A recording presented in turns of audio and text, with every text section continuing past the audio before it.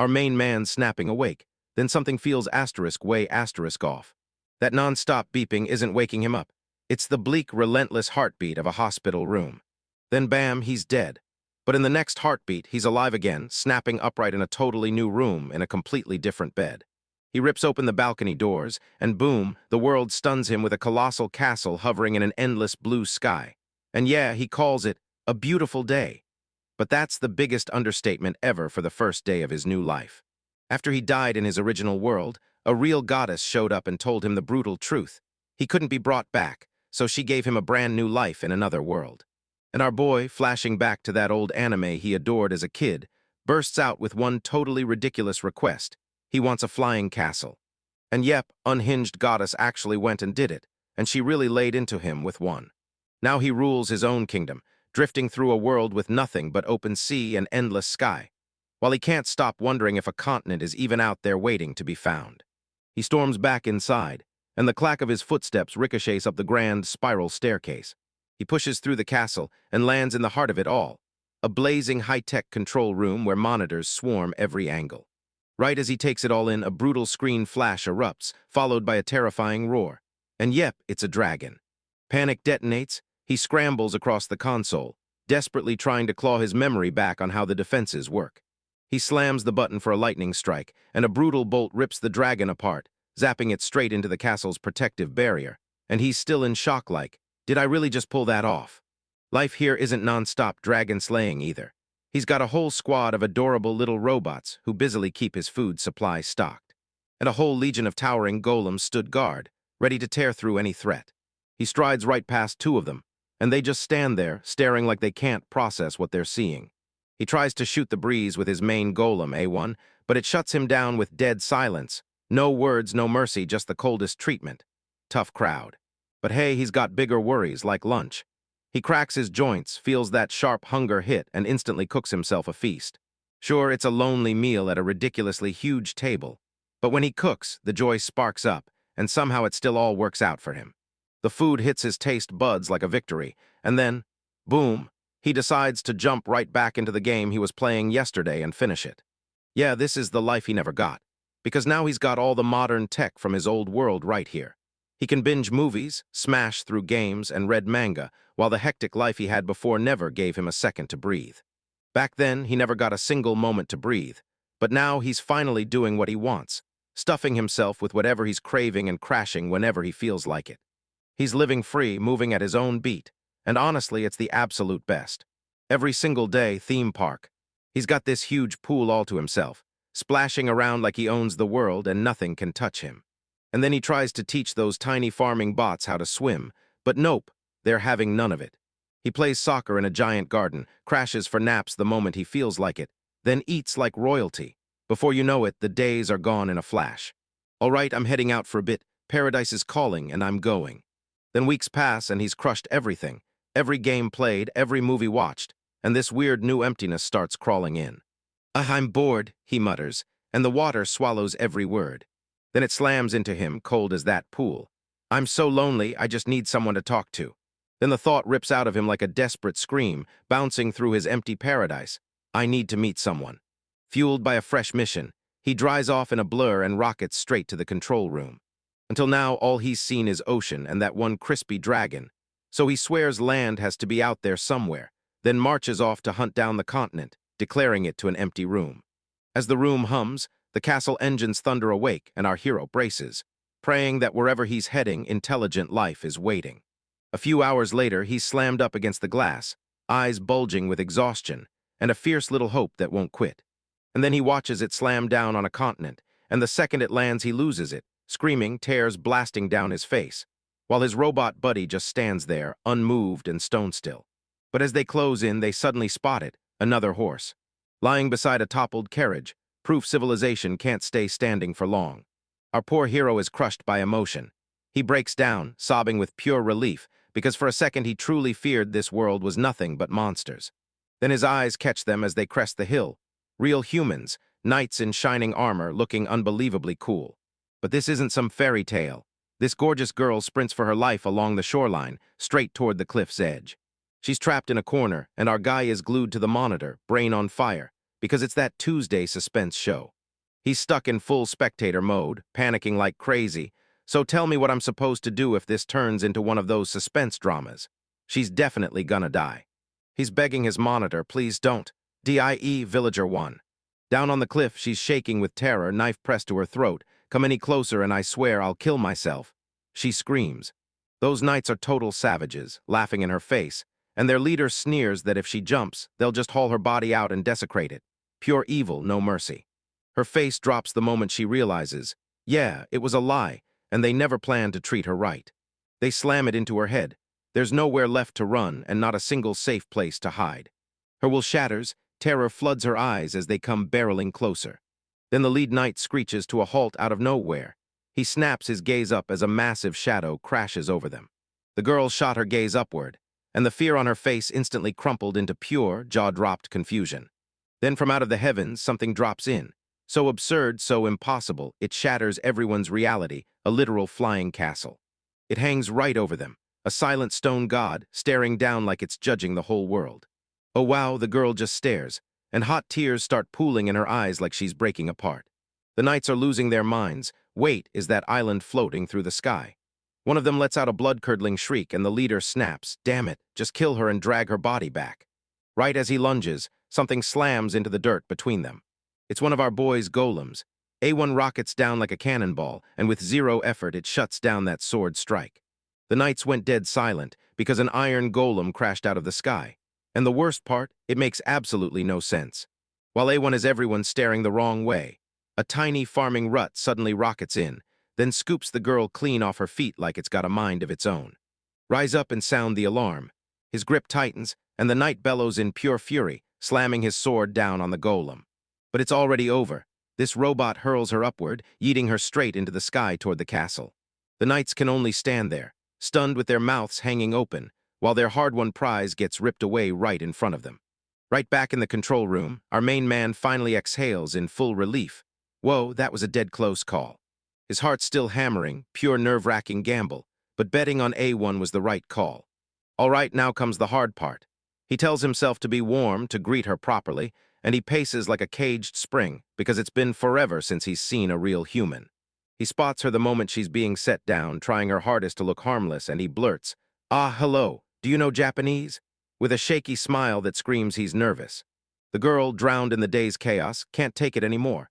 She drops and faints straight into his arms. Right there, he grabs her, and the moment he does, it hits him. She must have been terrified.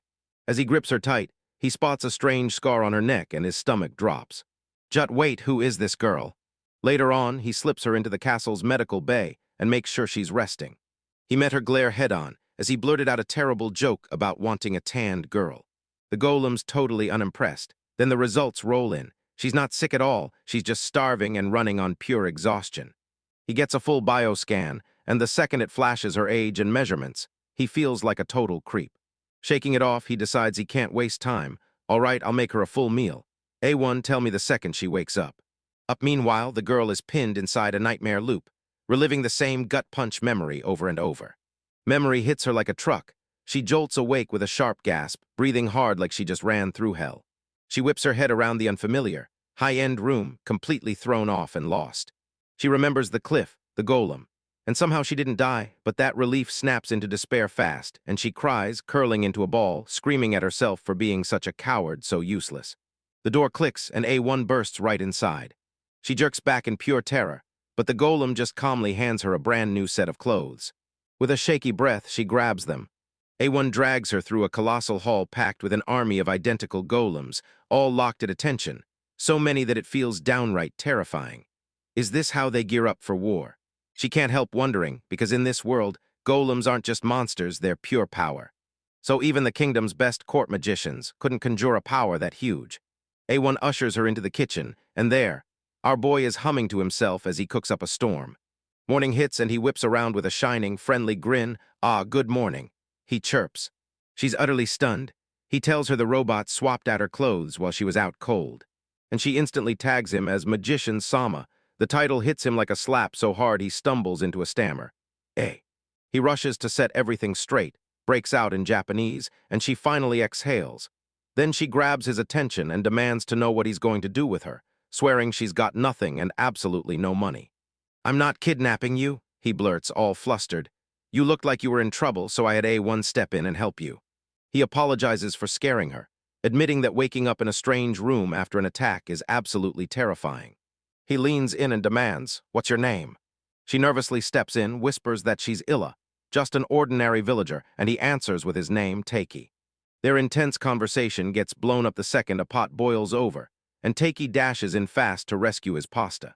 Under a blazing full moon, they slide into their seats and start digging in at the grand dining hall. Alan hesitated, then sank his teeth into the bite. And her eyes go wide. Oh wow, it's irresistible. She digs in like she's starving, and he leans in, grinning, telling her not to worry because there'll be plenty for seconds. She thanks him with cheeks burning, not only because the meal was delicious, but because he just saved her life. When she asks how many magicians live in the castle, a shadow snaps across Taki's face, and he growls, "Just me, alone," like the word alone weighs down the whole room. He's standing there, staring into nothing like he's totally alone.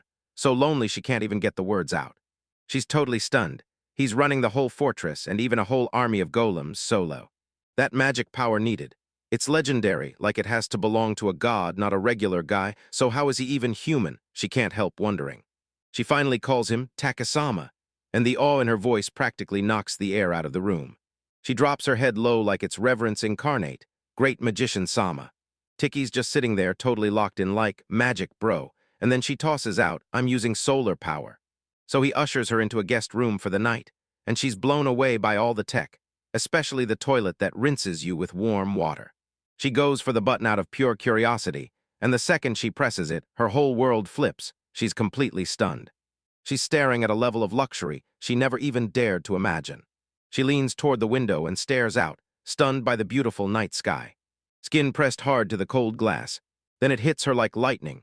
She gazes down at the moon and the drifting clouds and realizes the castle is actually flying. She whips her head toward him, trembling hard, completely lost and stunned. Over the next few days, Illa finally starts to loosen up. She cooks with him, clumsy hands and all. She watches a movie for the first time in her life, and total confusion hits. Then the next second, she's hooked, glued to every pop of that popcorn. But the massive garden stretched out for miles, and she watches the tiny farming robots crank away in the fields, right before her eyes. One of them grins and douses her with water like it's a game.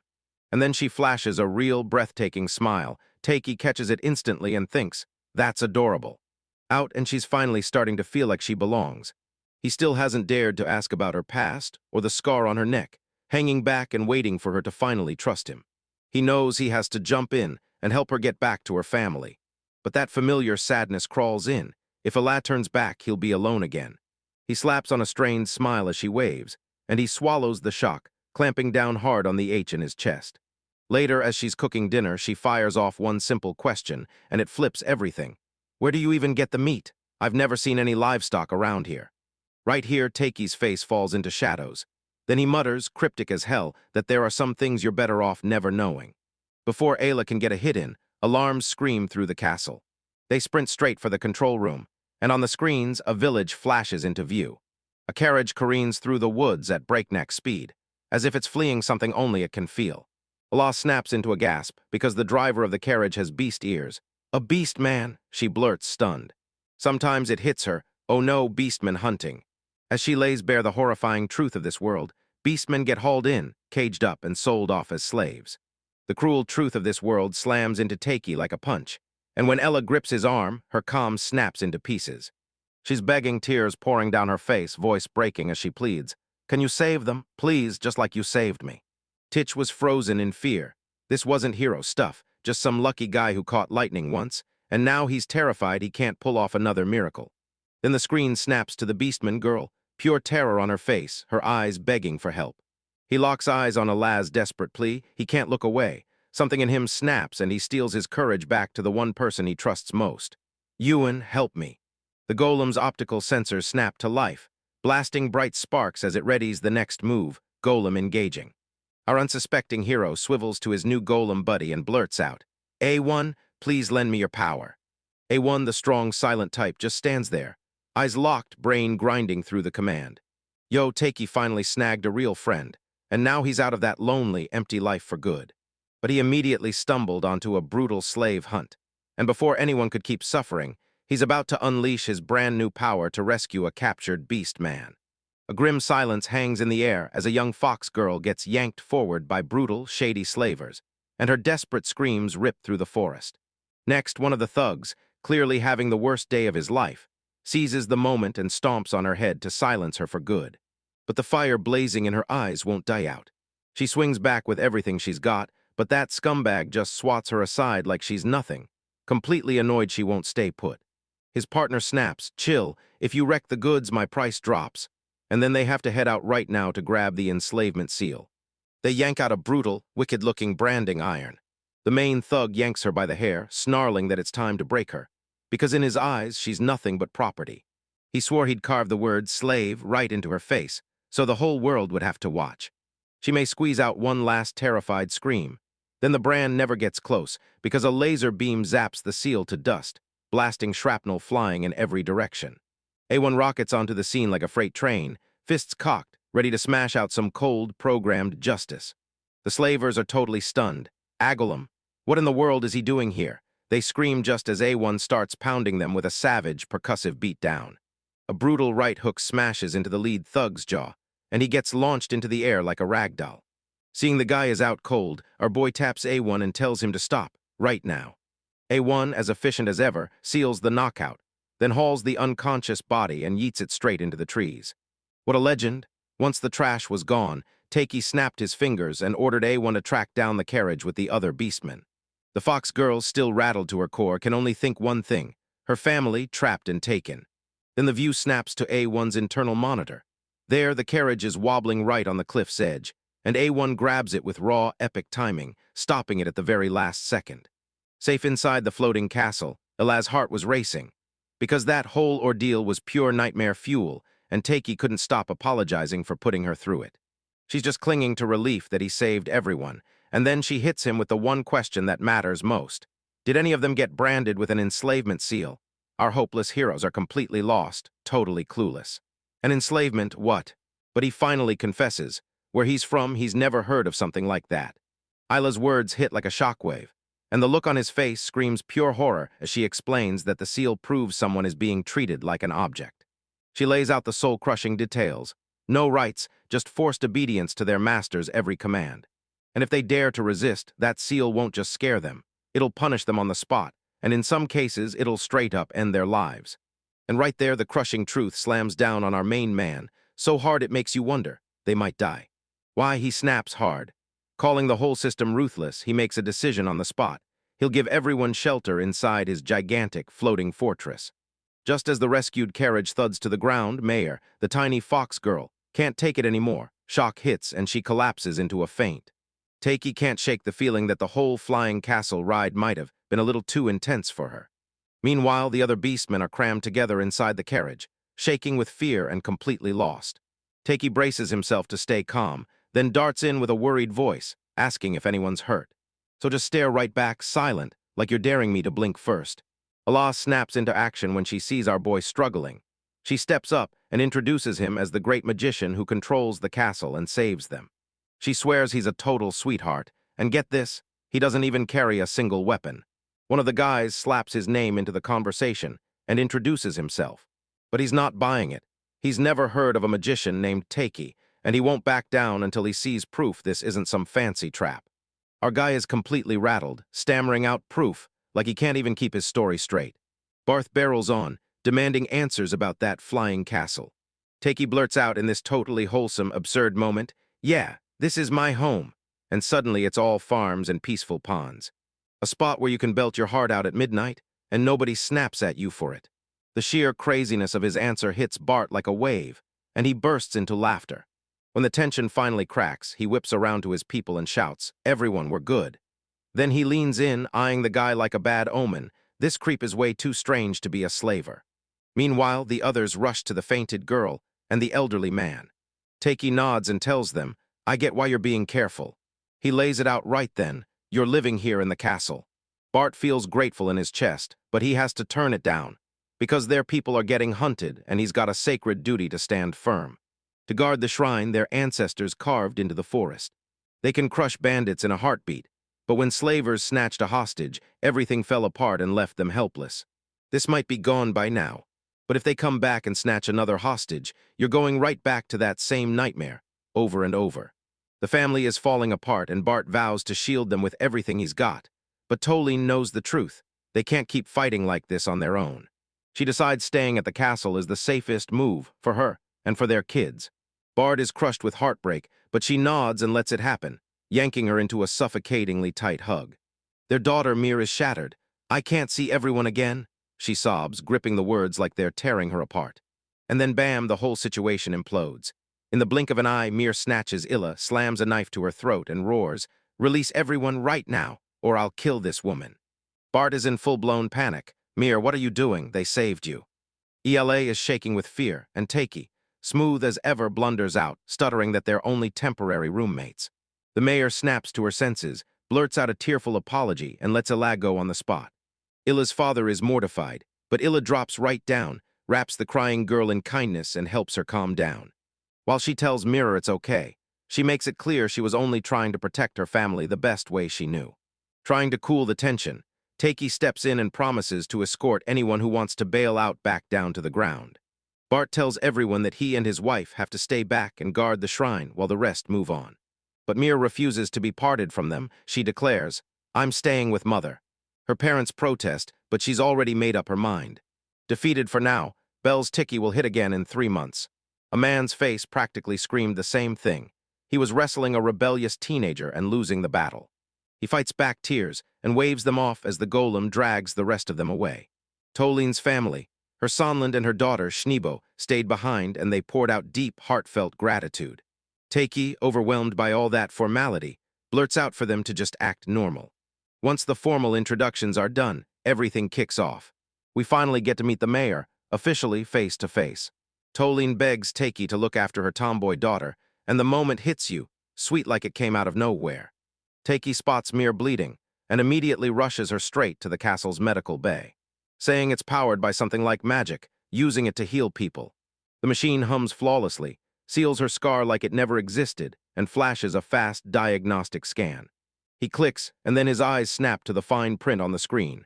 It's a full stat sheet, even down to his height, weight, and bust measurements. She instantly blushes and totally spirals, and Takei snaps into full panic mode, insisting it's just an automatic feature, and that he had zero pervy intentions. While they snicker at his wild story, he snaps into action and changes the topic. "So, how about we grab a meal?" "All right, everybody's on board. Hands up, aprons on, we're pitching in to help cook." Talon tells them to get ready for everything those other magicians might throw at them, and Takei's just left standing there, completely baffled. Ella explains she figured it would take an entire crew of magicians to keep a castle this massive standing, because surely it couldn't be just 2 people. The kitchen is buzzing with bright, happy energy, and everyone's jaws drop as they stare at the super-fresh vegetables. Ella grabs my hand and teaches me how to cook. Our main man looks absolutely satisfied, like he's just seconds away from diving into the fun. They drop into their seats and dive headfirst into an unreal feast. And the beastmen get absolutely wrecked, right there by the flavors. Meanwhile, Takei's losing it, straight-up emotional meltdown, right over a bowl of plain white rice. "Oh, rice, embodiment of my Japanese soul, why won't these people just accept you?" Mir, still dazed, takes a bite, and her eyes immediately flare with pure delight. Takei bursts into tears of pure joy. "I'll make everyone love you." Then he drops that rice like it's magic. This guy's basically a national treasure. Then later, they break away and tour the castle's outdoor farm. Their little robot gardeners yank open the awe and completely blow the newcomers' minds. "Everyone, this is a genuinely good time, and you're gonna feel it the second it starts." He's praising Takei like he's the greatest magician alive, but the moment Takei gets flustered, you can see it. He's still scrambling, unsure how he's supposed to explain where all of this came from after he died. Tolene and her family step in to help with the harvest, determined to repay his kindness. Craving a chance to actually help. He's crushed inside, but he still grins and accepts it anyway. While they work, Talon hauls Ayla aside, and there's this heavy, thoughtful look on her face. I swear I've seen her somewhere before. Or from a balcony, Takei leans over and watches them, and he grins because everyone's finally getting along. He points out the city he spotted from the sky, dominated by 2 towering giants. Ayla spots it instantly, Vish Town, the heart of the ruthless Brow Empire. A nation of bloodlust keeps marching across the map, swallowing neighbor after neighbor, including the kingdom where she once called home. With a breathless urgency, she keeps pressing him near their border, like it's been for ages. He blurts out his thanks to her for sharing the truth. So when Allah gets hit with the truth, she's stunned. How could a legendary magician like him be so humble? And the moment she realizes she can't save anyone, guilt crushes her, making her feel completely useless. But then he flashes her this truly real, heart-melting smile that makes everything feel okay. And she can't stop blushing, shaking her head like she doesn't deserve a single bit of his kindness. Then it hits, everything gets serious. Ella, listen, I'm not the kind of guy who deserves your kindness. He locks eyes with her and demands, so what do you think about a story where someone crawls back from death? He instantly panics, tries to play it off with a laugh, calls it a scary story and tells her to just forget it. He blurts out non-stop about how incredible the castle is, despite the fact he can't even use magic. Suddenly, beep. A massive warning sign blares in front of them, and something massive is barreling toward them fast. They crane their necks and spot a figure hanging in the sky. Just a person, right? A long-haired man glides through the air like gravity can't touch him, staring with an intense, unblinking focus that feels like it could burn a hole through you. A real-life magician, no cap. The man whips around, spots someone behind him, and blurts, "Your Majesty, get down and take cover." The scene snaps over to a new floating platform, where an ancient, broken-down king slumps on a throne like he's one breath from falling. The king jerks his gaze upward, and a truly terrifying, predator-like grin claws its way across his face. That creepy grin locks onto our hero, and he can only stand there, paralyzed by shock, drowning in fear. Turns out he's already spotted our boy's epic flying castle. Takei sits on the throne, looking straight up majestic, and absolutely horrified at the same time. Hours earlier, the capital was in full meltdown. Alarms screamed, and guards raced around shouting that an unidentified flying object was barreling straight toward them. Right then, a messenger absolutely tears through the palace halls, sprinting like he's got fire chasing his shadow. He burst into the throne room mid-speech, where the emperor sat on his throne and ruled the room. He blurts out his report, eyes wide. Something is flying in from the south, straight for us. The emperor gives a crooked little smirk like he's up to something shady. Then he hits you with, "Interesting." "Come on, how fast is it?" the emperor demanded, teeth bared. The messenger grinned and said it'll outrun a horse and hit the capital by tomorrow. Then the old man erupted into wild, savage cackles. Ditching his poor, sweat-soaked buckets behind him, the emperor jabs the air with a bony finger and calls Afa, his top elf commander. "Grab the magicians," he barks the order. "We're going to check this thing out." One of his ministers blurts out that His Highness will ride with them. Then a more cautious advisor snaps in right away, yelling that this is way too dangerous. "Oh, sweet summer child, you just messed up big time." The emperor's faces darken and you're like, "What? You dare to oppose me?" With a lazy flick of his wrist, he hurls out a burst of energy that wipes out the advisor and every guard in an instant, their screams ripping through the throne room. The man throws himself on the mercy of his life, begging like there's no tomorrow. The emperor whips around to Afa, eyes blazing with threat, then growls, "So tell me, are you daring to stop me from having fun?" From his own castle, not letting anyone else claim it. The emperor finally spots it, our boy's fortress, a real island that floats in the sky. A castle floated in the sky, right above the clouds like a dream you could reach. Pure beauty spills, one single tear rolls down the old man's cheek. A single tear, pure greed, no disguise. "I need to," he rips the words out, possessed, and then he screams, cackling like a total lunatic. Man up on the floating castle, our crew is staring at this absurd spectacle, while the beaskins are totally thrown off by the emperor's long-bearded, dangerously good-looking hot guy. Meanwhile, our main guy is totally losing it, like, how are other races even real? Next, Heat snaps a question to Illa, demanding to know what she knows about the emperor. But her face drains of every last color, and her heart pounds like thunder as she locks eyes with the tyrant beneath her. Takei instantly clocks her panic. "Isla, are you okay?" She suddenly yanks his shirt tight, her whole body shaking, pure self-hatred blazing in her eyes, before yanking back and blurting out apologies non-stop. Without a second thought, our boy yanks the call, A1, and orders her to the medical room. He's left speechless by her reaction because she looks absolutely terrified. He shoots a quick look back at the emperor, and the chill of that eerie aura hits him all over again. Yeah, that guy's got the kind of face that screams, "I'll trample right over you for fun," like it's nothing. A1 calls it out like it's plain as day. Brow Empire has already seen them, and an attack is coming for sure. Takei tries to keep his cool, trusting the castle defenses to hold. But the next thing he knows, a bunch of other humans are attacking, and he's completely shocked because he never saw it coming. Right then, another resident bursts in and screams that Ella overdid it. She pushed herself too far and collapsed. Next, the beastkin huddle together, buzzing with rumors. Are they really being eyed by that Empire magician coming to scout them? Takei flashes that leader energy, firing up the group with one promise: stay inside the castle and nobody's getting hurt. Everyone erupts in cheers as he single-handedly commands all the golems, and the sheer shock on their faces says it all. Later, our hero looms over the sleeping Allah, watching her drift in peace. A surge of resolve hits him like thunder. He has to protect everyone who's put their trust in him, and he has to get Ella home safe. That castle is packed with insane power, but only he has the key to wield it. Oh, can I really control this massive power? He can't help but wonder. He shakes his head hard like he can't afford to keep spiraling. And yeah, worrying won't change a thing, so I need to move. I have to take action. He tells A1 to guard ELA, then orders the system to boot every program at once. Boom, a wildly ridiculous flood of data crashes into his vision. But instead of getting swamped, a grin bursts across his face. He's stoked to dig into every single one of its functions, so he can kick back and have a blast with everyone. Allah bursts into a gasp the moment she jolts awake. She gasped at the realization, her first thought screaming that she was a total coward.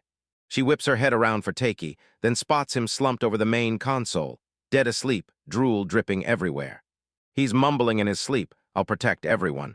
And then he insists this place is totally safe. Life in her face relaxes, her heart melts completely at the sight. A1 swoops in with a blanket and softly lays it over him like she's wrapping him in comfort. Whispering, "Thank you so much, Takei-sama." Back on the ground, the Emperor still can't stop obsessing. This is it, so grand, and it's gonna be mine. He orders Afa to lead a crew and seize that castle, swearing that if Afa pulls it off, he'll grant Afa and his entire family a promotion. He thrusts a ring into their hands, branding it as the proof of his command. He snaps a blade to Ifa's throat just to drive the point home, then growls, "I'm counting on you," with zero chance of failure. Then General Violet shows up like she owns the place, strolling in and teasing Ifa about the Emperor's brand new toy. Iuj can't even hide it. He admits the castle's magic is on a whole other level, beyond anything he's ever witnessed. He mentions a tiny golem lurking on the island, and that instantly snatches Violet's attention. She cackles like she owns the night, bragging that no matter how cutting-edge their tech gets, the Empire's golem is still the strongest thing on Earth. And after all that chaos and plotting, our boy is still out cold, peacefully dozing while Illa gives him a soft, comforting head pat.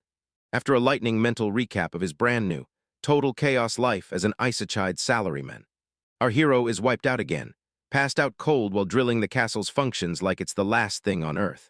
While he's gone, every other resident bursts into action and starts tearing into their brand new home, exploring it like it's an adventure. He stumbled into this place and found automated mills churning away, plus water purifiers that kept everything clean. They're hyped out of their minds until they finally spot it. A gorgeous, glittering swimming pool that looked like it was sparkling just for you. It's official now, pool party time. Isla starts handing out swimsuits like it's go time, and then hesitated for a split second over just how flashy they looked.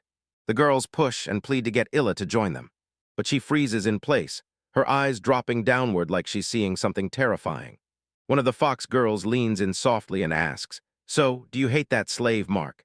Isla tilts her head toward Resolute and says, "Look, I'm not ashamed." Then she explains that after being branded, she still found freedom because Takei helped her, and now she's going to repay his kindness. As they're already charging in and splashing everywhere. But Illa is still stuck on the sidelines, watching everything unfold from the edge. Her swimsuit is pulling everyone's eyes in, and the attention won't let up. And soon the other girls are playfully swiping at her, laughing as they go. They lean in and swear to her that nobody gives a damn about her slave mark. Right here, everyone's living it up, because Takei treats every single person the same. It finally clicks, every single person in this place has fully accepted her. She stares up at the sky, and if it's really this bright from here, then maybe I can finally enjoy my life too. She turns to them and a real smile lights up her face. "I want to stay here, I want to get along with everyone." The golem thrusts out a hand, and she snatches it without hesitation. Up on the balcony, Takei beams as he watches them all click and get along. That same evening, the whole crew digs in and tears into a feast of Adon. The good vibes get instantly wrecked when a beastkin strolls up and deadpans. "Olasama, Are you related to the royal family of the Atal Kingdom? System, our poor hero is utterly stranded, completely lost with no way out. The guy says he's always heard a rumor. Royals born from a tool have hair so red it screams. His sister snaps and slaps him on the spot for being so rude. But the damage is done. Ella's face turns into pure terror. I'm sorry. She sobs, then she bolts out of the room.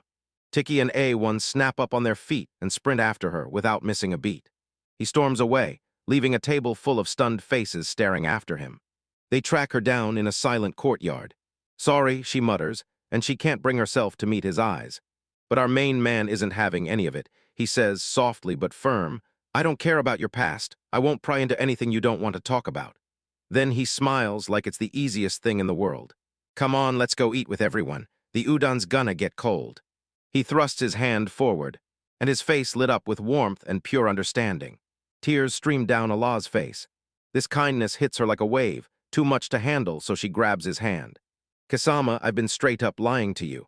The confession bursts out of him, rattling his whole world. Because she isn't just an ordinary girl, she's the princess of the Atal Kingdom. The final, devastating blow. My name is Leticia Ilatal, a wicked sinner who betrayed my own country, and our boy can only stare, utterly stunned, at a princess. In a bright kingdom drenched in sunshine and blooming flowers, Princess Leticia lives a fairy-tale life that feels almost unreal. Life swirled through the castle like a gentle dance, peaceful and alive behind its walls. Her ladies-in-waiting can't stop swooning, insisting she's the most graceful dancer the whole kingdom has ever seen. But the music cuts out the second her father, the king, steps into the room, and with a grim stare he declares her peaceful days are officially done. A marriage proposal just slammed into the palace from the fourth prince of the Braw Empire, and Letitia's smile dies instantly, because she's already heard the nasty rumors. He's got wives stacked up like trophies. The king's face darkens instantly, like a switch flipped, and when he says the number has dropped, that freezing cold in his voice screams danger like a giant red siren. She opens her mouth to protest, but her father slams it shut on the spot. No debate, no room to argue, because this is kingdom business. Raised up to do her duty, Leticia can only drop her gaze in defeat. I understand, she whispers, and the life just drains out of her eyes. Later, her maids rush in to congratulate her, but the whole party feels empty, because she can't shake the truth. She refuses to marry a stranger she's never even met. Anxiety is chewing her up from the inside. How on earth is she supposed to live with his other wives? And what kind of man is he really? Just then, a guard storms in with a gift, right from his new fiancée, a dazzling ring meant to celebrate their engagement. Her maids saw a silver lining and went wild, pushing her to crack open that ornate box right now. She pries the lid open, and the room erupts in blood-curdling screams because it's not just a ring, it's a severed finger wearing it. The guard doesn't even blink. He calmly verifies the horror, while Kumlegin studies the letter that was sent with it. Seriously, those prince's words are completely unhinged. He calls the finger a treasure and practically drools, saying he can't wait to play with Leticia the moment she slips that ring on. So it's basically saying, if you're not the one wearing it anymore, that last person is gone, and the thing has no use left. Horror hits them like thunder. Those maids escorting her aren't just servants at all. They're magicians hired to sink a slave mark into her skin. The guard just nods. I'm really sorry, but that's the truth, he says, because His Majesty has already set everything in motion, and this savage is reading the nightmare like bad news off a shopping list. First, Leticia's world implodes. Her father didn't just marry her off, he sold her, handing her to a ruthless monster who tortures women until they're dead. And her own father knows it all. He knows they're sending his daughter straight to die. So he closes in on her, but she panics instantly, jerks back in terror and screams, "Stay away." But as the searing hot brand bites into her skin, all he can say is for the kingdom. With despair burning a hole through her chest, Leticia steals her heart and makes the call. She'll go alone, refusing to let her loyal servants be dragged into this nightmare with her. And as she tears up her goodbyes, she abandons her friends, her home, her whole life, knowing she'd never lay eyes on any of them again. That night, her escort drags the journey to an inn, and then disappears, leaving her alone in her room with nothing but silence. As soon as she spots the gate outside, she realizes it's wide open, unlocked and unguarded, so she grabs the chance. Her mind is a full-blown storm, and she's bound by one brutal truth. She has to die for her kingdom. But that primal need to survive howls louder than anything else. Does she really have to die? In the blink of an eye, she commits, tosses the ring aside, rips open the door, and sprints for her life. Life she's clinging to one dream, breathe another day, and actually watch the sun rise again. And that's the heartbreaking tale she spills to our main guy, Takei, the one who tracked her down and pulled her to safety while she was still on the run. He leans in and listens, his heart pouring out to her. Guilt is crushing her from the inside out, and she can't shake the feeling that she's a monster. She betrayed her own country just to save herself. But our boy won't stand for that. He yanks her into a warm embrace, tells her, "I've got you," and makes it clear she's safe at last. Safe with them right here. They rush back to the group, and the welcome hits them hard, warm, fast, and right away. Even if everything feels a bit weird at first. The mayor, always the sweetheart, slides a bowl of steaming warm food right into their hands. One small act of kindness that hits like a whole world of meaning. Leticia is completely crushed. Tears spill down her face as she thanks everyone for their compassion. But this moment doesn't last. Our hero and his robot buddy, A1, are staring out from the castle balcony right as the storm hits. An army, when they spot something on the horizon, rolls into view, massive, torchlit, and ready to swallow the night. At the front stands a blood-red-haired general, blade thrust straight ahead, and when she screams onward, the roar hits like thunder. We're taking over the Adel kingdom. Back at the castle, Mir and Leticia are stealing a sweet bonding moment while they prep the kitchen together. Mir couldn't stop blushing and fidgeting the moment she was near a real princess. Leticia is genuinely blown away by the mayor's skills. Mir asks how she used to help her parents, and just like that, the whole mood curdles. Leticia admits it. Sure, she studied her heart out, but she had zero clue what her own people were really living through. People, now that she has to handle the most basic things on her own, she feels utterly worthless, like she's got nothing left. But Mir snaps her out of it, swearing that none of it is true. With a fiery spark in her eyes, she declares, "Then we'll just give it our all together." Hey, snacks are ready for them.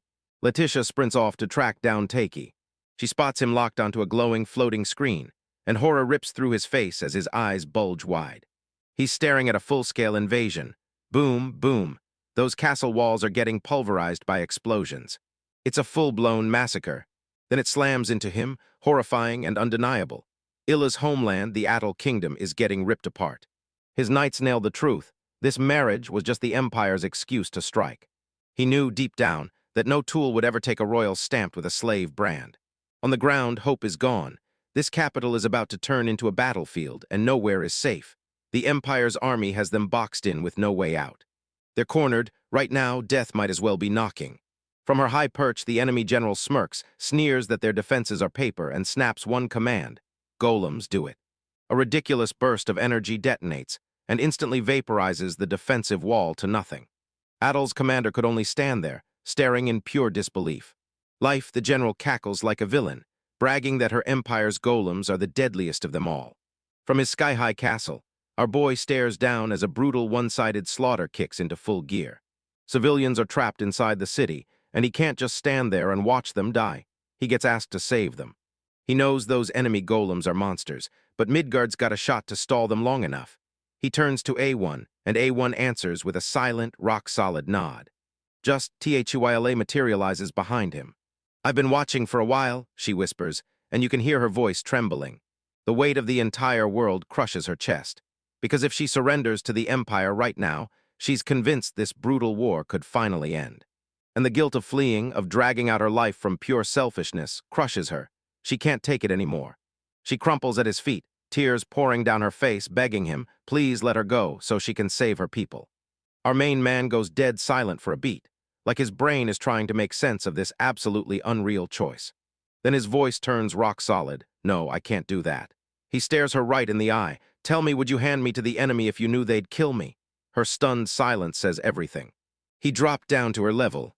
He told her, straight to her face, that he had no right to judge the choice her father made. He won't swallow the idea that sacrifice is the only path. He locks eyes with her, sparks of determination blazing. "I'll find a way. I'll save that country, so please trust me."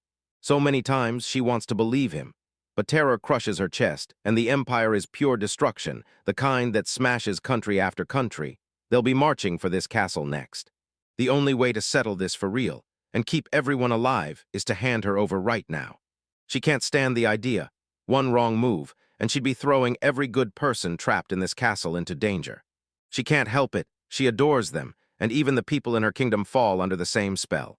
And she can't stop loving him. "I can't let Takei-sama die." she whispers, and heartbreak shatters straight through her chest. He flashes her a smile so fierce it could melt glaciers. And don't worry, I'm not dying, because I already clawed my way back from the dead. He tells them his first life got cut short out of nowhere. But this time, he was handed a fresh start, and now he's determined to guard the people he loves with everything he's got. Don't worry, I'll burn through everything I've got, he promises, so go on and pray to that angel for victory. The second she's out of sight, our hopeless hero starts sweating like crazy, then blurts, I totally acted cool, even though I have no clue how this is gonna turn out. But the doubt evaporates just as fast as it shows up. He clenches his fist, eyes blazing with resolve, no more empty talk, only action. Let's do this. He's not just buying a little time. He's going to slam the brakes on the whole war. Or he whips his head to A1, all right, I'll tell you the plan. They clamp hands in a no-turning-back grip of partnership. I'm counting on you, partner. After dinner, chaos erupts. Our boy straight up chows down and somehow eats himself clean off the balcony. Diving straight toward the battlefield below, he shrieked for help like his life depended on it. But nah, no panic, not now. On cue, right on cue, Midgard, the absolute unit, comes crashing down from the heavens, scoops him up with that massive grip, and boom. The strongest has officially rolled into the chat. The enemy general snaps her head up, and that smug grin vanishes like it never existed. Pure confusion floods her face. Is that? In a world where golems are the ultimate status symbol, they're the biggest flex a nation can throw to prove it's got real power. Their skill and the sheer weight of their numbers decide who grabs the throne and who has to grovel. For years, the Bra Empire has ruled the food chain, throwing its weight around with the biggest, baddest golems in the land. But today, everything's about to flip. One of the Empire's prized golems locks eyes with a brand new challenger, a sleek white model it doesn't recognize. Suddenly, two more Imperial machines slam in from the sides, trying to box in this lone wolf. But our boy's golem is built different. When the first lunge comes, it jukes out of the way like time standing still, then slams back with a brutal counter that blasts the attacker through the air. The second one storms in like a heat-seeking missile, and it still gets absolutely erased by the next strike. His chest crumpled inward under the brutal sheer force. The first golem scrambles back into the brawl, unleashing a desperate energy blast, only for our hero's machine to soak it like nothing and straight up yeet it back, ending the fight with a violent burst of sparks and flying scrap. General Violet, the enemy commander, is totally stunned. Her own troops are in full panic, yelling that they've never seen a golem like this before. Ignoring her direct orders, two of her subordinates lose control. Damn it, I'll stop my golem. One yells and the other jumps in, me too. Then they unleash their own units, and boom, they trap the white golem inside a magical seal. For half a second, they think it's over. Then the golem flexes, the seal's light fractures with a sharp snap, shattering into a million shards as it rips free like it weighs nothing. This thing is a straight-up absolute unit, and just to top it off, it trolls everyone by projecting a message. Reinforcements finally hit from the capital, and the whole army suddenly pulls back. Then the sky turns black, and a whole legion of identical golems drops out of the heavens, coming down to clean house for real. As Takei watches it all light up on his monitor, he's grinning wide like he just pulled off the biggest, most legendary prank of all time. Back on the ground, General Violet lost her mind. Impossible. She rips through the air roaring, where's the magician controlling that golem? Her eyes went wide with disbelief, as she frantically hunted for where this ridiculous power was even coming from.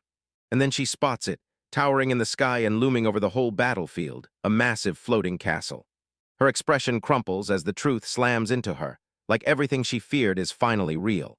A sketchy-looking advisor leans in and tells her to pull back, grinning like he already found the flying castle His Majesty's been hunting. That insult hits like a punch. Violet's face contorts with raw, unstoppable rage, and she's already crossed the line into unforgivable. She refuses to swallow defeat. She clenches her fist, vows to drag that castle down with her own hands, and makes it crystal clear she'll show them who's in charge. From some far-off tower, looming above the world, an elf stays utterly still, staring in stunned silence at the impossible unfolding in front of them. His mind screamed as it tried to understand how a flying castle could even exist. In the war-scarred streets of the Azul Kingdom, the soldiers can't even blink, because the Empire's army is gone asterisk. Are we really saved? One shouts, staring at a line of white golems standing guard like living walls. He's on edge, staring at the new machines, wondering if they'll help or hunt him down.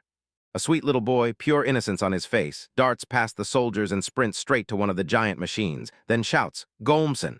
in pure joy. His face lit up with this huge, grateful grin like, "Thank you for saving us." The golem grinds to a halt for a heartbeat. Then he softly ruffles the boy's hair with a gentle pat on his head. The hardened soldiers freeze. Then this one act of kindness cracks everything open, and in seconds the townspeople surge in, swarming the golems and sobbing tears of pure joy and relief. Meanwhile, General Ducal hears the shocking news. His men have been freed by those mysterious golems.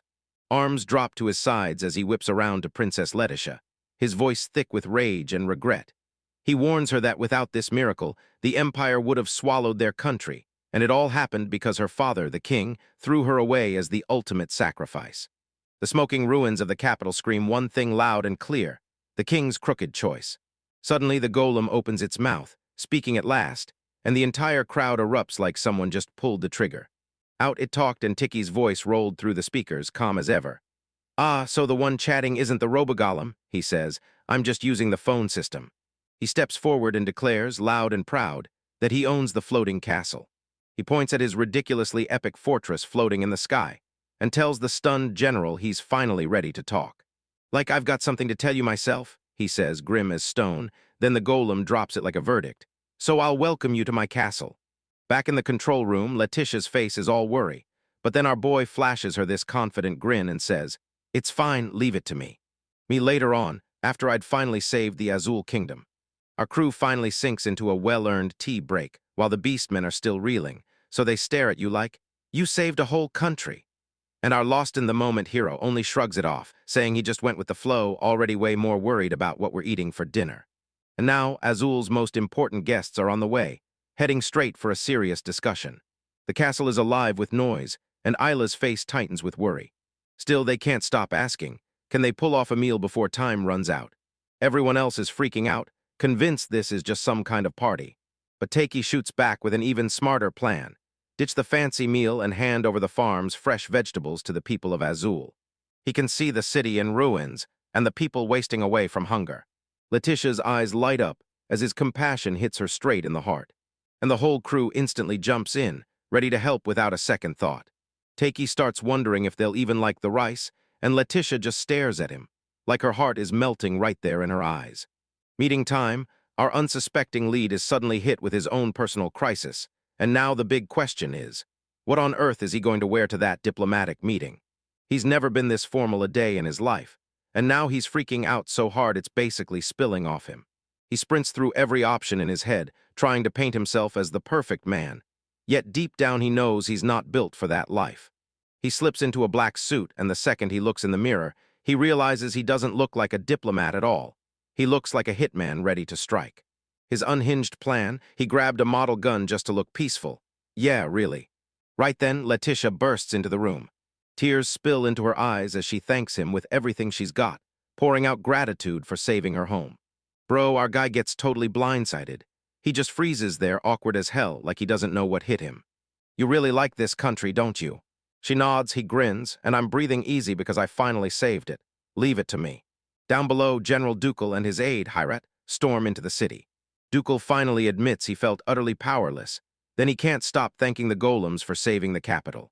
But he's still running on pure suspicion, convinced that this mysterious savior might just be acting nice to rescue them now, so he can seize control of the country later.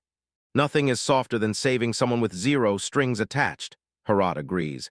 And that's exactly why I can't shake the feeling they're cooking up something. They finally stumble into the meeting spot, and panic hits. How are they even supposed to reach a floating castle?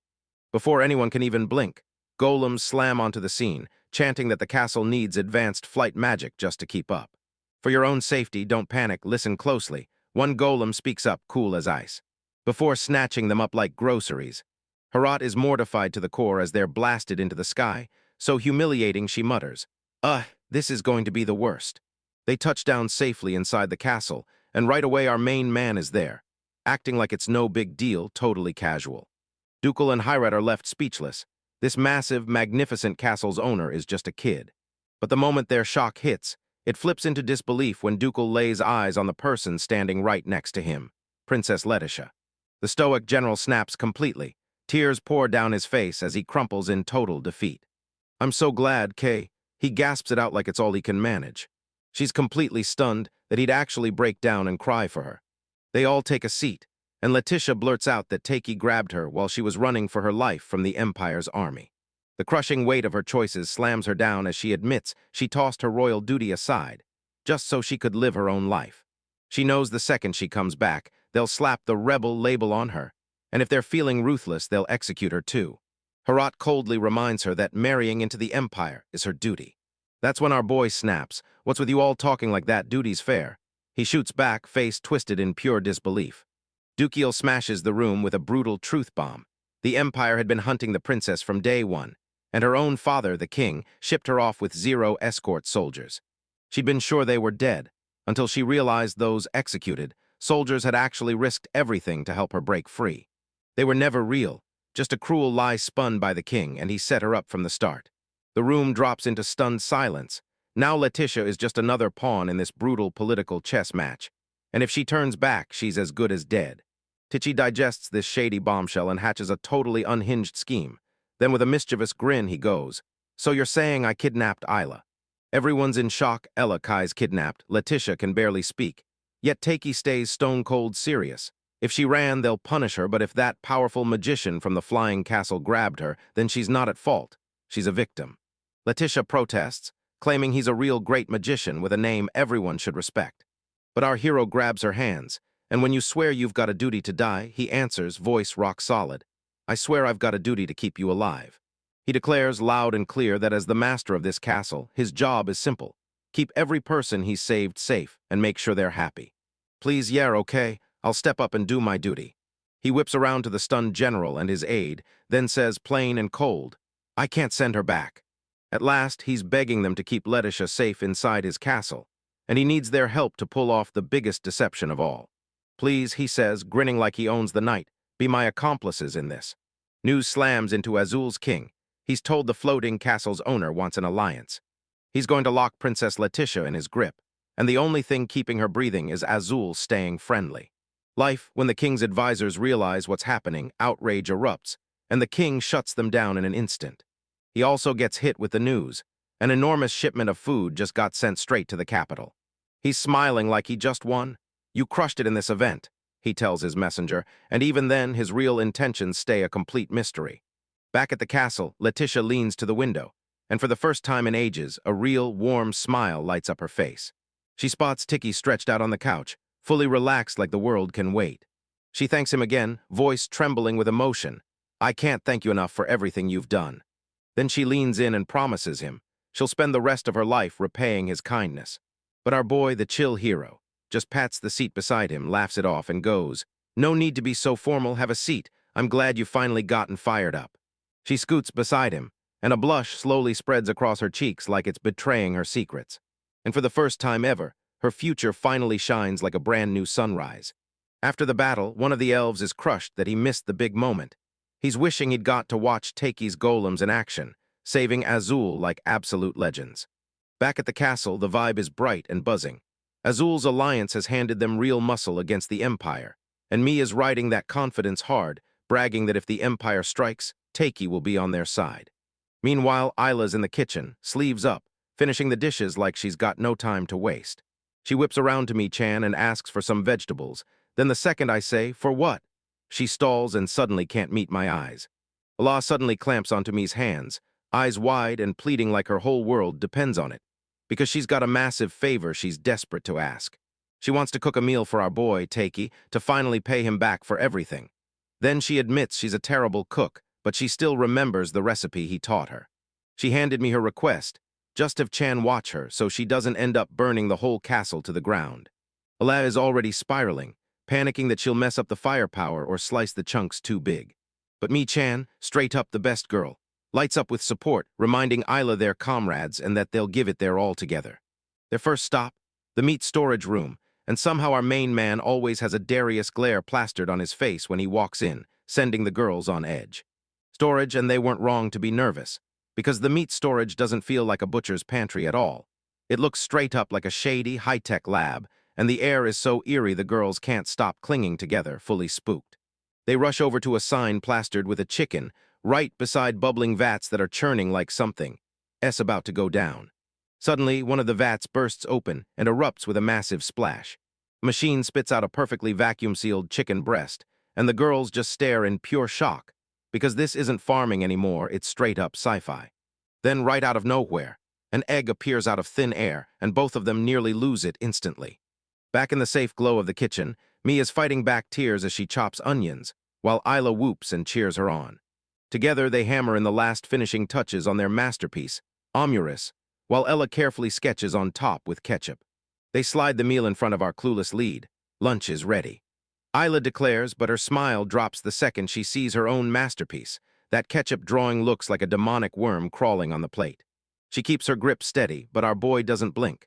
No hesitation at all, he thanks her, and right away she clamps down and takes a huge bite. His eyes pop wide, then a massive grin snaps across his face as he blurts, "It's delicious."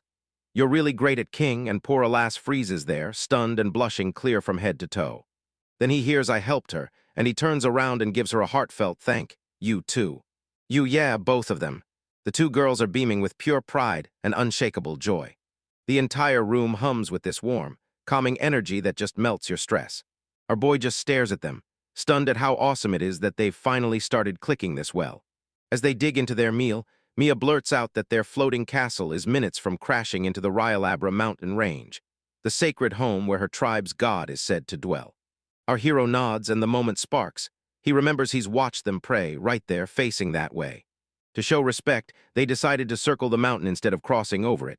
Then they set their sights on Flata, the empire in the south, famous for its warm, sun-soaked climate. The second take he hears magicians are in that country, his eyes light up. This is his golden shot to restock everything he needs. "Hold up, go check it out." But in Flata, people are down on the ground, and citizens are screaming and pointing skyward in panic. What is that? On the balcony nearby, a shady-looking princess leans in with a sly smirk, clearly loving every second her friends are burning the world to the ground. The very next morning, our hero jerks awake with a sharp gasp, bolting upright out of bed inside his floating fortress. He jerked open the window, though he paused for a second to soak in the totally ridiculous, totally epic sight of his home floating among the clouds. Then his eyes snap to the clock, 11:38 a.m., and panic hits. He's late, so he rockets out of his room. He storms into the room, then immediately slips on the polished floor, and right before he can faceplant, his golem A1 rockets in and snatches him up with a heroic catch. Ala rockets over, snapping into action the moment the commotion hits her. Turns out every single person already wolfed down breakfast, while he was still left out of the whole thing. But they slid a plate over for him, and she insisted he finally rest, because he'd been up late running the castle non-stop. She's really stepping up, and it's awesome to watch. Our boy stops and thinks about it. He's thrilled by how much happier and brighter she's become, because jumping in was the best choice he ever made. He moves on, and without a word, he silently thanks A1. Turns out he was burning the midnight oil, piloting a flying golem drone to scout Flata from the skies. The drone became an instant legend with the local kids, and they chased it all over the place like it was pure magic. Right then, Mia bursts in carrying an enormous load of fresh apples, like the castle's magic just handed her a feast. So to make up for sleeping in, Taiki jumps in with an offer. He'll whip up apple pie for everyone, piled high with ice cream. And I'm absolutely buzzing. And just like that, while still up in the sky, the drone keeps hammering through its recon mission. The city guards don't like this new tourist one bit. They raise their spears, line up their shot, and hurl them straight at him. A man with glasses steps forward and declares, "I'm Ditson, the greatest mage in this country." Then he snaps at the guards to stand down, his arrogance practically dripping off every word. He snaps into focus, drawing power in, then gets ready to cast the spell. But inside, he's drenched in sweat. He has zero clue what this even is, and the weight of having to perform in front of the citizens is crushing his nerves. His mind races. Could this be some new kind of technology sent by a rival empire? His curiosity snaps into a full-blown obsession, and as a magician, he has to dig into it. No excuses, no delay. But first, he has to tear it apart. Only then can he get to the heart of what makes it tick. With a wild, unhinged grin, he yells, "I'm definitely catching it." He tears loose a colossal blast of wind magic. But it's totally pointless. This drone flicks up a shimmering barrier and just swats the spell aside without even breaking a sweat. Ditson's mind explodes with awe. He's instantly head over heels for this jaw-dropping tech. Then he blurts, "Release the magic arrows." Right away, panic hits, scared he'll shatter his brand-new prize. "Don't you dare aim at me and pull the trigger," he yelps. He slammed into the barrier with a bone-rattling impact. Yeah, right here, and yet they somehow do absolutely nothing. This finally snaps Ditson. He blows a total tantrum right in the middle of the street, bawling like crazy, and all I can think is, I want it. A guard captain charges in and yells at him like a childish idiot, because he doesn't even know what he's attacking. Right before the scolding can roll on, a young royal snaps for a chance to get this done. He demands the details and makes the poor guy fly so he can inspect the object up close. Dixon tries to slide out of it, but the kid shuts him down and pulls rank. This is an order. Yuri, this woman, tries to calm the room down, but the captain snaps at Ditson to shut up, like he's the one who kicked off the whole mess in the first place. The little royal starts heckling the mage nonstop, and the captain is totally on board. But then bam, this gorgeous woman with a sly grin strides forward, and with one snatch she grabs both the guard and the kid. Here we go, she says. She launches them into the sky like a missile, and the guard captain erupts in a blood-curdling scream. The kid's living his best life, but the captain is seconds away from a full-on heart attack. They rocket through the air, whipping into chaotic loops around the drone. While everything spirals into chaos, the drone's camera just keeps rolling, calmly capturing every second of the madness. Back in the castle, our boy and the girls stare at the live feed, every face frozen in pure, jaw-dropping confusion. Glued to his screen, watching two grown men shriek as they go spiraling around his drone, Tiki can only spit out, "Weirdos." The poor guard's terrified screams ricochet through the monitor. It slips a mysterious letter into the hands of a magician named Ditson, except he's chasing it like he just ran a marathon, breathless and desperate.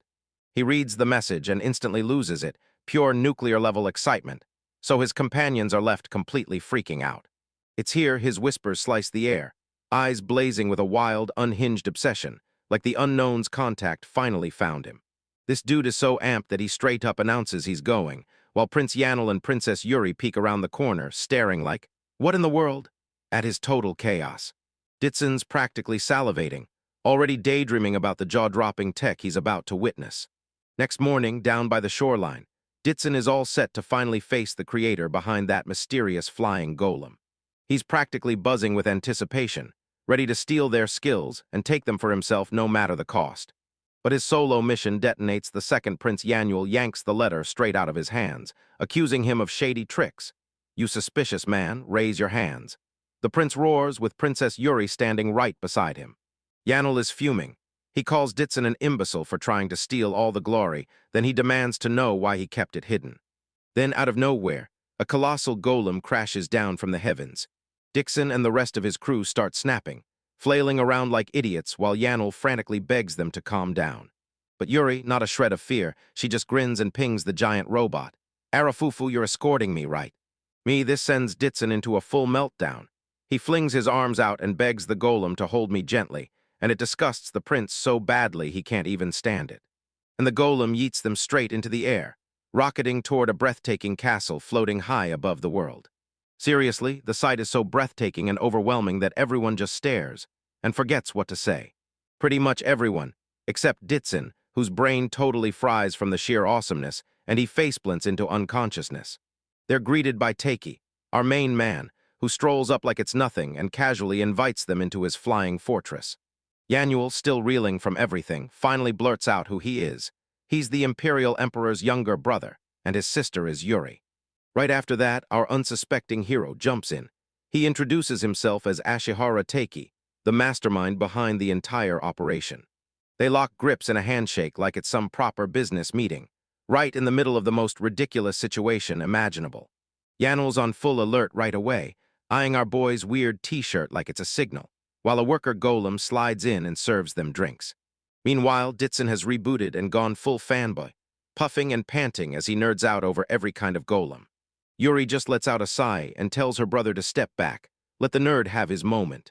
And just like that, our doomed hero kicks things off by apologizing for blasting his drones into their country without permission. Daniel keeps pressing for answers and the guy just shrugs like, "Nah, I just thought I'd look around." He swears he just wanted to get a feel for the place before he went shopping. Yeah, the prince isn't buying that for even 1 second. Then the refreshments finally crash onto the scene. Daniel snatches up the glass and freezes on the spot, completely stunned. "No way, this is my first time ever seeing glassware this beautiful."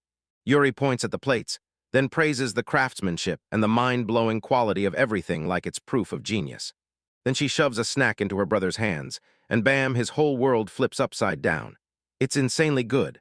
The Fox girls beam like proud moms, shouting that Taiki-sama made it himself, like obviously he did. Yuri hands Ditsun a piece, but he's still acting totally weird, blushing and flustered like his brain can't catch up. The second he wakes up and bites down, the taste smashes his mind to pieces. He crumples to his knees, howling, "Pleak me your dispal." His own retainer snaps, refusing to buy it and demands to know, straight up, if he's actually the owner.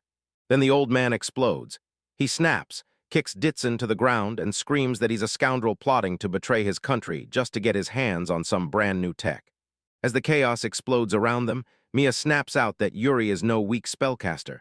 She's a powerful magician herself. Yuri grabs the moment, feels Mia's hidden power buzzing underneath, and steps in like, "Come on, let me train you." I was totally speechless, like my brain just got punched by that offer. Out of nowhere, a shadowy monster lunges into the scene, yet I don't run. I stand right in front of it, shouting, "Everyone back off. Leave this to me, I'll protect you all." This takes guts, plain and simple. Our boy agrees to let Ditsun stay and watch, but only if Yuri guides him, and then the magician starts sobbing like his dream is finally, truly happening.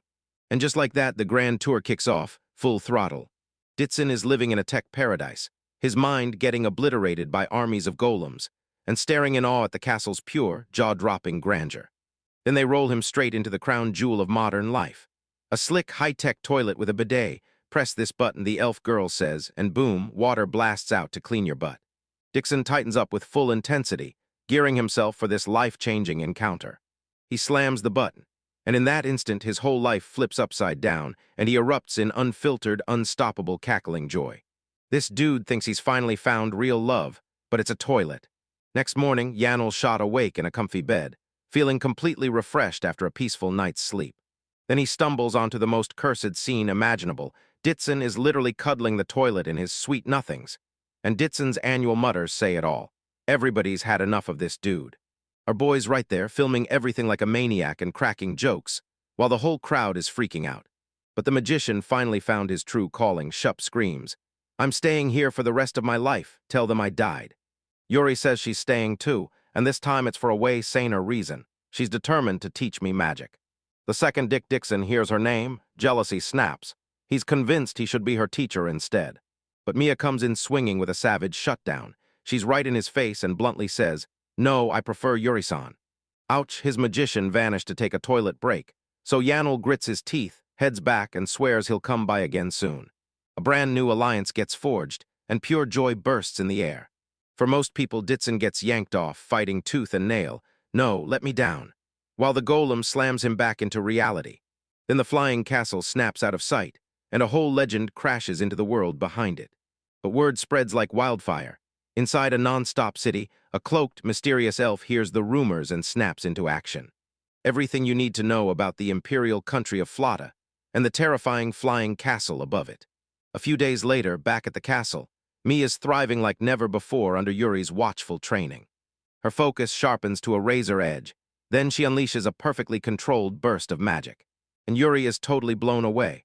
"Wow, that was insane." She cheers, because that kind of power screams that Mia's talent is absolutely unreal. But then her family storms in, practically bursting with joy, proud of how far she's come. Yuri can't believe it. This magical place has her falling in love with life, one breath at a time. It's been non-stop chaos in the best way, right from the moment I bumped into a kid like me with insane talent. As our main man whips up the divine sweets, you can practically feel the enjoyment hit. She takes one bite of that jiggly pudding, and bam, she's instantly ripped straight to heaven. "Phew, this pudding's unreal, right?" Tiki blurts out, while Yuri grins and says she could devour the whole thing all day long. Then the girls dive into the candy talk, listing every sweet they can't wait to get their hands on next. But me doesn't care about breaks. She's locked in and fueled by pure drive, and the whole time she's telling herself, "I'll be useful to everyone," even as her resolve hardens into steel. Her village memories slam into her head. One second she's living in peace, the next everything is ripped to shreds. What happened before still burns like trauma in her chest, and I swear on everything, I'll never let Mother or the others go through that nightmare again. With a savage roar, she blasts her power forward, swearing she'll grow stronger and shield every single one of them. Taiki and Isla just stare, eyes wide with awe, worry creeping in as everything unfolds. Our boy begs A1 to watch over her, terrified she'll overdo it and break herself. That show of pure power hits Isla like a punch. She feels tiny, like she's nothing but a burden who can't even pull off pudding without messing it up. Yuri gets happily lost in sweets. I'm blazing with passion. Isla's sinking into gloom, and somehow the whole vibe turns weirdly tangled. Mia hammers her training right into the evening, refusing to slow down for even a second. Forget the ignoring, take a break. Then boom, her control slips, and everything snaps in an instant. Her magic erupts into full-blown chaos, tearing everything apart as it ramps up hard. Yuri spots it right away, calm as day. I've been on rampage mode before, she tells me. So stay here, I've got this. As she steps forward, she uncovers something brand new.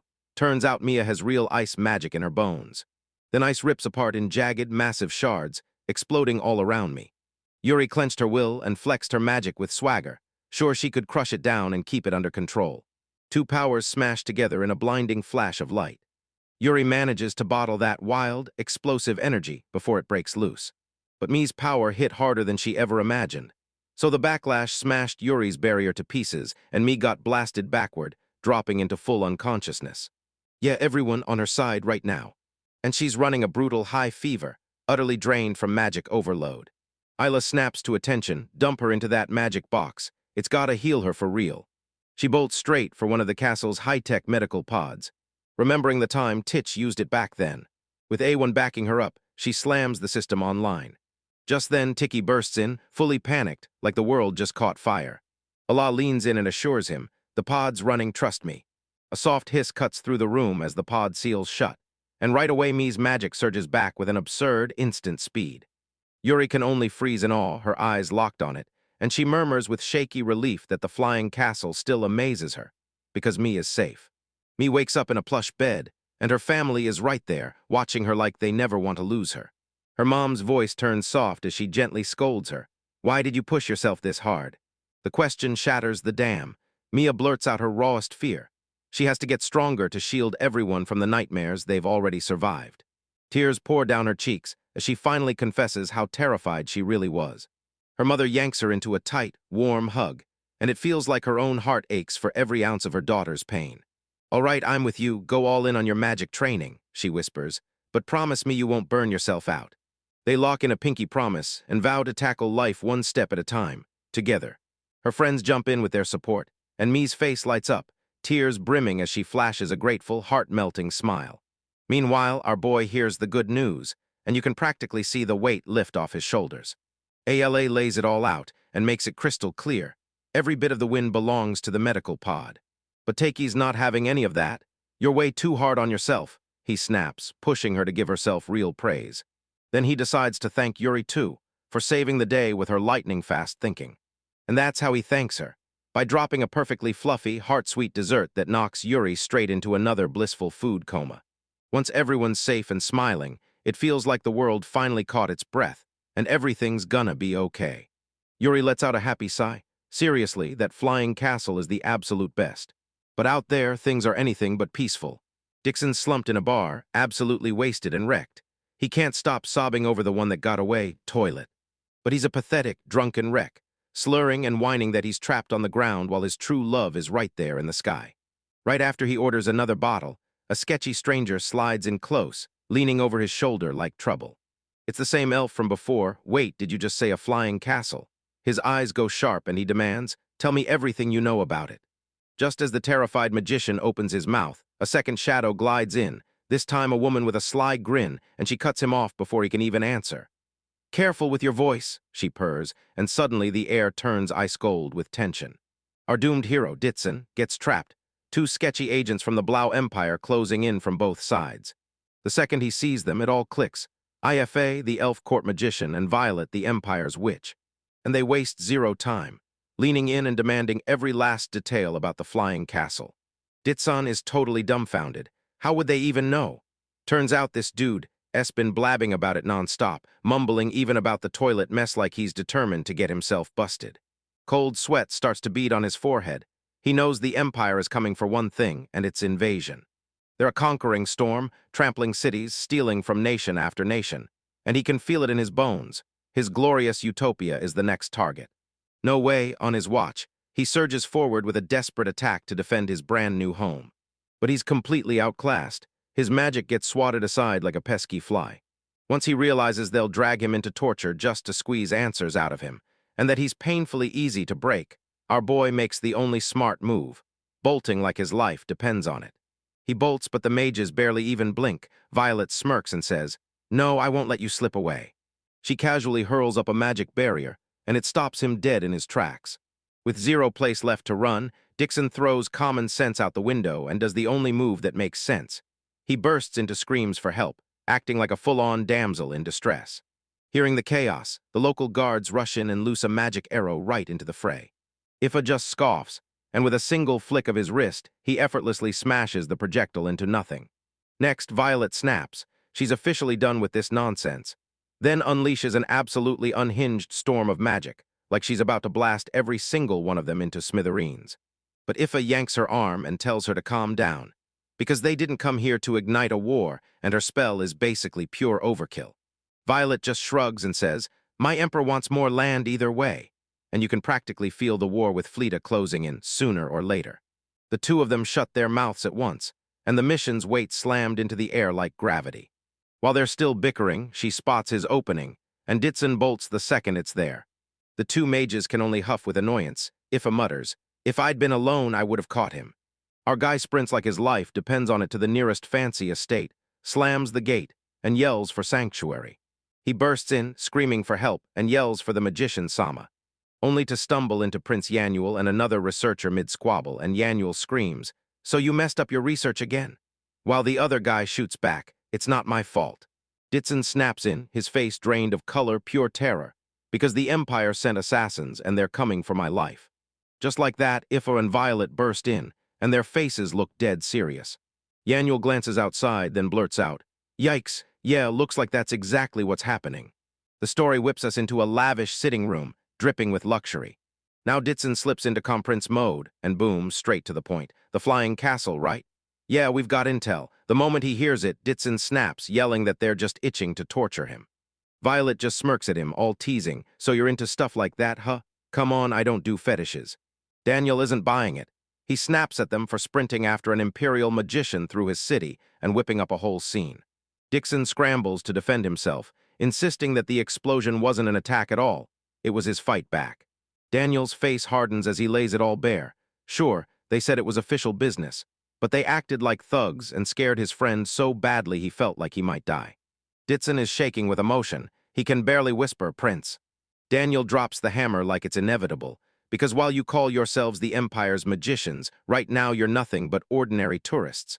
So no, I'm not cooperating. There's nothing to say to you. The ultimate power move. Violet's smile vanishes, and if he won't cooperate, she'll just seize Ditson. Yanuel doesn't budge. Then Violet whips out her trump card, raises a cup, and yells, "That's how we'd poison you." She describes a nightmare neurotoxin, one that can't be cured, trapping its victims alive, paralyzed, and fully aware as their death slowly closes in. iPhone Violet stares dead straight ahead, then takes a slow sip like she's determined to break the world. Dick Dixon is spiraling out of control, while Yanuel just snaps back, "Keel?" Violet screams, totally rattled. "Wait, what are you saying?" Then it hits everyone at once. He was just messing with them, and Yanuel called their bluff with an even crazier, more unhinged one. IFA stares, totally thrown off. "You seriously didn't poison the tea?" Yanuel smirks and laughs it off. The tea's perfect, so there's no way he'd slip anything in to ruin it. He drags out a slow sip, savoring the flavor while the total chaos he just unleashed swirls in the air. Ditson's sweating bullets, terrified this could spark a full-blown war, but Yanuel Fleta, doesn't even flinch. He calmly declares, "I'm a pacifist, I won't kick off a war." Suddenly, a blinding flash erupts outside the window, lighting up the whole room. Light hesitated, but once the shouts started, it was already over because they couldn't let him go again and the damage was done. The moment it flared up, Light and Violet vanished like they never existed. Out there they spotted one of the flying castle's golems hovering in plain sight. It immediately shows Violet up, ripping through her golems with one punch and blasting them into a million pieces. Their Violet's faces contort with shock and fury. "My golems are gone, swallowed by this thing, and then Taki-sama's golem. Why the hell is it here?" The golem showed up to start its mission, delivering Yuri's letter straight to Prince Yanuel. Ditson lunges to grab it on the spot, but Yanuel slams his hand away. Today, the golem shows up again, ready to snatch someone's soul back from the brink, which sparks a full-blown showdown. Janel and Dixon go at it, screaming over who deserves the honor. But the golem won't listen. It just grabs Violet out of nowhere, and Violet can't even react as its raw power slams her breath away. Ifa yells at her to stop resisting, because she knows once the golem takes things seriously, it's over for her. Then boom, the golem lunges and yanks Ditson straight into its grip, even though he was already on his knees begging to be taken.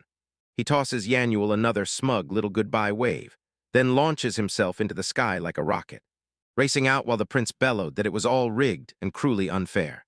Meanwhile, high above the clouds, the magnificent flying castle was still cutting through the sky. Takei's in the kitchen cooking up a storm while Yuri grins and tells him she already sent the golem to drag Yanul over to taste his food. Then boom, an alert explodes across the monitor. A golem is sprinting through the chaos, and someone's hot on its heels. Meanwhile, Ditsun-sama hangs in midair as a helper blurts out the situation. Then the golem thunders in, dumping 2 brand new passengers onto the deck, only for the entire crew to go rigid in shock. Empire people. Yuri doesn't even flinch. She's just calmly munching her snack like nothing's happening. Later, Ditsun laid out his insanely chaotic trip back, and you could practically feel the chaos in the air. Ifa and Violet are suddenly staring out across the castle grounds, right there, like the story just snapped them into place, with adorable tiny golems working the farm like they owned the place. Ifa is so blown away by the soil's quality that he drops to his knees and tastes it, right before Violet smacks him for it. Then a golem lumbers in, and Takei darts out from behind it. He blurts out a real apology, then explains how they got brought here by mistake. He introduces himself, and the Imperial mages just freeze, right there. This unassuming apron-wearer is the owner of that legendary place. This Violet flat-out refuses, demanding the other magicians, because she's convinced they're hiding something. Right then, the rest of the gang finally crashes the scene. Princess Leticia. Violet's eyes sharpen. We made you into a slave, so what, huh? Go on, kill us right here, try it. But before the chaos can blow up, Dixon breaks down the entire situation. Ifa skips the small talk, turns straight to it. The Empire wants your tech, sure, but for me, I'm a magician too, and I'm dying to know what your power can do. Violet thinks he's just trying to sneak under their defenses. Then the mask slips, everyone learns the dark truth. Their emperor is bedridden, and he wants the flying castle as his next toy to tear around with. Yuri snaps that Takei's doing it all alone, controlling everything by himself like it shouldn't even be possible. Ditsun blurts out that Takei's power is straight-up mind-blowing. Ifa locks eyes with Takei and says, power isn't just seen, it's felt, and that's what makes you terrified, so she begs, so please let's spare them. The whole room erupts, sparks fly everywhere as a violent spar ignites. Takei's never even thrown a punch. Then Violet snaps at Ifa, calling him an idiot, and suddenly the golem's brutal, overpowering might is all Ifa can think about. Power, and just when everyone's expecting refusal, Takei nods and agrees, shocking them all. After this, he's desperate to sit down with Ifa and finally have the real talk he's been craving. He flicks the golem a nod, like the signal just dropped, and Ditsun gets so pumped with excitement that he straight up blacks out right on his feet. This bar kicks off. Ifa holds nothing back, instantly blasting a huge, twisting wave of magical energy like a writhing serpent. I'm done holding on, he roars like the end is coming. The attack shrieks across the screen straight for A1, but the golem just stands his ground and eats the attack like it's nothing. Can barely even react. A1 snaps the gap in an instant and lands one of the most brutal punches anyone's ever seen. Right on the face, no hesitation. Ifa gets completely wiped out, vanishing in a burst of falling water. I guess it's all on me, he says, utterly crushed, like there's nothing left to fight for. Later on, Ifa's back by the pool, recovering and catching her breath. He erupts into this wild, unhinged cackle, and for the first time he finally feels that crushing power with his own skin. Then his whole vibe snaps. Takei's voice shakes as he blurts, "Don't think I'm the Blau Empire's court magician anymore. From now on, I'll be speaking as the elf Ifa." He whips around, and there it is, that slave seal scorched into his back. The truth bursts out like a dam breaking. He's not just a slave. Every single person in his village has been chained up by the Emperor. They're trapped and dragged into forced labor until death finally shuts them down. The Empire is hunting their spirit tree, the elves' secret wellspring of endless life and raw, unstoppable magic. Blessed by the tree, their bodies refuse to break, so the Empire grinds them hard, bone-deep, with nothing but hunger and no rest. His voice shatters as he drops to his knees. "Takei Dono, please save my family." Finally, Violet explodes in rage, hurling treason accusations at him. But Ifa swears it was never his choice. His people are dropping dead, and even trying to have children becomes impossible far from their sacred tree. And why? Because the crumbling Emperor of Blah is scared to death he's about to lose his life. And he wants to steal the tree's power to claw his way into immortality. Ifa never set out to bow to the Empire. She was hunting for the one opening that would let her strike back. He clocked Taki's power and realized it was his only shot. So he bowed his head to the floor, pried in pieces, and begged, "Please, lend me your power. I have to save my family." Tiki glares at the shattered man in front of her and snaps, "Lift your head." With his friends planted right beside him, our hero steels himself and blurts, "I accept your request. Let's save the elves." Ifa gazes upward, tears pouring down his face, and he can't even find a single word. To forge a battle plan, Taki never dreamed he'd have to clash head-on with the terrifying power of the Blau Empire. There we were, then suddenly, boom. Here we are, and the heroes are huddled up, plotting their next move. Violet looms in the background, perfectly still, like she's hiding something big. A cold, calculating smirk crawls across her face. And trust me, my friends, the plot has just gotten brutally thicker. Or war's round the corner. The city twists into a chaotic maze of brick and stone, so brutal that my world starts spinning. She yelps in pure terror, like something just ripped the sound out of her. Her brain basically fried the moment she saw the sheer scale of everything. And while the others rushed in to calm her down, she could only stare in total disbelief. Even that flying castle couldn't pull off something this wildly, jaw-dropping grand. But this isn't a leisurely trip. This crew is on a desperate mission, racing to rip the last elves out of the tyrannical Blau Empire's grip. Just a few days earlier, Elven Prince Ifa stood in a sun-blasted garden, wearing regal calm like armor. He swivels toward the princess of another kingdom and offers her a plain cup of tea like it's a lifeline. But his polite question detonates her nerves. She's a total wreck, stammering through explanations about why a princess is doing manual labor, and insisting over and over that nope, nothing is happening between her and Taki-sama. Our main man and the princess lock eyes in a painfully awkward silence, and the air feels heavy with everything neither of them dares to say. Then the rest of the crew jumps in grinning, lays it out like it's obvious. This is family, plain and simple, and everyone who lives here belongs to the same circle. The word hangs in the air like lightning, strange, heavy, and deadly to the elven prince. Everyone backs it up. Yep, all of them, and sure, some of them even share blood with him. But they treat everyone, even newcomers like Isla, like family from day one. In this castle, rank and status mean nothing. Every single person is treasured. They all live together and back each other up. Our boy Taki even jumps in on the fieldwork and throws down in the kitchen. They even binge anime together. This strange, magical storytelling world our hero can't stop explaining to them. Seeing that raw, real joy on their faces, Ifa can only grin. And yeah, this place is something special. He's convinced Taki will step in and help rescue the elves being held captive. No question. When Ifa thinks about his people's pride, elves have never leaned on anyone else. Yet the moment he sees the family Taki has built, he knows this was the right path all along. Now they're diving straight into the heart of the castle, the epic control room. Our guy leans in and tells everyone he already launched recon drones straight into the enemy capital. But the intel is still razor-thin. Ifa spills the grim truth. About 20 elves are trapped in separate places, scattered all over the map. The memory of that raid still burns like a fresh wound. Most of his village was massacred, and the ones dragged away were tortured so viciously they were doomed to die, and the sheer weight of it crushes him. They gotta move, right now, and they gotta move fast, no excuses.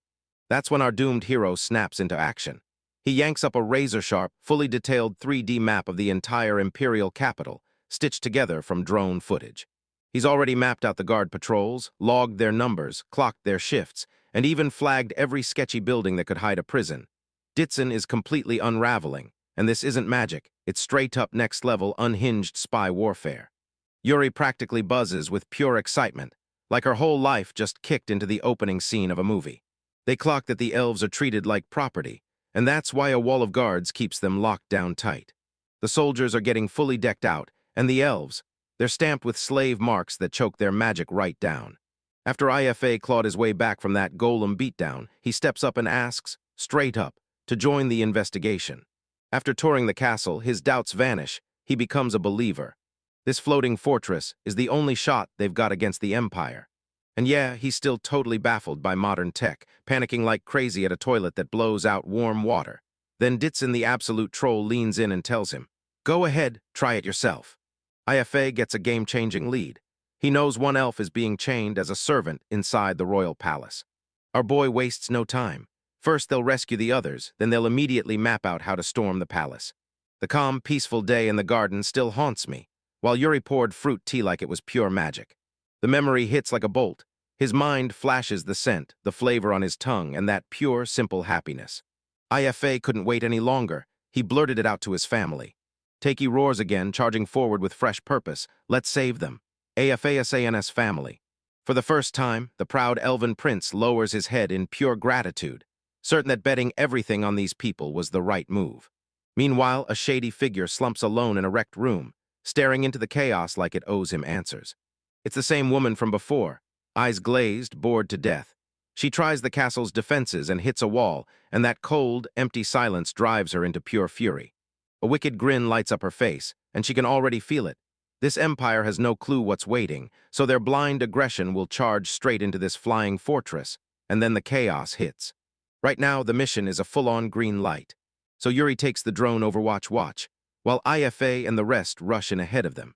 Takei and Ella can't risk showing up in person. This is way too dangerous, and the stakes are crushing. So yeah, this is the best move, even if it's the riskiest one. The first extraction is surgical. Ditz hurls a fistful of sleeping powder at two guards, and they drop like rocks. And it's lights out for them. Then they stumble on two elves inside, frozen in total shock.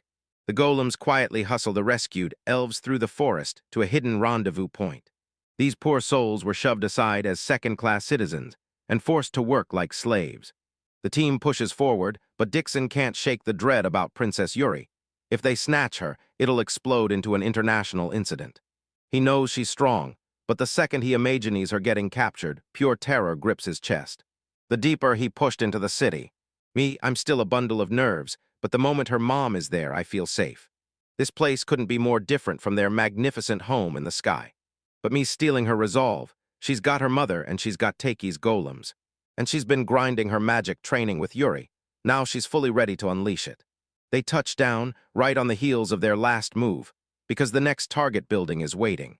Takei checks the shoreline with a drone and confirms the coast is clear, at least for now. I'm set to cast a sleep spell until I overhear the guards. Those filthy pigs are bragging about how much they'd sell the elves for, and that's all it takes. I see red.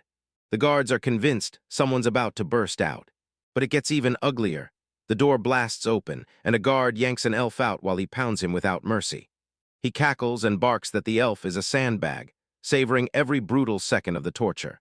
As the elf sister gapes in terror, the guard swings in with a brutal punch and barks at him to keep his cool big brother in sight, because that's who's stepping in to protect her. That's the last straw me snaps. A brutal, icy rage floods her, and she blasts the guard straight out with frigid power. She snaps, screaming, "Stop it, let go of that kite." And the guards are totally thrown off by this tiny beastkin, because it just pops out of nowhere like a glitch in reality. Mia hurls another barrage of ice, screaming that Ashy will decide where she goes. But her strikes fling only cold ice shards, and they explode against the soldier's armor with 0 damage. He erupts in laughter, mocking her pathetic power, and her mother yanks her back into safety before anything worse happens. "Shut up," her mother barks as she storms forward, eyes blazing with rage. "Aren't you the ones who have been hurting elves? They're people too, humans just like you." The guard's answer drops ice cold. He bares his teeth and sneers, "You're not. These people are slaves." He erupts into a nasty racist rant, spitting that they're inferior, worthless now, no better than demons. He swears the Empire is helping them by chaining them in slavery. "You'd better start thanking us. Pitiful people," Mother hisses, disgust crawling over her words. Then the golem snaps into action. It smashes the punch out of the air. Then the shockwave rips through, obliterating the guard's gauntlet in an instant. The soldiers are left completely speechless. Then my eyes snap to attention. Whoa, Takei-sama's golem.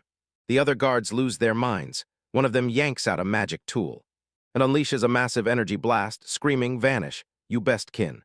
The golem lunges in front of the girls and eats the entire hit head-on. It finally gave way, cracking, splitting, and crumbling into nothing, burning with a chilling, ominous glow, before he crumpled into a blazing, molten wreck. Back in the control room, alarms screamed nonstop, shaking the whole place.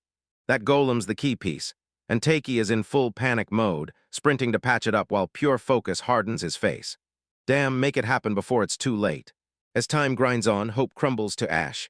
Then the golem drops, defeated on the ground. Me's mom knows that blast will summon reinforcements, so she grabs me and shoves her straight at the elves. Take them, get out of here and buy me some time. Mia freezes in terror, but her mother lunges in and yanks her close, snarling like a beast. Snap out of it, Mia. She yanks her sword out like a storm, pure mama bear energy, guarding her cub like it's life or death. Touch even a single hair on my daughter's head, and I'll be the one hauling you straight to hell. Then a guard's sword slices through the air, and she's cut down instantly. I can only shriek in pure bone-chilling terror. And in that crushing moment of pure despair, something in her snaps. POWA roars out of her tiny body, wild and unstoppable, and she vows, "The one woe I'll guard is Mother, because she's me." An icy tidal wave explodes forward, instantly cementing the guard's blade into a block of frozen steel. She yanks her mother back, but another guard lunges and snatches her. Mia let out a scream so soul-shattering it felt like the air itself cracked. But the strike never hits, because a steel hand, hard as iron, snaps up and grabs the blade mid-swing. Then the golem, boom, it reboots at the very last second, saving everything. At that moment, the relief hits so hard that Mia almost crumples to the ground. Her mother doesn't waste a single moment. Nav, let's go. They snatch the elves and sprint off, gripping hands the whole way, and then bolted into the night, vanishing before the darkness could catch them. Tiki stares at the monitor, exhales hard in relief. Thank God it made it in time. He says the golem's emergency shield finally triggered and slammed everything into a restart too close for comfort. But now a brand new nightmare hits. Once that escaped soldier makes contact, he'll blow the whole army's cover, and the city is seconds away from total lockdown. Our boy stares at the glittering capital, jaw clenched and eyes hard, because there's only one play left. We've got to save every last elf, so let's move. Up in the skies, safely inside the sky castle, those newly freed elves finally sink their teeth into their very first real meal in ages. They're still stuck, frozen in fear, unable to take the next step. But Yuri's warm smile calms every worry. She tells them, "You're okay. The castle in the sky will protect all of you. For the moment, they're safe." Or Finn, the rescue team is going all out, and back at base, the crew watches our boy streak across the night like a shooting star. The intel was solid, but now the commotion has kicked up beefier security, and they're dealing with it. They're hailing her like a legend for that ridiculously cool magic, while I'm totally panicked and somehow already blanked on the sleeping powder, yet somehow my training is paying off. And she's taking it all in, blushing hard like she might combust. Our hopeless hero gets a fresh report straight from the field, and man, it's all going perfectly. And yeah, by great, I mean Yuri is going absolutely feral, a one-woman rescue machine who's already single-handedly saved 10 elves, and the second she locks in, she turns into a ruthless, unstoppable beast. So what does a legend do after a brutal day?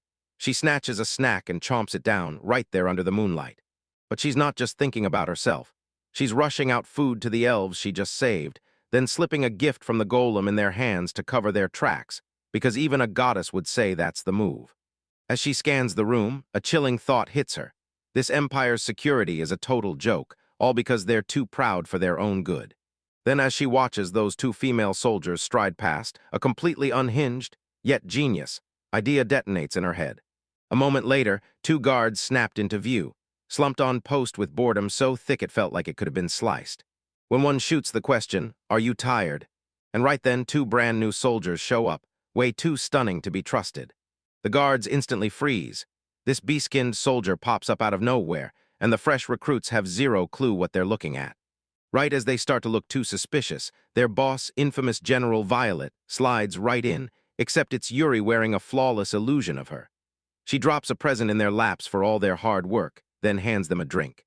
Then the two disguised girls beam a heart-melting smile at them, practically whispering, "Go on, enjoy." Meanwhile, back at the command center, our boy and the girls are glued to the monitor as everything plays out, and I'm totally losing it. WHVLA Chemi, Schneezen, what on earth is that?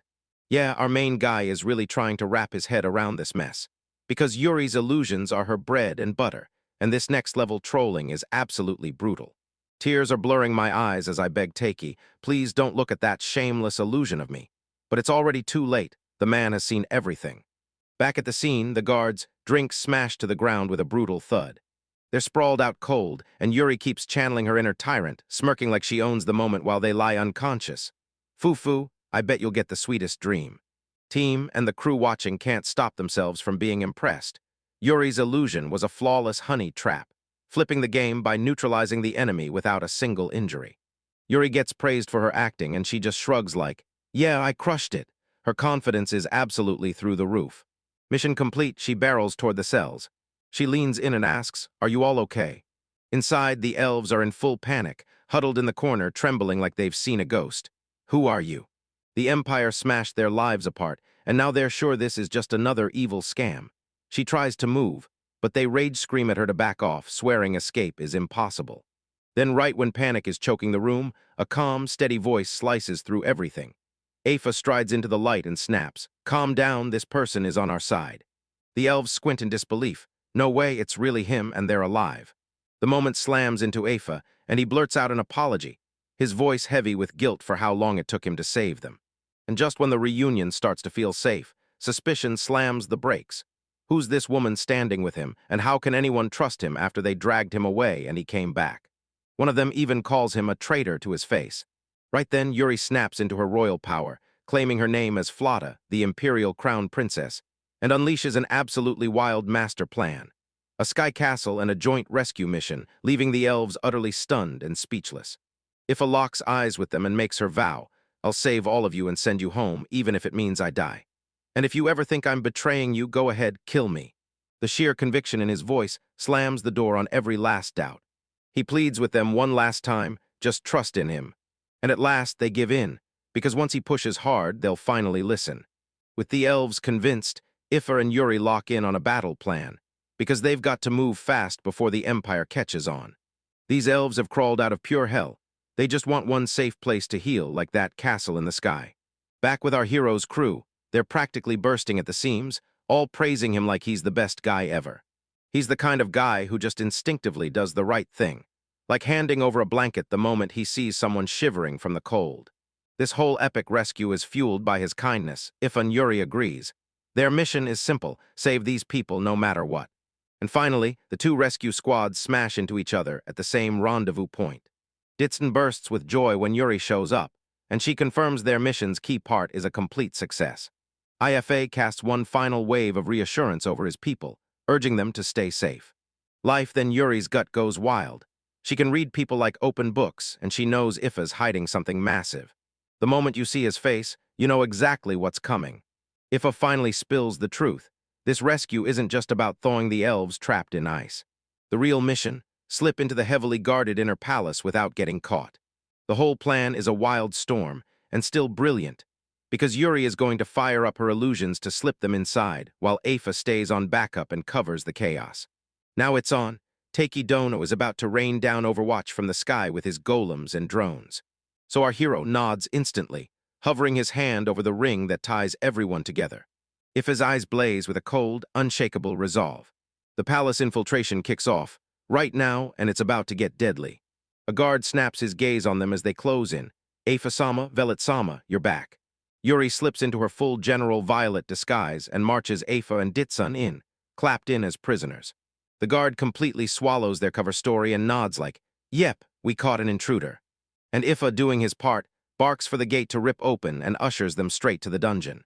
They march right in, and Ditsun keeps grumbling about how he always ends up playing the punching bag. Far above, our hero and the girls huddled together, staring down like their whole future rode on it, silently praying their plan would finally work.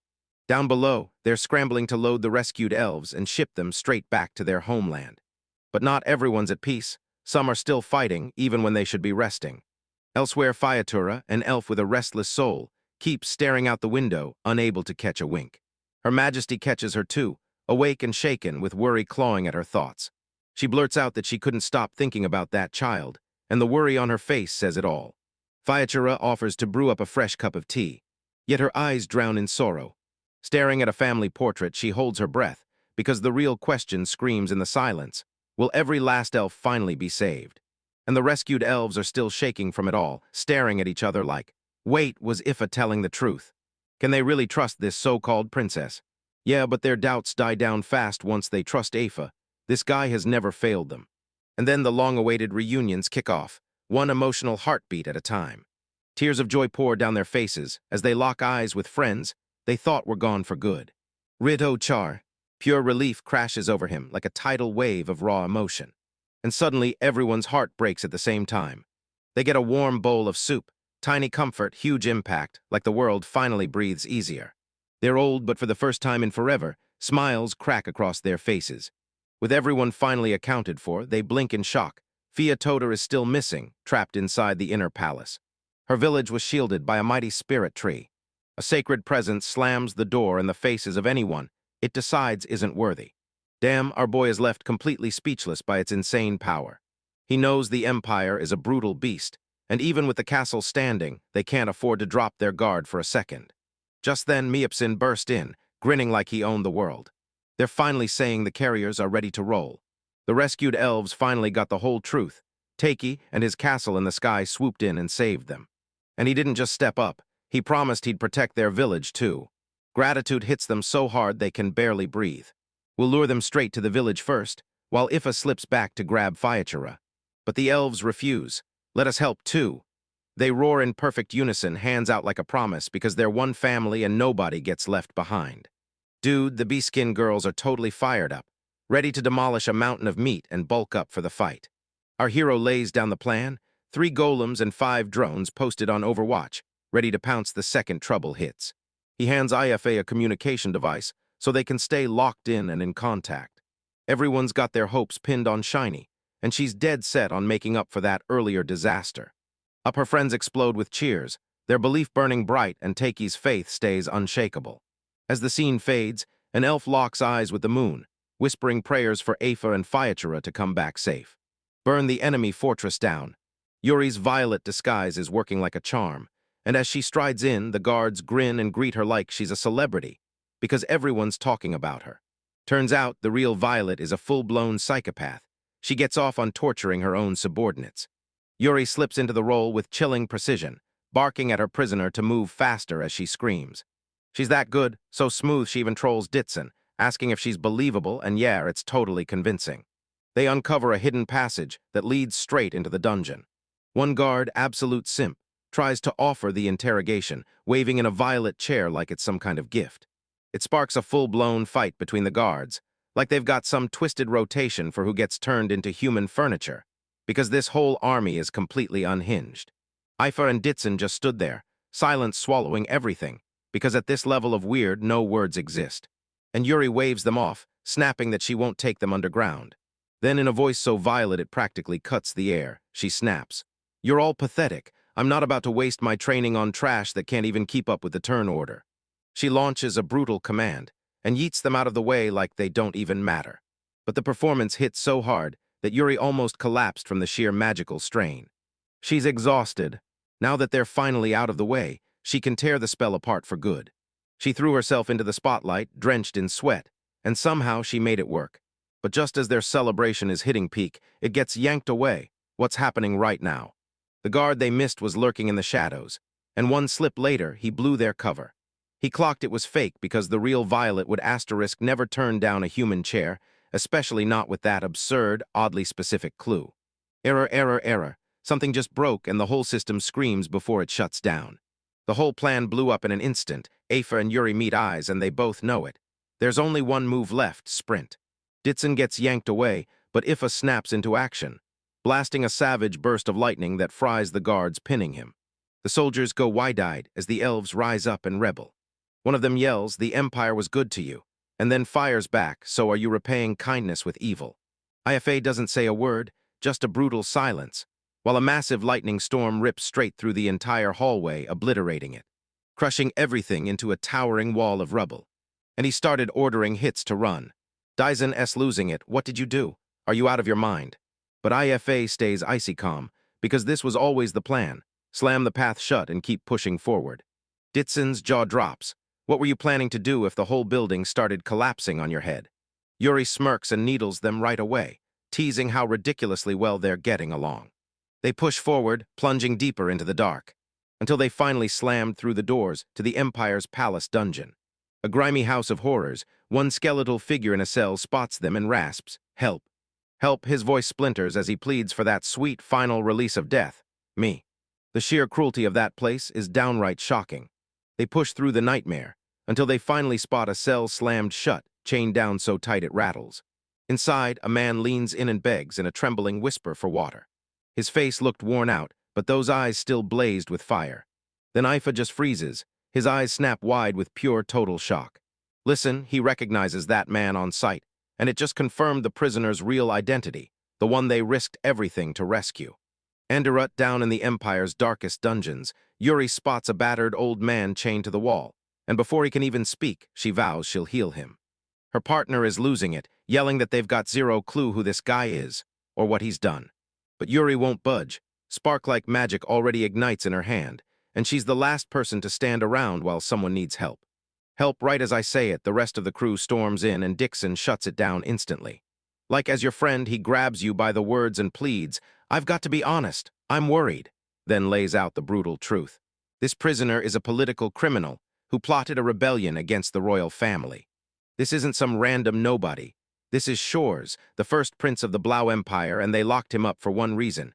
He tried to kill his own father. Ifa locks eyes with the prince and fires off daggers with a glare, because this rivalry is old and nasty, like bad blood that's been simmering for years. "Weren't you just a puppet for the army?" he sneers. Before SH Wars can even get a word out, IFA snaps into action, screams "silence," shuts him down, and instantly flips to the escape plan. Chaos is roaring louder by the second, and they have to run fast before the guards arrive. But Ditson calls out the glaring problem. Ifa just shut the only exit himself. "Don't be so noisy," Ifa says, calm in the most infuriating way, and then I blurt out, "I've got a plan." Again, Ditson snaps completely. He's yelling that their so-called all friends in IFA need to stop playing everything so secretive. And right then, IFA yanks out the most ridiculous, completely unhinged item this fantasy world could ever survive. A smartphone. He tells us he snagged it from Takei, then used it to reach Violet, the high-ranking magician, so she'd hand over the spell to a secret passage only she knows. Ditson's expression crumples like the moment itself is smashing his chest. Takei? No way, not him. Jealousy hits him like a blade as he starts sipping from her flattering. "I'm so jealous, I'm so jealous." The entire squad just has to sit there and watch this guy absolutely implode, right in front of them. Suddenly, the alarms scream to life. Then a drone hovers outside the window, its lens locked onto them. They've been spotted. Back on the floating castle, our main man spots a fresh alert flashing on his screen. His expression hardens like steel, because if this turns into a fight, he'll throw himself in front of every last one of them. He won't let another tragedy strike. He's going all in to save the elves and get them home safe. Meanwhile, above the palace streets, a lavish room gleamed with royal splendor. Princess Leticia storms up to the shady magician, Violet, and demands the spell to open the dungeon passage. Violet just smirks at me, all pure sarcasm. "So tell me, what do I actually get out of this?" Leticia trades her freedom for that spell. But Violet erupts into a cackle, screaming at the sheer audacity, pointing out how the Empire weaponized politics to threaten Leticia's homeland, then chained her people, reducing them to nothing but gears in a brutal machine. She spits out, like it's obvious, that hating the Empire is only natural. But Leticia stands tall, then declares, "Yeah, I hate them, but right now I'm not speaking as myself. I'm speaking as Isla, a citizen of the Sky Castle." She's sworn to become a vital gear in this place, throwing her loyalty at our unsuspecting hero like a loaded promise. Violet stares in shock, because you, the one who shattered your homeland and got shattered back, will now serve this country. Leticia's voice sharpens with emotion. "No way, it's not happening," she snaps, forcing herself to deny it because she refuses to be just another slave. A blush crawls up her cheeks as she spills the truth with her whole heart. "I'm here by my own choice. I love this castle and everyone in it. I love you, Takei-sama." Her confession crashes through the room, raw and electric, and I swear to myself I'll never leave his side. Violet pauses for a split second, then that savage grin snaps right back onto her face. She glides in so close their breaths tangle, then hisses venom right into Leticia's ear. "Because humans, they stab each other without blinking, so pray you don't cry when the betrayal finally hits." Right after that, she hands it to her in a flash, and bam, the spell clicks into place, tied directly to the lion's crest. Violet finally admits she was wrong. Leticia really did see a fire in her, and it was way more intense than she expected. Then she drops a cold correction and makes it clear. "I'm not the Empire, remember that." As Violet gets escorted away, Leticia freezes, her knees trembling. Because the moment her own bold confession lands, it slams into her like a tidal wave. "Oh, I got so hyped that I blurted something like that." She gasps, then buries her face in her hands. when she spins around to her robot guard, begging him, AI-san, tell me the truth, it's a secret, right? Yeah, the robot shoots back with this polite little head tilt. Nothing firm, no promises, and somehow that smug non-answer is what makes it hilarious. Back in the dungeon, Leticia went full panic mode and shouted the spell details into the phone to Ifa's crew. Yeah, Takei hears it from his command center, exhales like a weight just vanished, and then rushes to allow with a real, heartfelt thank you. But here's the deal. There's not a single lion crest anywhere in that dungeon. Turns out Violet, absolute king of trolling, slapped on the crest and tossed it straight into the garbage chute. Turns out that trash disposal wasn't trash at all. It was a secret emergency exit hiding in plain sight. Just as they're about to dive into the trash, Yuri, spent every last drop of mana healing the prince, crumples straight into his arms. Schwarz stared at Ifa and tossed out a deal.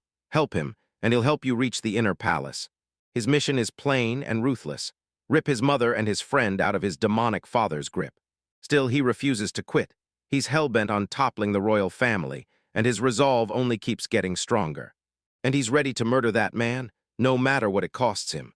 Slams the door on every offer the moment it shows up.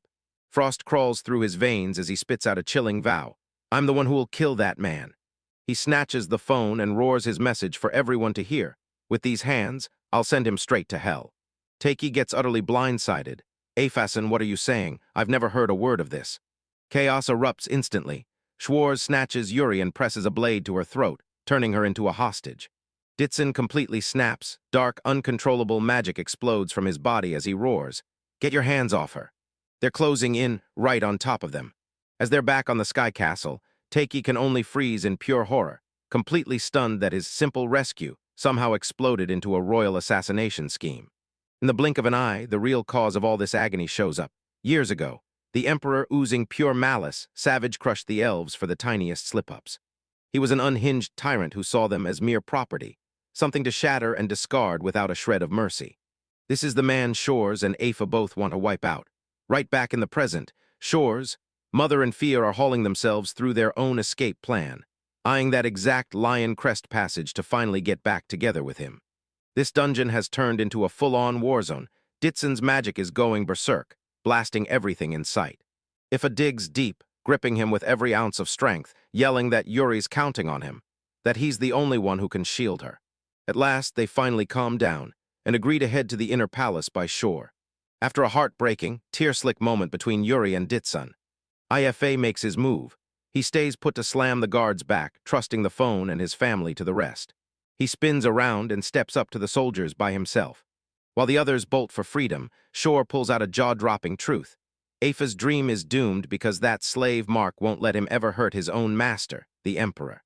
Deeper and deeper into the passage they go, then footsteps start creeping up from behind them.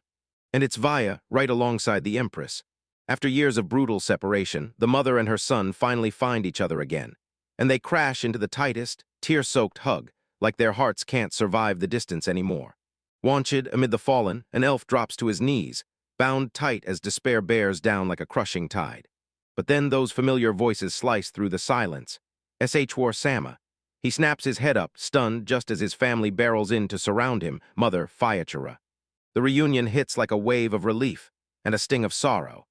His mother crushes him in her arms, tears pouring down her cheeks as she breaks down, begging him to forgive her for keeping him with Ting for so long before she finally sets him free. He shuts them down with a sharp look, shakes his head hard, and says the rescue wasn't theirs alone. Yuri's crew, led by that fierce lady, saved the day.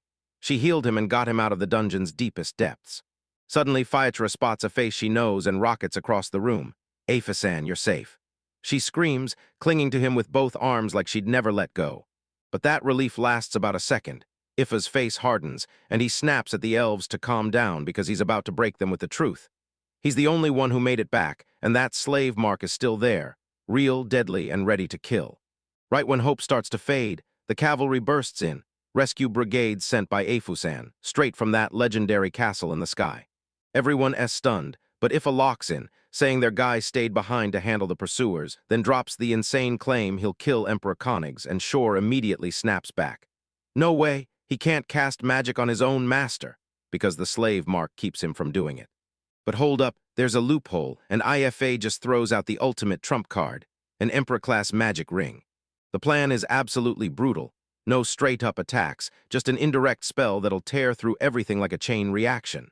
We're talking raging firestorms, city-level floods, anything that could accidentally wipe out the master. But here's the catch. Those slave marks chain the wearer to their master, forcing them to shield them at any cost, even when a raging inferno is roaring. So how do you get past that? You pull out the wildest solution imaginable. This magic item doesn't boost the spell at all. It bonds to the caster's life force. If the caster dares to chant it and commits themselves to the spell, the magic keeps blazing while it's active, supercharged by the sacrifice, until it tears the contracted master down, because there's no way back. This wasn't some clever plan. It was a suicide pact, straight-up ancient elven tradition, meant to shield the spirit tree's soul. That brutal realization slams into the whole group. Afa is ready to sacrifice himself. The mood tanks instantly, but Yuri's voice slices through the despair. Let's save Afu-san. Ditsun-sama locks eyes with her, then growls, aren't you worried? If you actually listen to your conscience, you know you can't keep living, and that's the brutal truth. But Fayachura isn't letting that happen. She burned every last drop of mana to save them, and she refuses to stop now. Now I'm living with the Empress. She dragged us here for you, and she's screaming that her loyalty is ironclad. Suddenly, the old general cuts in, his voice like gravel, confirming Ifa's about to press on Koenig's, while revealing he's got a backup plan ready to go. Man, his eyes narrowed and cold determination surged in. If the caster fails, he snaps, his gaze pinned to the shores. You'll cut off his head. That's my only wish in this life, kill that man. He thrusts the sword into their hands, and the command snaps out, obliterate him. SH Wars, his face frozen in shock, finally snaps, I'll join you. The words hit like a bomb because he's dead set on killing Koenigs, no matter what it takes. Ditsun-sama snatches Yuri's hand and thrusts a power-up into her. Let me pour some mana into you, she says, unleashing a secret elven art that rockets her right back into the fight. Meanwhile, Ifa doesn't come alone. His mage is right here. Yet the Imperial guards swarm him, and their commander sneers like this is already over. Why are you doing this? At the end of the day, he's still an elf, so Mark's slaves are nothing but less than human. Ifa just stares him down, a chill smile curling across his lips. So that's what you are, beasts. And then he snaps, lightning erupts around him, his power blasting outward like a wild storm, and he snarls, come on, I'll show you my fangs. The moment chaos hits, the guards start freaking out, but Afa isn't even close to finished. Haven't you figured it out yet? What you call power is just arrogance, self-conceit, and lies wrapped in a smile. All right, he clamps down on the commander like iron bars. And if your people, while I'm a beast, tell me, how does it feel to get crushed under my feet? Fear's gone, now he's a walking storm of vengeance, poised to slaughter every last one of them. The scene slips away, and we're thrown back into a simpler time, the Age of Atonement, where the elves fought to prove their pride. Ifa used to be a master craftsman, forging special bricks built to stand against blistering, insane heat. The chief hauled him in for praise, then handed him fruit and tea, cheering like he'd truly leveled up. Yeah, those were the easy, sweet days, and then everything just snapped and fell apart out of nowhere. The Empire stormed in, and just like that, the slave marks appeared. So the chief grabbed everyone's hands and demanded they cling to their pride, never letting hope die. But the real world hit like a truck, torture, separation, and hearts shattered to pieces. Ifa got turned into a puppet, forced to serve as an Empire court mage, while his spirit wasted away, slowly but surely. One day, Fayachura tracked him down, an old ghost from his past he thought was buried forever. Then she slammed the worst news onto the table. The chief was dead, tortured, and killed by the guards. That was the last drop. Fayachura snapped, eyes blazing. I can't forgive this. We'll drag the pro-emperor faction into the mud and ignite a revolution. Ifa froze in shock. He'd been gearing up for his own revenge. Then her words slammed into him like a gut punch, shaking him to his core about what he'd been doing this whole time. He tossed his last shred of hope aside, crushed his pride, and sank into the exact thing he swore he'd never become. The situation keeps unraveling, and Shores is sentenced to life in prison for trying to overthrow the leader. But Ifa's thirst for vengeance hit like thunder. He kept picturing himself killing Koenigs again and again and again. They handed him the ring, the key to his suicide mission. Now that every piece was in place, he'd burn through everything, including his own life, to reach that goal. Vengeance is mine, he whispers, eyes locked on the palace. Koenig, I'm coming for you, and I will kill you for sure. Right then, a tiny drone comes buzzing in out of nowhere. I heard you, and right through the chaos, a frantic voice cut in. I found you, Afa-san. Our boy just entered the chat. That sound slams into the palace below, and chaos erupts everywhere. Emperor Koenigs, looking like a dried-up raisin, snaps, demanding to know who's stirring up all this chaos. His advisor comes in and says the rebels are finished, but Shore's locked in the dungeon, and right now Afa is throwing off the chains and rebelling. Wild, the Emperor's face fractures into a wicked, unhinged grin, then it hits you. So, why don't we go meet him? Now we're back with our crew. Tiki's drone cam is live, and the world turns into full-blown chaos. Yuri is yelling straight into the camera, so close it's downright unsettling. The intel hits like lightning. Then they track down Fiachara, confirm those magic items are real, and drop the ultimate twist. Shore's the freaking prince. No time for polite talk. Afa needs saving, and they've got to move right now. Taki's face goes white as the brutal truth lands. Afa is on a suicide mission, coming after Koenigs to end him. The weight of responsibility slams into our main man hard. Then it clicks that a past conversation could have shoved Afa onto this dark path. He can't let this go down. Right now the team gets the update, and IFA is already on the move. SH Wars, the guy who knows the castle like the back of his hand, charges in front and calls the shots. He'll lead the way while the golems crush everything in their path. The order hits, get the golems to the dry moat and move fast. The beastskin girls stand there with heavy faces, already knowing exactly why revenge is burning in everyone's hearts. Without Taki stepping in, they would have met the exact same crushing fate.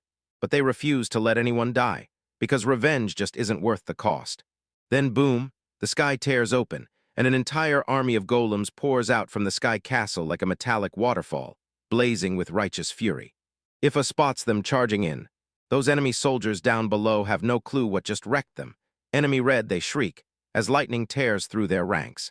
A brutal strike erupts from the castle in the sky. They slam back with their own magic items, and it actually works, just once. But our boys unleashed an entire legion, and the Imperial soldiers are getting completely crushed. The golems start to overheat and collapse into silence, because this was exactly the plan. Chan, the tiny hero pie, buzzes onto the scene like a spark that refuses to die. Taki kicks things off by laying out his 200 IQQ plan. He slots a high-heat resistance function into every golem and rolls in with Peichin and its whole crew of specialized extinguisher bots.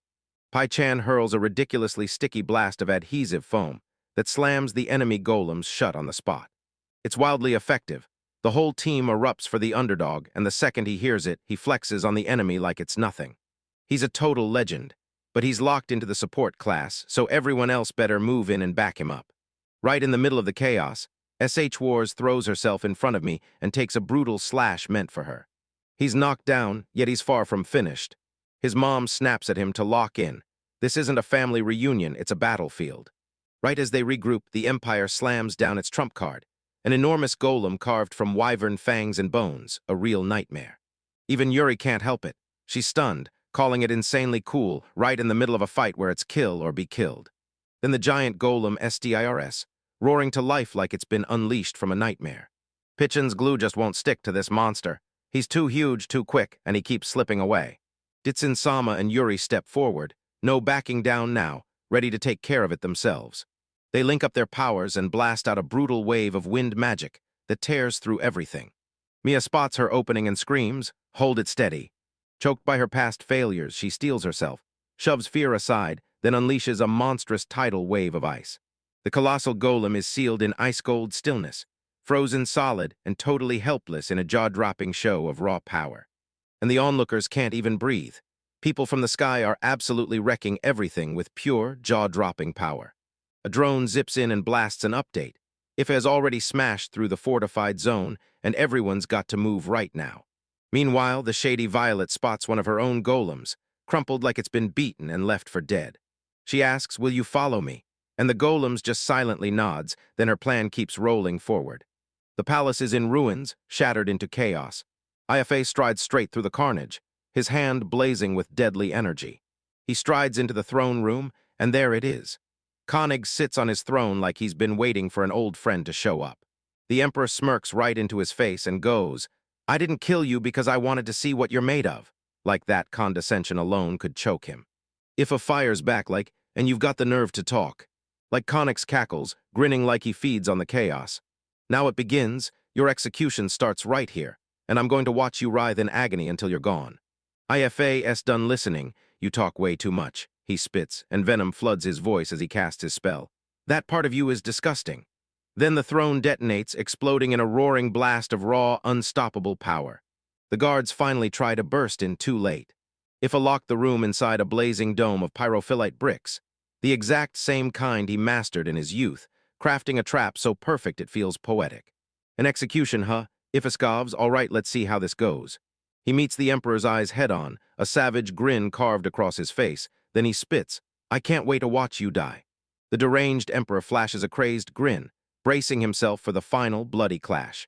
The throne room turns into a full-blown inferno as knights shriek, getting crushed under an assault that never, ever stops. The fight for the capital has officially started, and across the city the revolution slams into overdrive.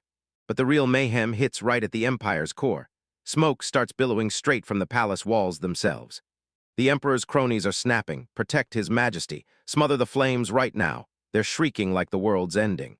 Emperor Konig's old tyrant counterpart, heartless and ruthless, just stands there, staring at the flames in total disbelief, because his magic support item is useless, and those unholy fires refuse to die out. And right then he spots him, Ifa, the elf Konig's enslaved and tortured. He's standing in the burning heat with ice-cold fury in his eyes, and Konig's just freezes. "You shouldn't have handed me that magic support item," Ifa snarls, raising the exact device Konig's gave him. The Emperor can't wrap his head around the audacity, because this savage is turning his own power right back against him. Ifa leans in and drops her voice to a chilling whisper. "Say one wrong thing, and you're dead because you're just a slave." Then Ifa snaps, dark, crackling power erupts from him as his own spell rips his heart apart, and he screams in raw agony, but right through the suffering, a laugh bubbles up, wild and maniacal, echoing through the blazing hall. Konig's right-hand man stares in pure horror, but the Emperor, oh, he's loving every second. "You seem in a great mood," he says, and then he laughs. Konig's just stands there, watching Ifa's cost climb while she cackles like she's loving every single second of it. So the guards rush in, shouting that Ifa is a monster, a slaughterer who crushed people's lives like they meant nothing.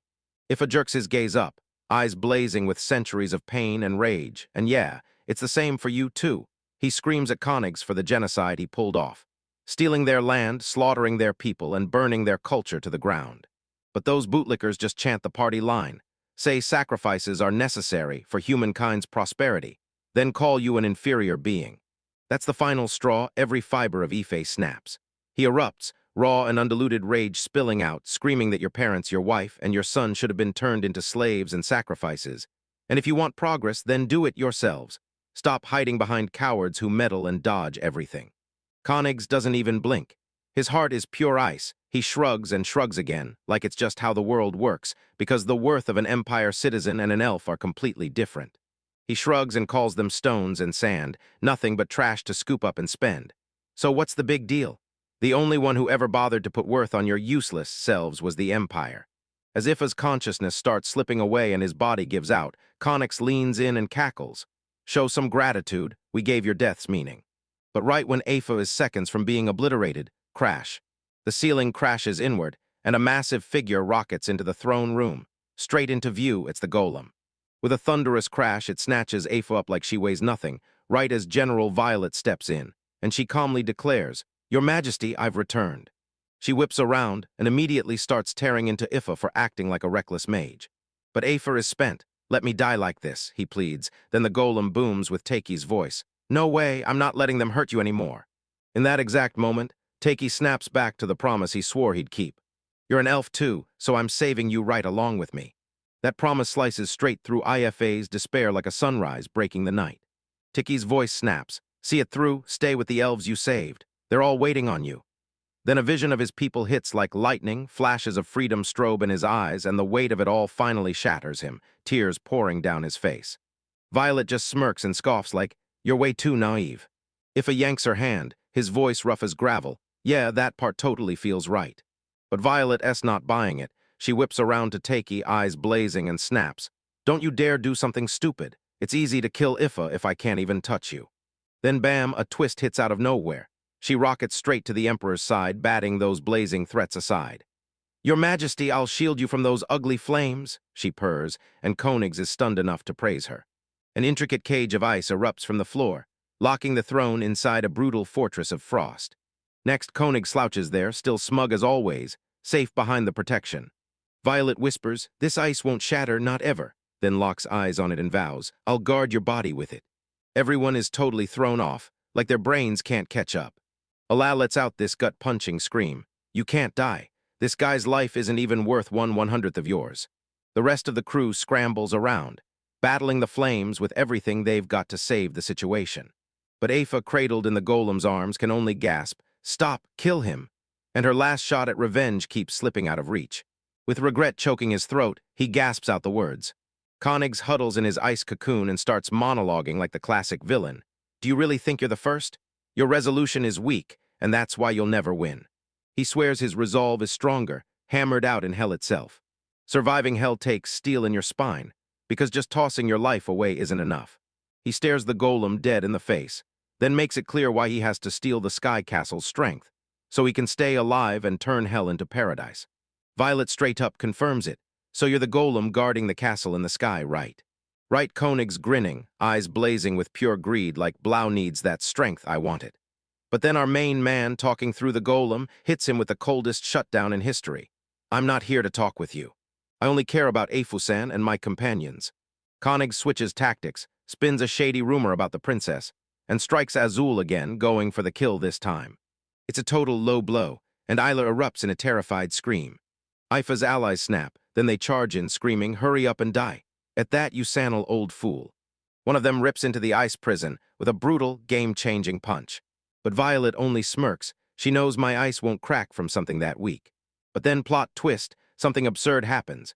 The flames peer through the ice, and suddenly the frozen inside starts shifting, ripping hotter and hotter as it moves. Ifa's allies spot the trap at once, shout for everyone to back up, "Please save Ifa." But they won't back down. This is their mission to kill the monster, and they're seeing it through to the end. The heat rages harder, and even Koenig starts sweating. He gasps, "Led, at your age, you really can't resist this heat." And right then, Violet slams her last legendary move. She exposes how the slave market works. The enslaved are forced to defend their master no matter what, even if it breaks them. Then she slams her hand onto her own mark crack, and shatters it, and just like that, she's free. She huddles over the ice and hisses like poison, swearing, "I'm defending His Majesty from hell, no matter what, forever." Koenigs realizes the truth. She's not saving him, she's burying him alive, and if you quit this world forever, you'll finally escape that boredom, right? Even so, her loyalty didn't belong to him. It latched onto strength. "The Empire is dull as dishwater now. I'm done with a blow that can't win Empire." She lets out a shriek, laying her creed of absolute victory bare for everyone to hear. She and our boy lock eyes, two totally different worlds, colliding like fire and ice in one explosive storm. Violet's scheme was flawless.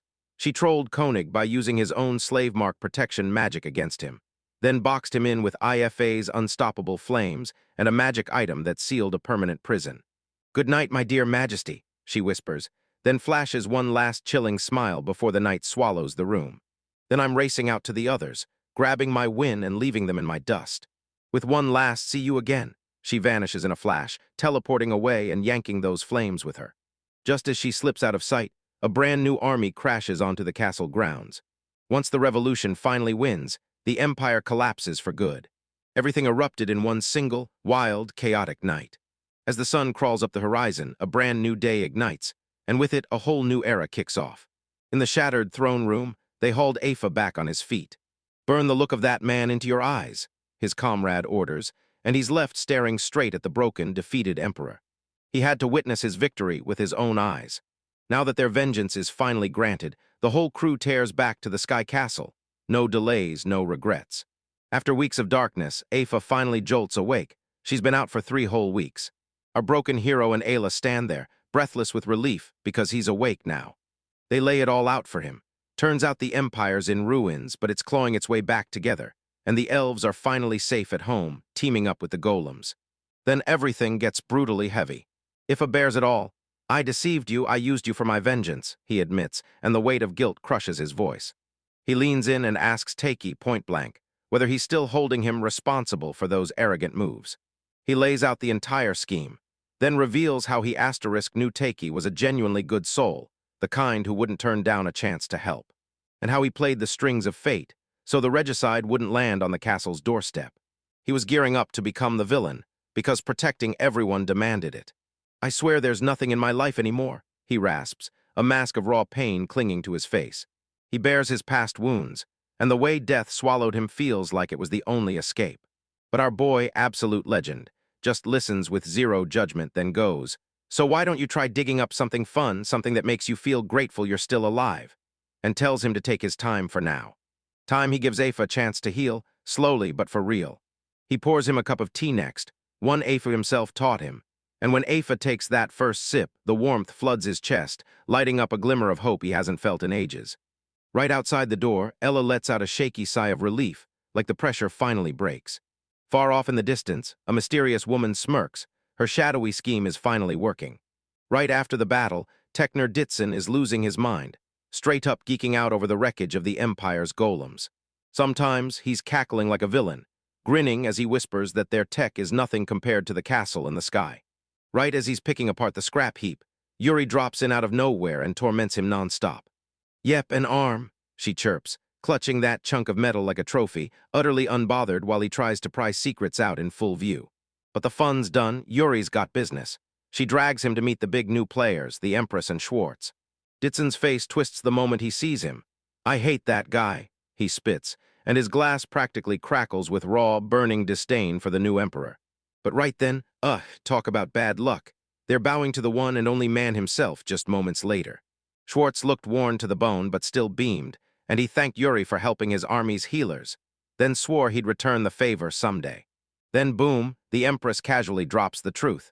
Yuri isn't just some helpful magician, she's the real princess of the Imperial country of Flotta. She smiles, lost in thought, like fate itself is playing a secret game just for her. And right there, things turn real shady. Empress San yanks out a tiny jar of glittering powder, then locks eyes with Yuri and demands, "You know what this is?" Yuri stays ice cold, doesn't even blink. Then she shrugs and replies, staring at how it gleams. And then she launches a total made-up tale, that it's some miracle drug for deep sleep, so potent that even Schwartz swears by it. But the Empress just smiles, sweet words, sure. But the moment she speaks, her face turns to pure ice. As they storm off, Dixon's totally stunned, because that tense conversation was absolutely insane. Yuri wastes zero time, slams down the truth bomb, and tells him that this is poison. She holds up a vial that looks just like it, and says it hits fast, a lethal secret medicine from the Imperial country. It can wipe you out after just 1 or 2 tries, but don't let that fool you. This stuff is brutally dangerous even before it finishes the job. And then, turns out an intruder had stolen it months ago, leaving an elf to pay the price.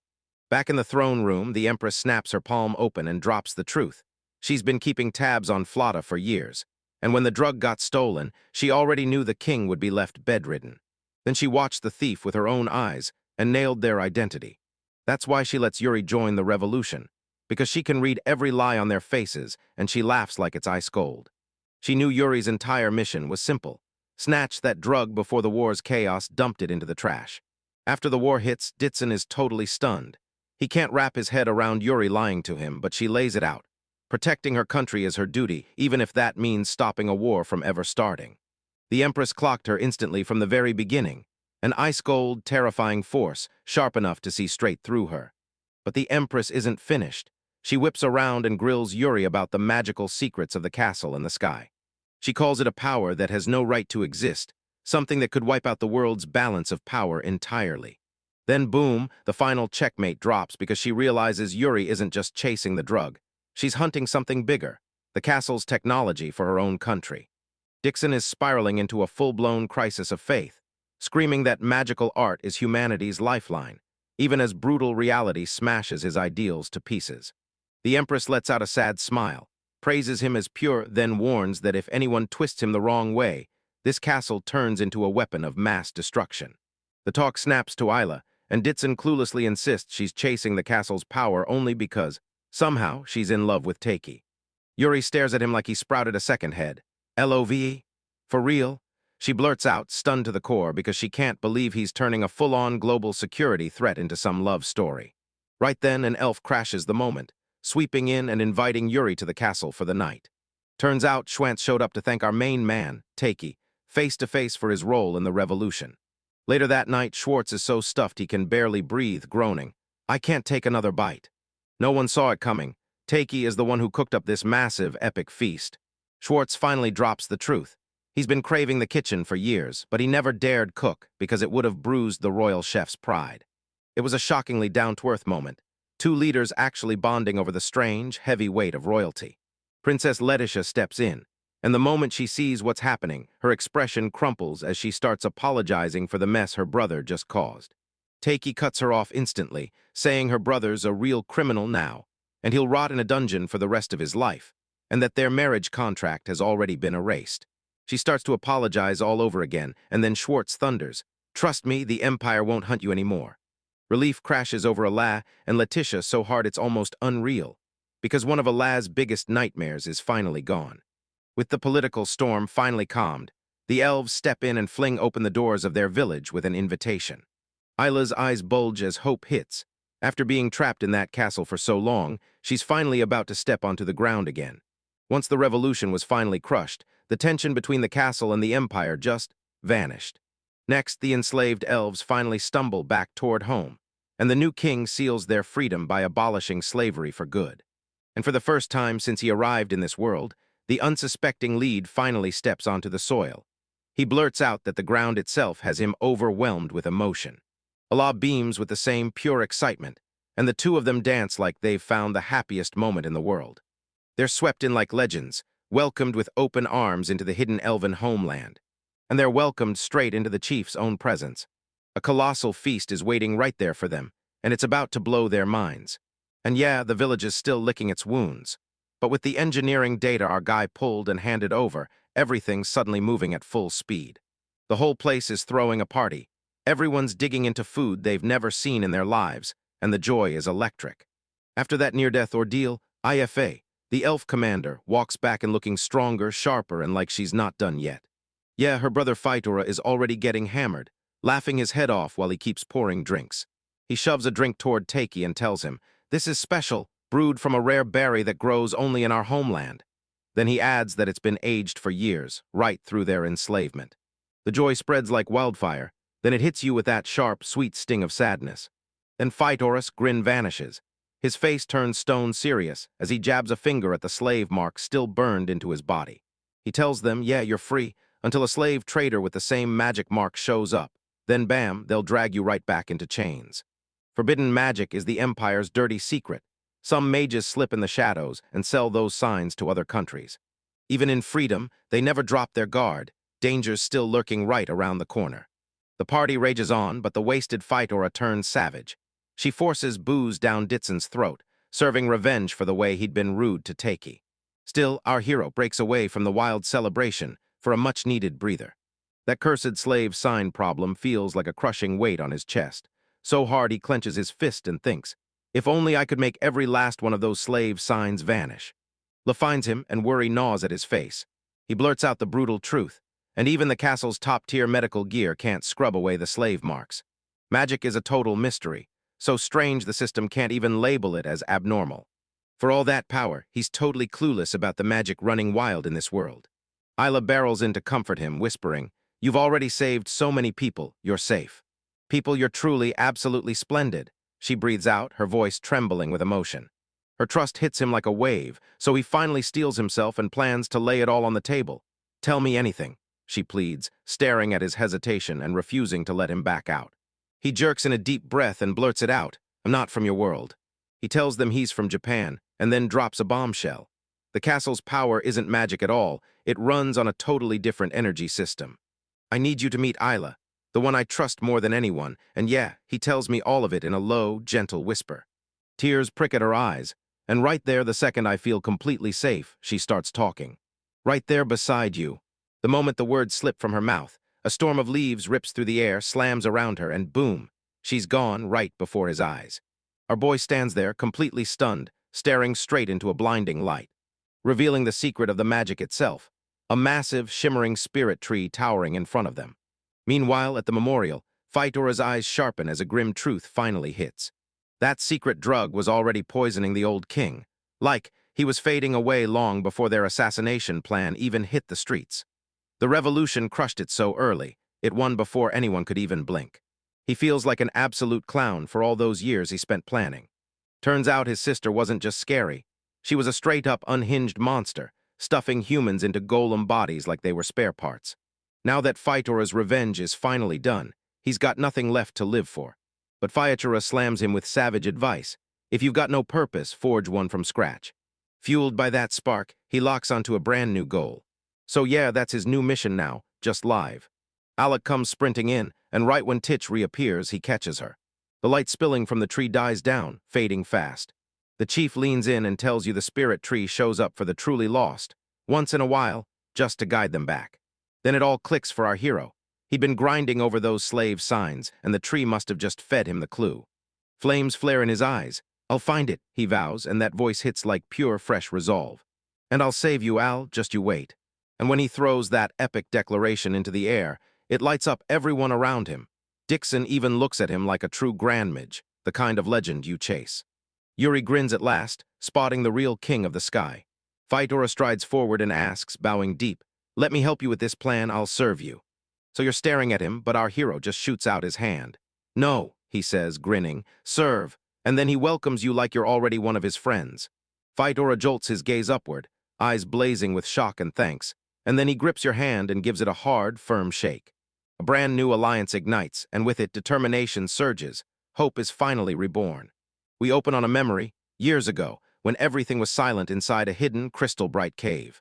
Trust me, back when I was way younger, I stood beside her and her dad, Bart, while he told us this spot is sacred to the cat Beastmen.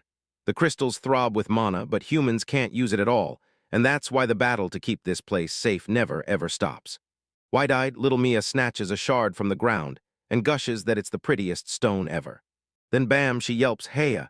The stone is freezing so hard it feels like a chunk of ice. Her dad presses his fingers to it, utterly stunned. Nothing at all happens to him, no warmth, no spark. Mia just grins, those little fangs flashing, and she murmurs, "Your hand is warm, Dad." And in that heartbeat, the love hits so hard you can practically feel it in the air. A father and his daughter stood side by side, trapped in the glittering, silent magic of their ancestral home.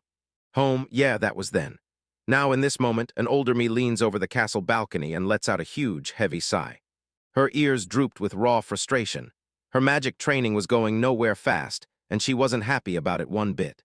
Inside, the rest of the crew is locked in a tense strategy meeting, and those spirit trees are pointing them straight west. But Isla immediately calls West out. He's insanely vague, and that makes him basically useless. Ditzinson, still acting like the biggest drama queen in the room, keeps insisting they trust the tree. "If anything goes wrong, you can punish me." He roars, and our poor guy just stands there like, seriously, why is this so annoying? Our main man decides enough is enough. He takes control himself, unveils the stealth drone he built in a snap, and it's basically magic. It rockets out on its own, hunts intel, and brings back the goods. With a sheepish grin, he admits he got a little too carried away. He stayed up all night just to cram in extra features he probably didn't even need. The moment it gets real, the talk plunges into serious territory as they dig into the slave marks, only to discover every country has its own secret, tightly guarded technique. This week, our hero starts sweating bullets when it finally hits him. What they're doing is basically international espionage, and Yuri-san shuts it down immediately, confirming it's state-secret territory. With the clock ticking down, they decide, right now, to go grab every last scrap of information they can. Then bam, everything clicks when someone drops a rumor about the cat Beastkin homeland out in the far west, where they've got a special ore that supercharges mana, and suddenly the plan locks in. They have to go straight to Mi's father. Sure, some old-timers just snorted off as a merchant's tall tale, but our boy and Ayla have been sold, so when they finally get a chance to see her family, they'll be over the moon. And yeah, she's on a magic call with her dad, cheeks puffed up like she's trying to play it cool. "If you all go, I'll follow."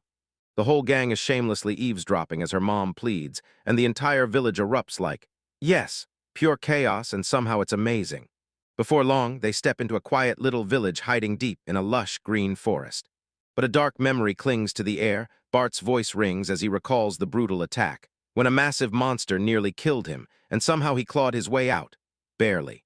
When the crew finally storms into Mi's place, the atmosphere feels dead wrong, because Bart isn't there. Mi's mother, Terrain, is choking back tears. Mi slipped into the forest last night without his golem, and he still hasn't come back. Panic starts to claw at Mia's chest, but she grips the crystal necklace her father gave her. She knows he isn't dead, yet something is horribly wrong. The land practically begs for a golem, so we form a search party, and Mi insists on going, but her mom shuts it down and orders her to stay behind. Track it down, just in case Bart comes back while they're out. So are they leaving? But she's not about to sit and wait. She already knows where he slipped off to. He raced to that secret spot to snag her another stone. She rockets into the woods, shattering one of her people's most sacred rules in a single breath. Chasing a trail of footprints, one step at a time, she tracks him down, right into his father's arms. And he's stuck, pinned flat by this grotesque, shadowy beast, while she scrambles to cast an ice ladder, but the spell sputters out, fizzles, and turns to nothing, and her magic is failing her. She claws at him with pure desperation, but he's wedged in place, stuck tight, no way out. Ignoring the danger, she bolts straight at him while the monster towers above them. Sometimes Bart recounts how a monster sank its teeth into her leg. Now she can't even walk. He snaps at her for showing up, but she's so terrified that his scolding barely even lands. He flashes her a shaky, grateful smile, like it's all he can manage. But that sweet, tender moment gets ripped apart the second the beast slinks in close, jaw snapping with jagged teeth bared. "My run," her father yells, but she doesn't budge, refusing to leave him behind. Tears pour down her face as she roars. "You're telling me to run? There's no way I can because I love you." She rips a blast of raw magic straight from her core and drives it into the beast's head-on. The strike lands like a thunderclap, and the creature reels backward in a full stumble. But it's still not enough. This monster is barely dented, Mi's power is slipping fast, her strikes aren't deep enough, and she can't rein in her mana anymore. Right when everything looks doomed, her father suddenly shouts her name. And he yeets the mana amplifier straight at her. "Take this." He tells her it's meant for mages, then dares her to figure out how to use it. The second her fingers brush the stone, cool energy floods her and her nerves finally calm. She can even see the mana coursing through her own body now. Then the monster barrels in, and she gets ready to unleash her counterattack. With a primal scream, Mayan snaps on a wild, unhinged blizzard of ice magic that goes totally out of control. Like snapping into existence and slashing the air with massive, deadly shards. Ice lances hammer down from every angle, skewering the monster all at once and tearing it apart in a brutal, no-mercy burst of power. She could only gape in pure disbelief. After everything, she yanks him back to his feet, and in that now-glowing cave, they cling together in a tear-soaked hug. It's the same mirror as before, but this time they're finally standing side by side on equal ground. One tear rolls down Bart's cheek. He leans in and whispers, "Mia, you've really grown up." His voice cracks with emotion. They cut out of there right away, dumping the monster with the cleanup for later. Right on cue, our hero drops out of the sky in a golem, landing right when it matters most to save the day. Stuck in the village, Bart S on the mend because our guy's portable medical tech kicked in and healed his leg clean. No scars, no fuss, and he didn't even have to leave. Our hopeless hero just shrugs it off, grinning as he jokes that he only used Bart as his test subject. Bart and Terrain finally reunite, sharing these sickly sweet lovey-dovey vibes, so intense their own kids can't help but cringe. To celebrate, Mia swings the idea. Everybody dives straight into the village's legendary sweets. It's that perfect mashup of beans and cereals, so tasty that everyone can't get enough. Right after that, Bart bursts in with a gift for his wife and their daughter. 2 stunning wands, each forged around a sacred monostone, 1 monostone per wand. He's praying it'll boost my studies, and she's absolutely over the moon. The family is finally reunited, and everyone breaks into bright smiles side by side. Their hearts beating as one. Later, while everyone digs into the treats, that elf just can't stop staring at your brand new wand. Allah can't help but gush about how stunning that stone looks. And me flashes a massive fang-filled grin, case closed. Next stop on the cruise, the library. Our main man has to chase that mysterious hint about the spirit tree, while I'm sent on a mission to grab brand new fighting clothes. Then Isla decides to tag along for the library trip, and Terrain even offers to help me shop. Yuri-san is coming too, straight to the library to keep a promise she made. And Ditsensen can't wait. He eagerly steps up as their guide. They burst into a library so huge, it looks like a cathedral dropped from the sky. As if it's no big deal, ALA casually drops that the castle's library is even bigger. Like, what kind of flex is that? Ditsen-san points out that this spot is home to the world's biggest stash of magic books, built long ago to spread hard-earned knowledge and lift all humanity toward a brighter future. The whole squad breaks apart on the spot, racing to cover every inch of ground. Inside, everything blows your mind. Rows of shelves climb up like they're reaching straight for the heavens. ALA suddenly trips and smashes into our boy, and the books explode into the air, scattering everywhere. Once they're finally back on their feet, they stumble on a battered map showing the wild lands west of the elven village. a wild corner of the world that nobody's mapped out completely yet. It's a real adventurer's map, etched with 9 brand-new fledgling countries, and leading to a giant, totally undiscovered continent. Ilo leans in way too close for comfort, and our hero's face explodes into a blush as he stammers on the spot. She blurts out a quick apology, completely flustered, and they scramble to patch things up and jump back into the game, awkwardly. She taps the map like it's a warning sign, right on that cursed little spot with a seriously shady reputation, the Karluk Kingdom. This place is so grim that parents in nearby lands shove fear into their kids' heads. Behave, or we'll send you to Karluk, where they snap you up as slaves. But yeah, this is a real lead, a solid one that could crack everything wide open. Meanwhile, the elf is gearing up to barge in and wreck their sweet little moment. But Ditsun-san and the golem literally haul him away, practically shrieking for him to read the room and quit acting like an insensitive parasite. Ditsun-san suddenly goes straight for the heart, warning that if they step in, the precious time our boy and Isla get together will get chopped down fast. Like the elf is totally baffled by this human idea, and Ditsun-san nearly blows an aneurysm just trying to explain it. They hightail it to the shelf to hunt down more books. The shopping trip is pure chaos. Yuri-san and I get locked in this brutal fashion showdown, fighting over which outfit makes ALA look the best. Finally, the library crew slams into a brick wall. Every normal book gives them nothing, and the only shot they've got is the forbidden section. A chilling room packed with cursed tomes, and every page comes with dangerous on-site spells ready to be deployed. This is the only shot they've got to dig up clues about the slave mark. Our boy and the elf lock eyes, then charge into the danger while the rest stay outside and hold the line. The door is rigged with some brutal magic traps, and it's not messing around, proving it the hard way as a poor guard gets zapped straight into next week. But our hero doesn't even blink. He strolls right up, smirks that the lock has 0 magic, then blasts the fried guard with his own power, fixing his circulation in one brutal move, while the man looks absolutely terrified, clutching a tool he rebuilt straight from the castle. He snaps the lock open with a sharp, satisfying click. In that dusty, pitch-dark room, they tiptoed like every creak could summon trouble. Suddenly, one lone book starts glowing like it's alive, slips off the shelf, and rockets straight toward our main man. Its pages open, and dried leaves flutter out like the book just exhaled secrets. This is the asterisk moment. The elf shuts it down, no curse, no tricks, just pure truth. And that book is a vault of secrets, packed with the forbidden arts from every country right there in front of you, like it's screaming, a whole section on the Karla Kingdom. Inside it lies the ultimate prize, one technique that can wipe slave marks off people from other nations. Our boy's eyes flare wide as it clicks, and suddenly the spirit tree and that half-remembered direction all smash together into this exact moment. At last, the plan locks in. After all the chaos from the last adventure, the crew finally sinks into a breather, and Yuri just chills and catches the rest he desperately needs before they head back to the Imperial country. Inside, Terrain is showing off needlework like a pro, and Isla is totally freaking out at just how incredible it is. She drops to her knees right away and pleads for the Terrain to teach her everything about the thread. Turns out Terrain hooked everyone up with slick new summer fits, and our boy is absolutely thrilled with his breezy new look. He's flopping around carefree and cozy, even though he's still allergic to shoes. While the fashion show blazes on, Yuri drags me into intense training, because apparently I'm a magical prodigy now. Then she rips into the air with savage ice magic, straight-up boss energy. Yuri tells him she's drilled the kid in every basic technique, and her mana control has skyrocketed so hard that Yuri straight-up admits, "I've got nothing left to teach her." Me gets curious and blurts out, "Did Teiki teach you any magic?" Yuri just smirks and confirms the obvious, our main guy's magic doesn't even belong on this plane. The writing makes 0 sense, the ideas feel totally alien, and the whole thing turns into a full-on mystery. I'm totally thrown for a loop, but I finally get it. And yeah, it's weird as hell in the best way. That detail slams Yuri into overthinking, because Teiki's power is so wildly off the charts that it's probably the reason nobody has ever seen a floating castle or even caught wind of one.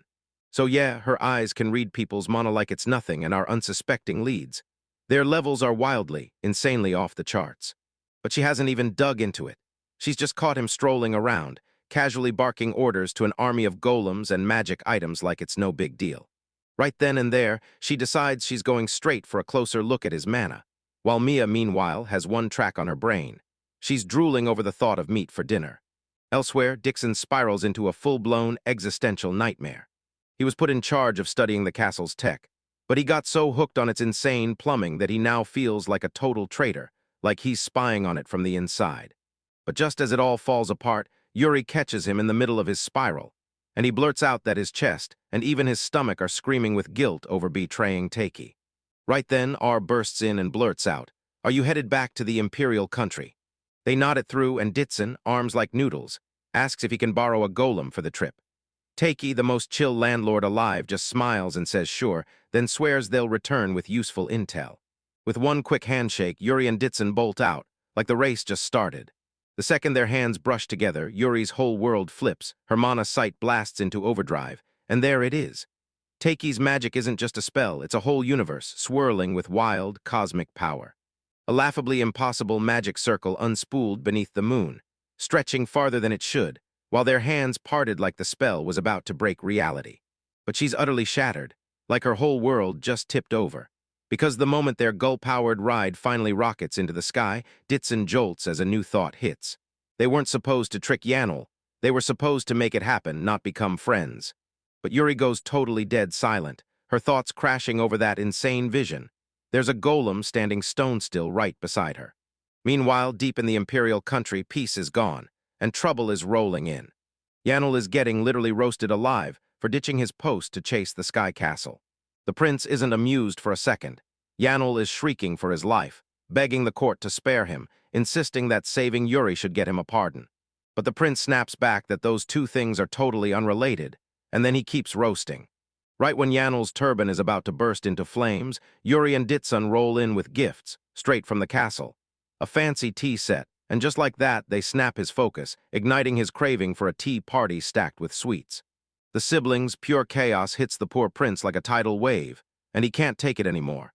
Yanel gets told it's a blessing he's not the throne's candidate, because if he ever ruled, he'd go full unhinged tyrant. Later on, they finally stop messing around. Dixon straight up admits their castle analysis was a complete bust, because they hadn't understood a single thing. But Yuri drops a bombshell, and Ditson's glasses almost crack in half. Deikasama might not be the greatest mage, yet the old man is completely stunned. The debate rages on, and Yanel and Dixon are stuck in disbelief, because the guy who yeets a castle into the sky and bosses an army of golems can't possibly be not a mage. That's just not real. Sure, Yuri claims she can asterisk feel the mana flow, then says his is like it's built on a whole other level. After a deeper look, she realizes his aura, his pure life force, is a kind of mana she's never seen before. She grabs the teacup, and with a sharp little analogy, points straight at the tea leaves like they're spelling the truth. She tells you the same plant can brew two totally different teas, depending on how you prepare it. And his power isn't just stronger, he's not even playing the same game as them, he's a whole different kind of being. This bombshell totally snaps Ditson into overdrive. He starts blurting about mana transfer and golem production, then his ramble faceplants straight into his favorite topic, toilets. He launches into a wild, passionate rant that hygiene is the whole foundation of life, then slams down his vow to become Takei's very first student just to get the secrets behind his legendary plumbing. Yanel is totally creeped out by this sudden, terrifying obsession that shows up out of nowhere. The vibe snaps to something way more serious. Our boy is hunting for a cure to erase Karluk's slave mark. In York, Yanel slams the warning down. Karluk is a shady, dangerous nation, and they need to watch their step. Their government is a straight-up cult of cardinals, running a massive slave trade like it's sacred business. They're notorious for snatching nobles off the streets and dragging them into slavery. Their court magicians are the best on earth at forging slave marks that don't just seize the body, they smash the mind itself. It's high-level brainwashing, like someone rewiring your mind from the inside out. A deadly state secret buried deep in the Karluk Empire. This is their signature, magic so brutal it rips a person's freedom of choice right out of them. Yordi realizes there's no way he can just politely ask for the research data. If she's going to help Takei fight this sneaky kind of magic, she has to figure out how it works down to the bone, and the thought of what it might do to him makes her worry hit like a punch. Yanel tells her she's pushing herself too hard, but she only smirks and says seeing him gives her the courage to keep going. He locks eyes with her like it's the first time in ages, really seeing her again, and he blurts out, "Yuri, you've changed." She's always been fearless, but now there's a blazing fire in her, when he's never seen before. Back at the castle, the golem wastes no time and fires off a quick report to Takei. Moments later, the Empire's crew rushes back in, and Takei's over the moon to see them, especially Yanuel, because this is his very first meeting with her. And of course, our hopeless hero, S about to pull out his newest invention, an enchanted hot plate that's way more magic than it has any right to be. Just then, everyone crowds in, stunned that it cooks meat and veggies with zero charcoal and not a single flame. Yuri dives in and devours every bite, clearly loving it. The elf, the ultimate meat cop, squints hard and fires off the $1 million question. What kind of meat is it? The whole table locks up instantly. Me, Takei, and Isla start sweating like crazy. Everyone else stares, totally dumbfounded as that sudden tension snaps the room tight. But Yuri, smooth as silk, just bursts into a cackle and spits, normal meat, of course. Then boom, with one cocky lie, he saves the day and makes it taste amazing. Later, Me marches up to her mom and shows off her brand new skills. Her mother can't believe how far she's come. Her mother can't help but smile. She says Yuri hasn't just matured into a true leader for her country, she's finally found something even better, the joy of laughing with friends. Become one of us, feel it, live it, stop hiding behind the numbers. Then Yanul nods along because Yuri never had room for friends, her duties have kept her chained up tight. Yuri tells me she's heading out with Titch for Karluk, and before they're gone, she orders me to drill non-stop on some nasty offensive magic training from Ditson. The thought hits him, and his whole world crashes. He erupts in a full-on meltdown, screaming and fighting back in pure protest. Yuri keeps needling her with, "There's something in the castle you've got to look for." But Me loses it. She clings to Yuri and begs her, over and over, not to leave. Her fresh screams of doom tore across the night sky as they spilled from the floating castle. Soon the castle rips through the sky, sliding straight toward Karluk's hostile territory, while Ella is out cold, fast asleep against one of the golems. Our main man stares at her, his heart slamming in his chest, and he quietly thanks the golem for standing guard at her side. Just a brief pocket of peace before the storm hits. Bully Mare's nightmares tear open the dark. "Father, why?" Her scream slices the air, and the betrayal curdles into a silent, shaking no. Allah snaps awake in a cold sweat, her heart pounding like it's trying to escape her ribs. A strange ceiling, a soft bed, but when did she even fall asleep? Right when she starts to steady herself, a holographic screen suddenly pops out of nowhere, and one loud notification chimes. A familiar voice snaps through the haze, "Takei's here." He tells us she passed out, so an AI picked her up and hauled her straight to her room. And meanwhile, we're already soaring high above Karluk, the country where they're betting everything on finally wiping away her slave mark. The words float there like a curse, and she instantly grabs her chest, right where all the pain started. That departure memory smashes back in. Little Me is a total wreck, clinging to Takei and pleading, "Please don't leave me." And now our main man has to step up like the adult in the room, flat out telling everyone he needs someone he trusts to run the castle. So yeah, that person is her. He lays out the whole plan. She's got to get stronger, train her magic with Ditson, and learn how to protect everyone. And right then, something inside her broke, hard. Tears poured down her face as Mia clenched her fists, eyes blazing with brand new fire, and she swore she'd become a powerful magician, just like Yuri, Isla, and Takei, leaving our hero utterly stunned by the instant, wild shift in energy. All the girls hugged through tears, then swore on that hopeful goodbye that they'd right. With that, their legendary quest ignites. Ditson takes charge, they bolt out of the castle and head straight for Karluk. Their carriage rattles hard along the capital's stone streets, shaking every bone. But it gets instantly swallowed by the sight of a magic-powered bus tearing past them with no driver at the wheel. Just pure, supernatural chaos, and the locals are left utterly stunned. Our boy, totally out of place, strolls up and casually asks the parking attendant if this is the right spot for his car. Then he flexes hard. He hurls a mountain of coins into the guy's hands and fires back. Is that enough? The crew finally bursts into the real city, alive with noise, packed with beauty, and buzzing like it's waiting for them. But as they hit the streets, a grim truth slams into them fast. The road splits in two, one lane for citizens, the other for slaves, whipped into existence like they're nothing but an ugly stain. Look at them, broken as a wreck, eyes staring into nothing, moving slow and lifeless like they've been turned into zombies. Alas shuddered the second she felt it, the soul-crushing magic of Karluk's slave mark. A nearby merchant cackles, and swears it's the only way to keep priceless property under control. Suddenly, two kids streak past them and snatch the keys pouch right out of reach, vaulting walls at impossible speed like they've been parkouring their whole lives. The merchant just scoffs in their face, shouting at the AI to go hunt down the slum kids. But Afusan is already there, calmly announcing he'll chase them down with flying magic, like it's a threat spoken in ice. The chase whips them straight into a totally different corner of the city. Welcome to the slums, an abandoned, crumbling corner of the bustling capital that everyone seems to have forgotten.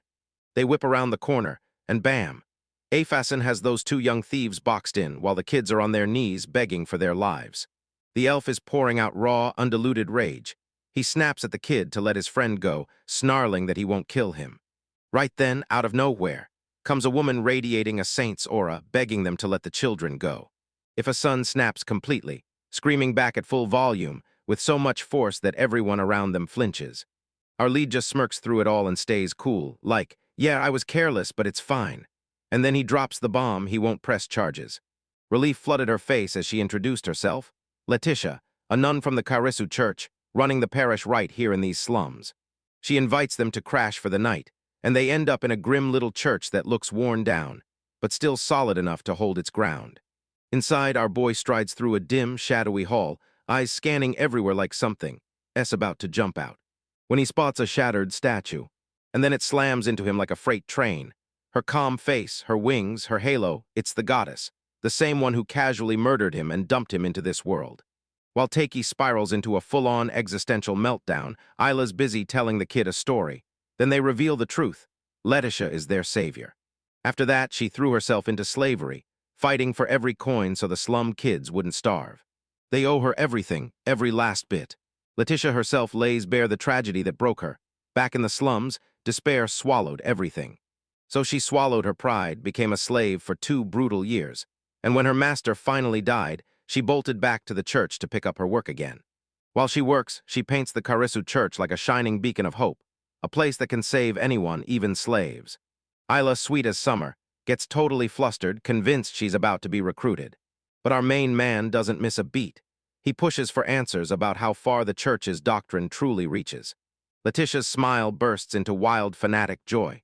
She beams that she's their savior, because she hauled them shelter and food, putting a roof over their heads and filling their bellies. And how'd she pull off this miracle? Her smile snaps into something wild as she grins. I marked a bunch of them and turned them into my slaves. The room suddenly goes stone-cold silent. Then she spills the truth.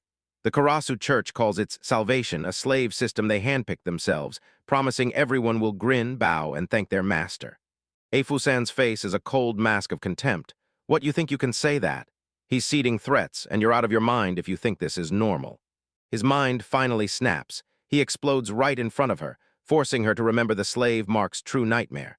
It's a chain used for exploitation and brutal control, not some blessing. Leticia's face twists into pity like, that's what happened in your country, right? She asks, acting like that somehow makes it fine. Then she insists in Carlux that it's a sane system that keeps people from starving. One of the kids blurts out that he'd rather be cozy as a slave, because it beats slowly starving to death. Afusan snaps that her so-called genius is just delusion. She only got that win because she got lucky with a good master. The tension's so heavy it's choking him, so he snaps, storms out, and scrambles to escape her twisted logic. Takei storms after him, and his thoughts crash and spin. This whole place, this entire country, is built on a foundation that feels totally alien to him. He stares at it. Is it better than dying? Maybe, but the moment he remembers everyone he knows who got wrecked by that mark, a cold rage slams into his heart. His resolve turns to steel. Will I finally tear out that slave mark? He wonders, gripping the thought tight. Nope, there's no question there. That's a declaration, and whoever they are or whatever they spit, I'll wipe it out. But once he sets his sights on it, he'll scour this entire country and wipe this whole system out. Elsewhere in a dim, grainy prison cell, a young girl who carries herself like royalty sits chained, while shady men seal her fate without letting her breathe. The very next morning, Takei tried to shake the stress out of his mind, because right after that intense talk with Leticia, she actually respected his opposing view.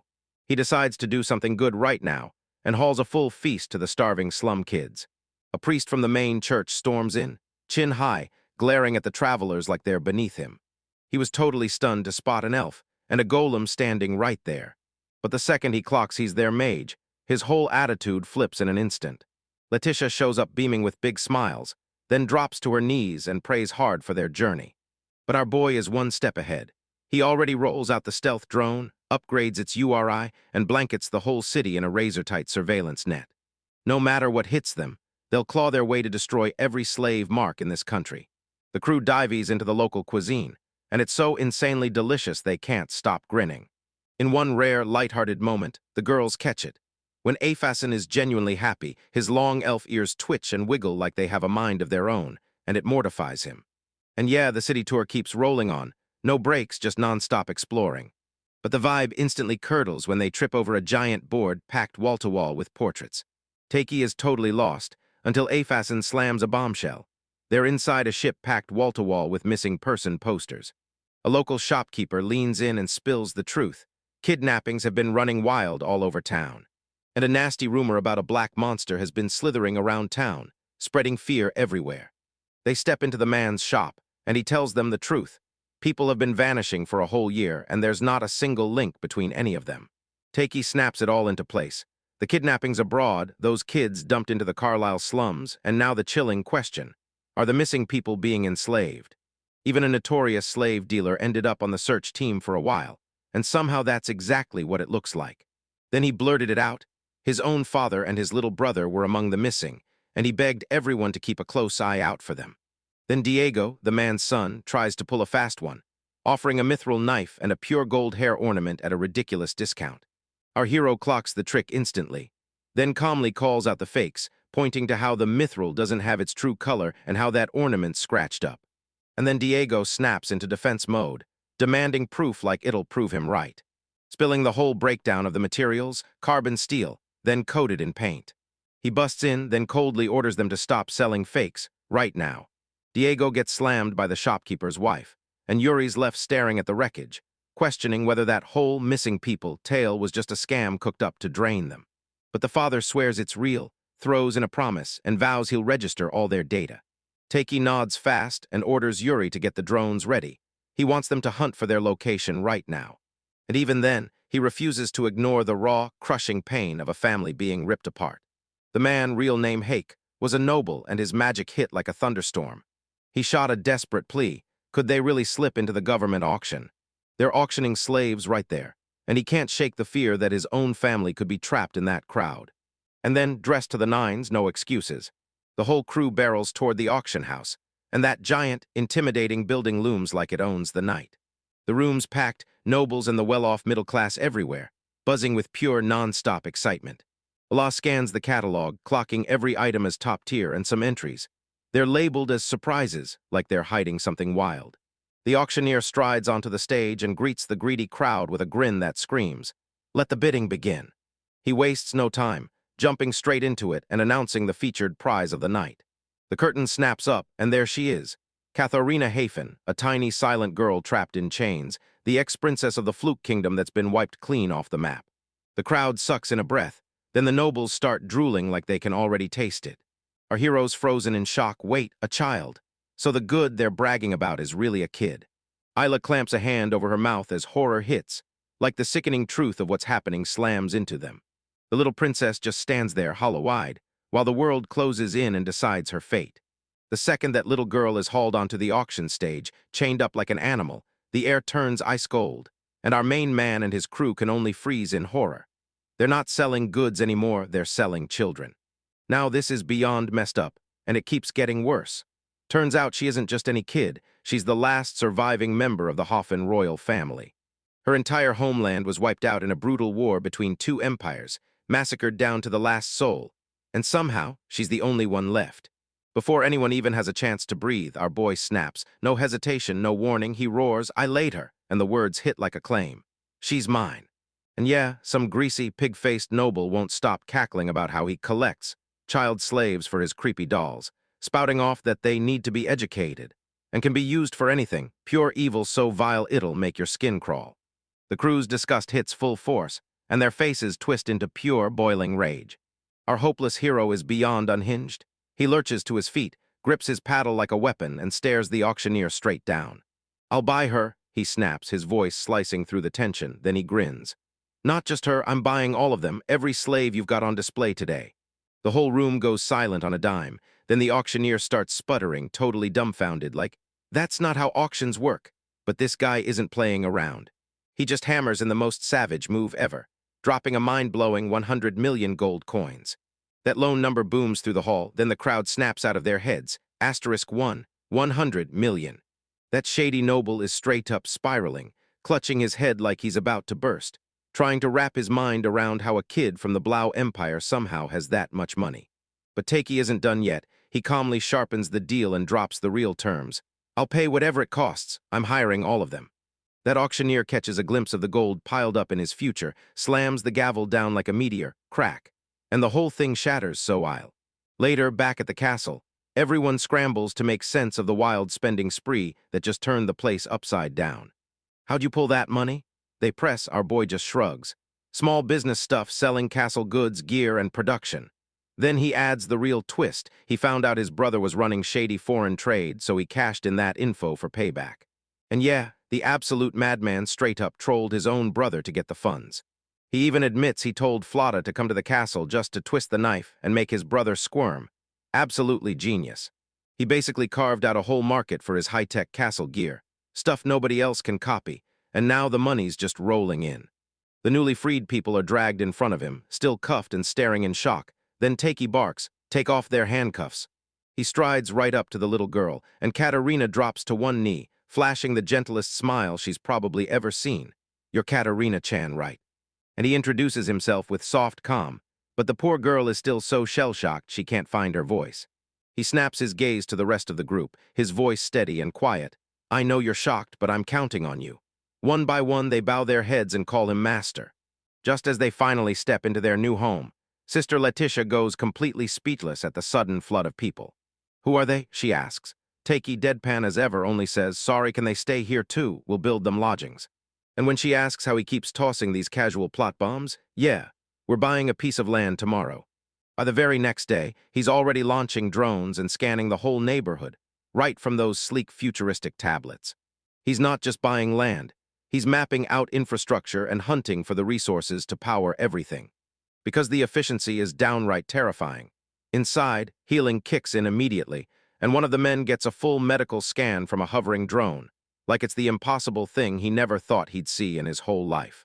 He reassures a lad that he's not really in that much pain, still reeling that any slave would ever get brought to a doctor at all.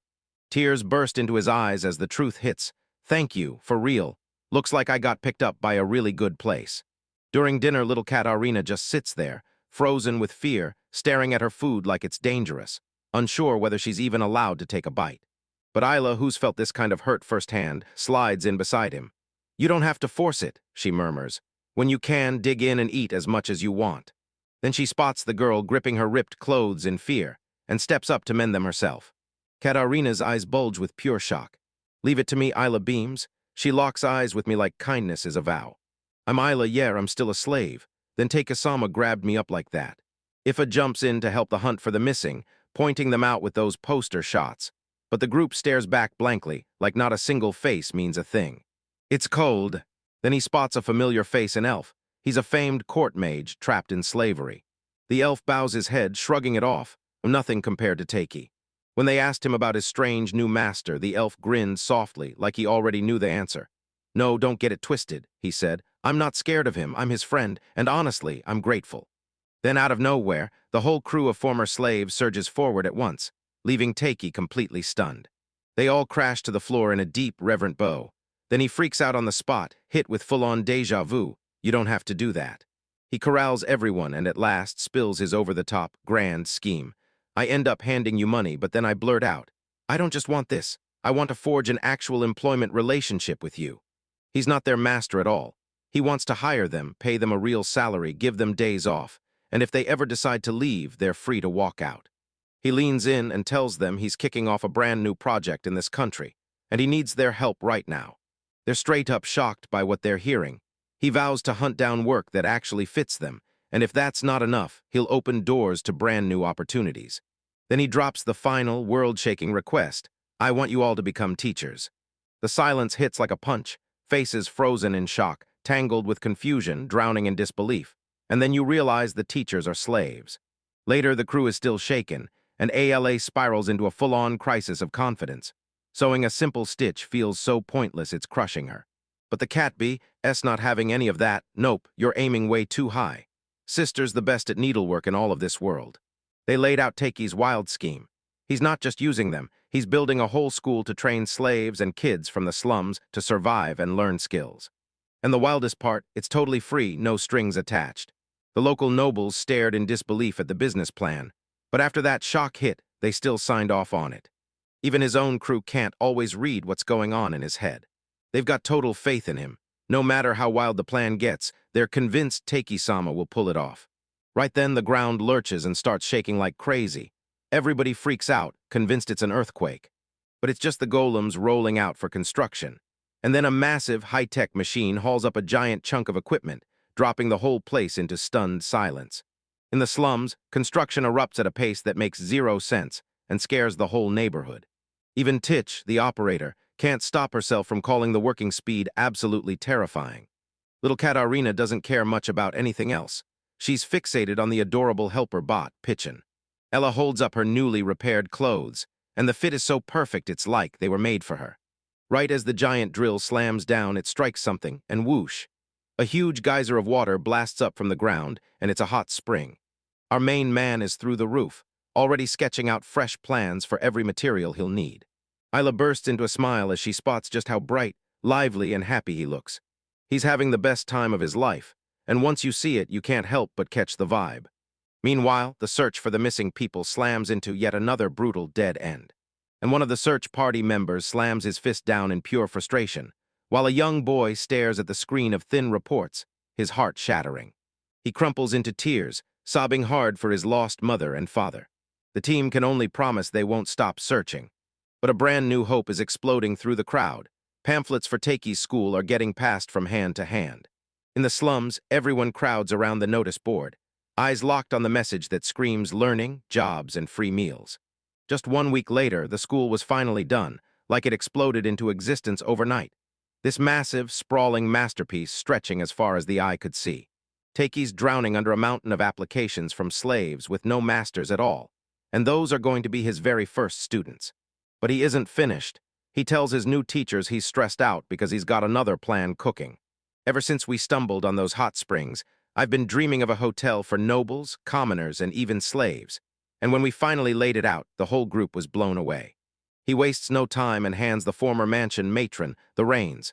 She's so choked up with gratitude she can barely get words out. She can't hold it in. She asks with bright excitement if she can bring in her old acquaintances, those incredible servants who join her in a heartbeat, and honestly, it's a dream that finally comes true. The carpenter gets handed control of the furniture, promised that he'll hire the school's next wave of graduates. A scrappy kid from the slums sprints up and drops into a deep bow. "Please, I'm begging you, help me." Teiki leans in and softly tells him, "Raise your head." In a jaw-dropping moment, everyone, former slaves, fresh recruits, and our hero, links hands together, and just like that, a whole new community is born. Weeks later, Sister Leticia catches the slum kids pouring out of the church, and her eyes narrow. "Oh no, where do you think you're going?" She assumes the worst as they're clearly plotting to steal again. Then she barrels after them, slipping through the alleyways like she'll never let them go. She hit the brakes dead in her tracks, because right there in front of her loomed the gates of the new school. They're not stealing at all, they're enrolling like they're signing up for chaos. She slips a glance through the gates, totally thrown off and confused. She grips her sword and watches them train, blade to blade, like it's life or death. They worked in the kitchens, flashing a real smile like it meant the world. The elf mage isn't just training, he's up in class, teaching his magic to the next batch of students. Leticia staggers away, visibly shaken. Those kids are heading to school right now. The truth slams into her like a punch. She was wrong. It's the first time I've ever seen them like that, those smiles. But just as clarity finally clicks in her mind, her superior barges in. "Father," she blurts out, "you came to see this school too." The old priest isn't impressed at all. He snaps that the school is an insult to their beliefs, and that it's outright denying the slave mark and the goddess's benediction. Leticia tries to tell Teiki, "I swear, he just believes there's another way to save people," and the priest cuts her off instantly, screaming that it's heresy.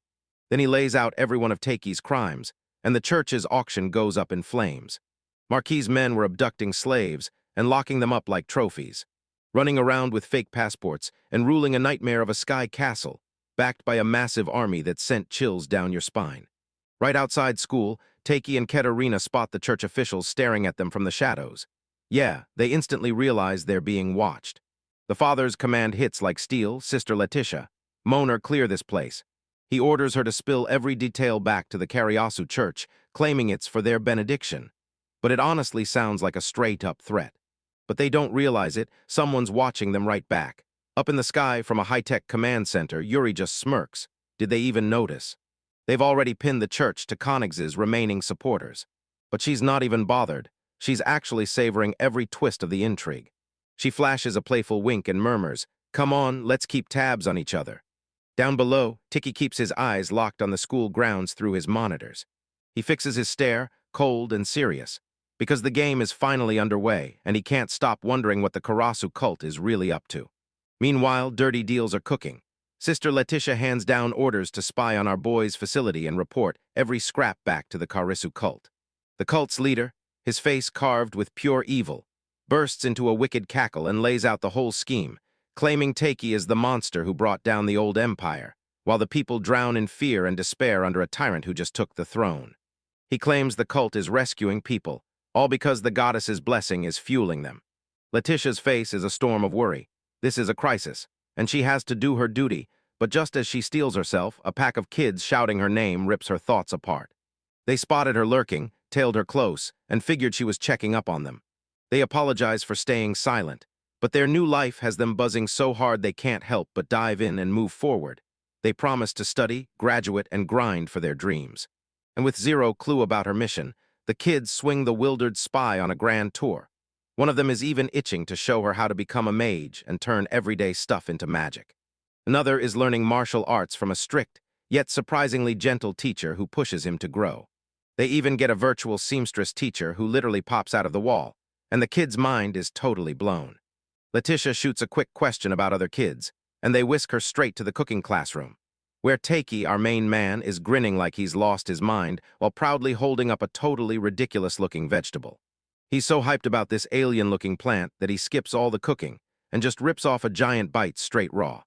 Right after it happens, our hero's expression goes dead silent, and he dramatically crumples to the ground, totally lost, like a fish flopping out of water. Right after the chaos hits, the kids spiral into full panic. Then boom, Isla and Katerina burst in, and Isla instantly clocks Leticia as the same fiend from the castle in the sky. Her protective instincts explode, and her sweet face twists into a feral snarl as she senses the darkness lurking behind Leticia's cute smile. Katerina, always the sweet one, simply pats the kids on the head and hushes their worries right away. And the kids are absolutely thriving. Teachers are lavishing them with praise, and they're diving headfirst into what they truly love. The air turns warmer when one of the girls says the slum students can finally use the bathhouse, because their hygiene is a huge mess. And then she casually scoops up flustered Leticia and invites her to come along. Leticia stumbles into the scene and freezes. There they all are, naked as the day they were born. Yet somehow the others act like this is totally normal now. Now that innocent little fact, both of you are huge, will change everything. Big, the mood drops as they sprawl under the glowing moon, and suddenly the talk gets serious, because the girls can't wrap their heads around it. The food and lessons are free, even out here in the slums. They finally realize this school exists to level up former slaves' skills, so they can get hired as real, proper workers. The talk whips straight to the slave marks, and one girl blurts out that only a handful can actually take control of minds. Then the cult's twisted doctrine spills out of one of the girls, and she snaps, "Why are you piling on more options for nothing? Don't people suffer harder the more choices they're given?" Her argument is downright chilling.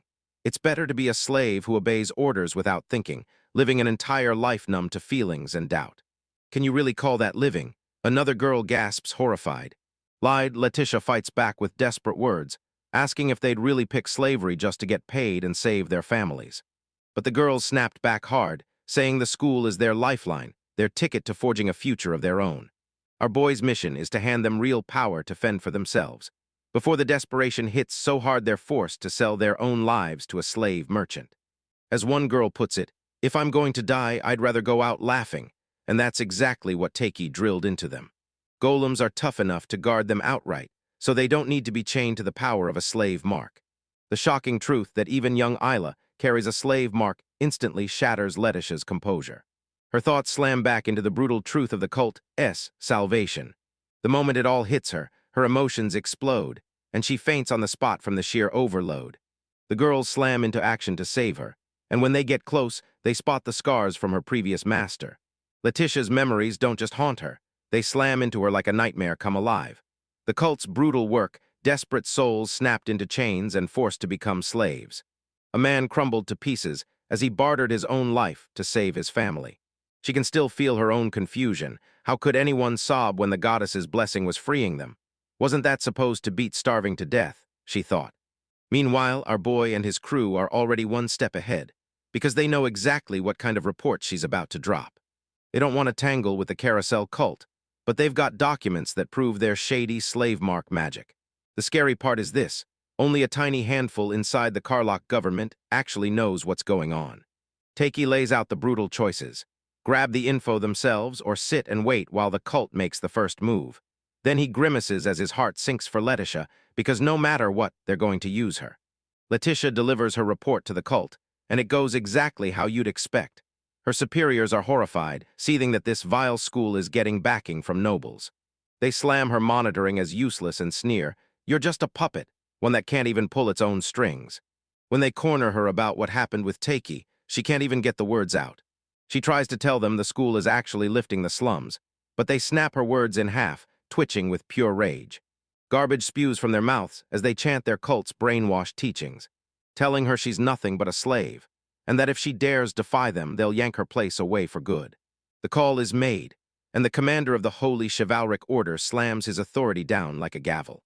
He doesn't need a puppet king's words. He's done listening, and now it's time to smash them. Back at the school, a teacher steps into the garden and spots something that shouldn't be there. No, it's not just a dog. This is a whole army marching straight up to their front door. So the students are freaking out, but our main guy stays ice cold. "Keep it together," he tells them. And yeah, we all knew the Karasuk cult's Holy Chivalric Order was about to show up. He swings around to his trusty golem. "All right, A1, we're saving the school no matter what." The knights line up tight, steel walls and wild devotion, ready to explode into the clash. The knight commander is already roaring his orders, blaming Takei for snatching a mage slave, yelling that she has to be returned, and demanding every other slave in that building gets brought back too. Inside, the former slaves shake with terror, because the thought of going back to that life makes their hearts refuse. They remember getting used up, being treated like trash by their masters, then thrown away the moment they were done. Katarina rockets toward the window, then a log grabs her and yanks her back. Our unsuspecting hero steps out like nothing's wrong, dead calm, and tells them straight up he can't fulfill their demands. This is his private land, bought with the proper authorization and taxed properly. The students and teachers showed up on their own terms. No force, no crimes, and not a single law being broken. But the commander snaps back at Takei, blasting that he's hoarding the goods that keep the economy and the cult alive. Then he drops his truly vile philosophy. Here, slaves aren't people at all, they're treated like mere objects. From the sidelines, Leticia completely loses it. She's frozen in panic as the kids she was supposed to shield are suddenly caught in the line of fire. Then the kids grab her and hold her tight, begging her to stop, because going outside is way too dangerous. Takei calmly lays it out. The students aren't just studying for nothing. They're training to fight for equal rights as workers, so nobody can exploit them ever again. The commander sneers and declares the slave mark a blessing from the goddess. Like the good-for-nothings deserve it just so they can finally feel like they belong. That's when our boy finally snaps. He barks, "Enough!" and starts going off on the commander, shouting that slaves are people, not tools, and they've got rights. He's screaming that tons of people were forced to take the mark, and it's straight-up cruel to make them carry it for their entire lives. He gestures toward the happy community inside like, isn't it okay for them to build their own home and live as who they truly are? He cuts straight to the heart of it, his voice blazing with righteous fury. So tell me, are you really that terrified that the people you've been looking down on might finally get the same rights you have? The commander got completely crushed and left with nothing to say, so he snaps one savage order. "Attack!" and then shrugs like, "Yeah, go ahead and kill that guy." Takei's hexagonal shield snaps up the volley. Those arrows slam in and explode into nothing. Then the real action hits. Takei slams out his own golem, and it instantly tears through the knights while the students go wild, cheering nonstop. Takei barks an order at Afa. Go and rip out those mages who are puppeteering the mindless slave soldiers. Afa bursts into action and carves straight through the mage with deadly ease. Titch calms everyone down and says, "A1 and I will handle it, just don't let anyone step outside." A1 turns into pure chaos, hurling armored knights aside like they're nothing but ragdolls. The commander erupts into a wicked cackle, stunned by the golem's raw power. Then he drops his ace, right at the perfect moment. I'm begging to test our brand new generation golem, and he just smirks as a hulking, terrifying golem crawls up behind him. He did it, outplayed A1 the entire time.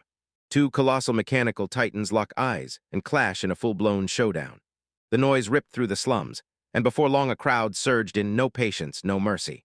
They start screaming at the Night Order, demanding they do their jobs the right way and get out of here. An old man who sent his own slave to school like he was family, like he was a son, steps up to the front. He throws himself at the commander's feet, begging him to change his mind, because all he wants is for that boy to get a real education and choose his own path. The commander snaps and brutally punches the old man in the face, and the poor guy gets launched flying like he weighs nothing. Name him Sig. Leticia begs the commander to stop, but he just shoves her aside and growls. Does she really mean to defy the cult's principles? He claims his violence is pure protection, shielding his believers from those people from the sky. The ones he says are coming to rip away their place. The kids freeze in pure terror as it clicks. This isn't what they thought. They huddle and whisper because the truth hits hard. Their big sis is one of the bad guys. They plant themselves in front of her, forming a living shield that blocks anything coming her way. Then boom, the commander's brand new golem snaps into full chaos, shrieking in raw, unbearable agony. He's totally clueless about what's happening, and it's all slipping out of his control. The golem erupts into frantic, violent thrashing, and then a massive chunk of debris gets absolutely yeeted straight at Katarina. Isla hurls herself right in front of the blow, but our boy snatched the timing at the very last second, slammed that barrier back into place, and saved them both. The rogue golem keeps tearing through everything, and it's not stopping. Siege raged on, until the knights finally wrestled it away, and everyone scattered in total chaos. Rush bolted over to make sure they were okay. And then bam, the impossible hits.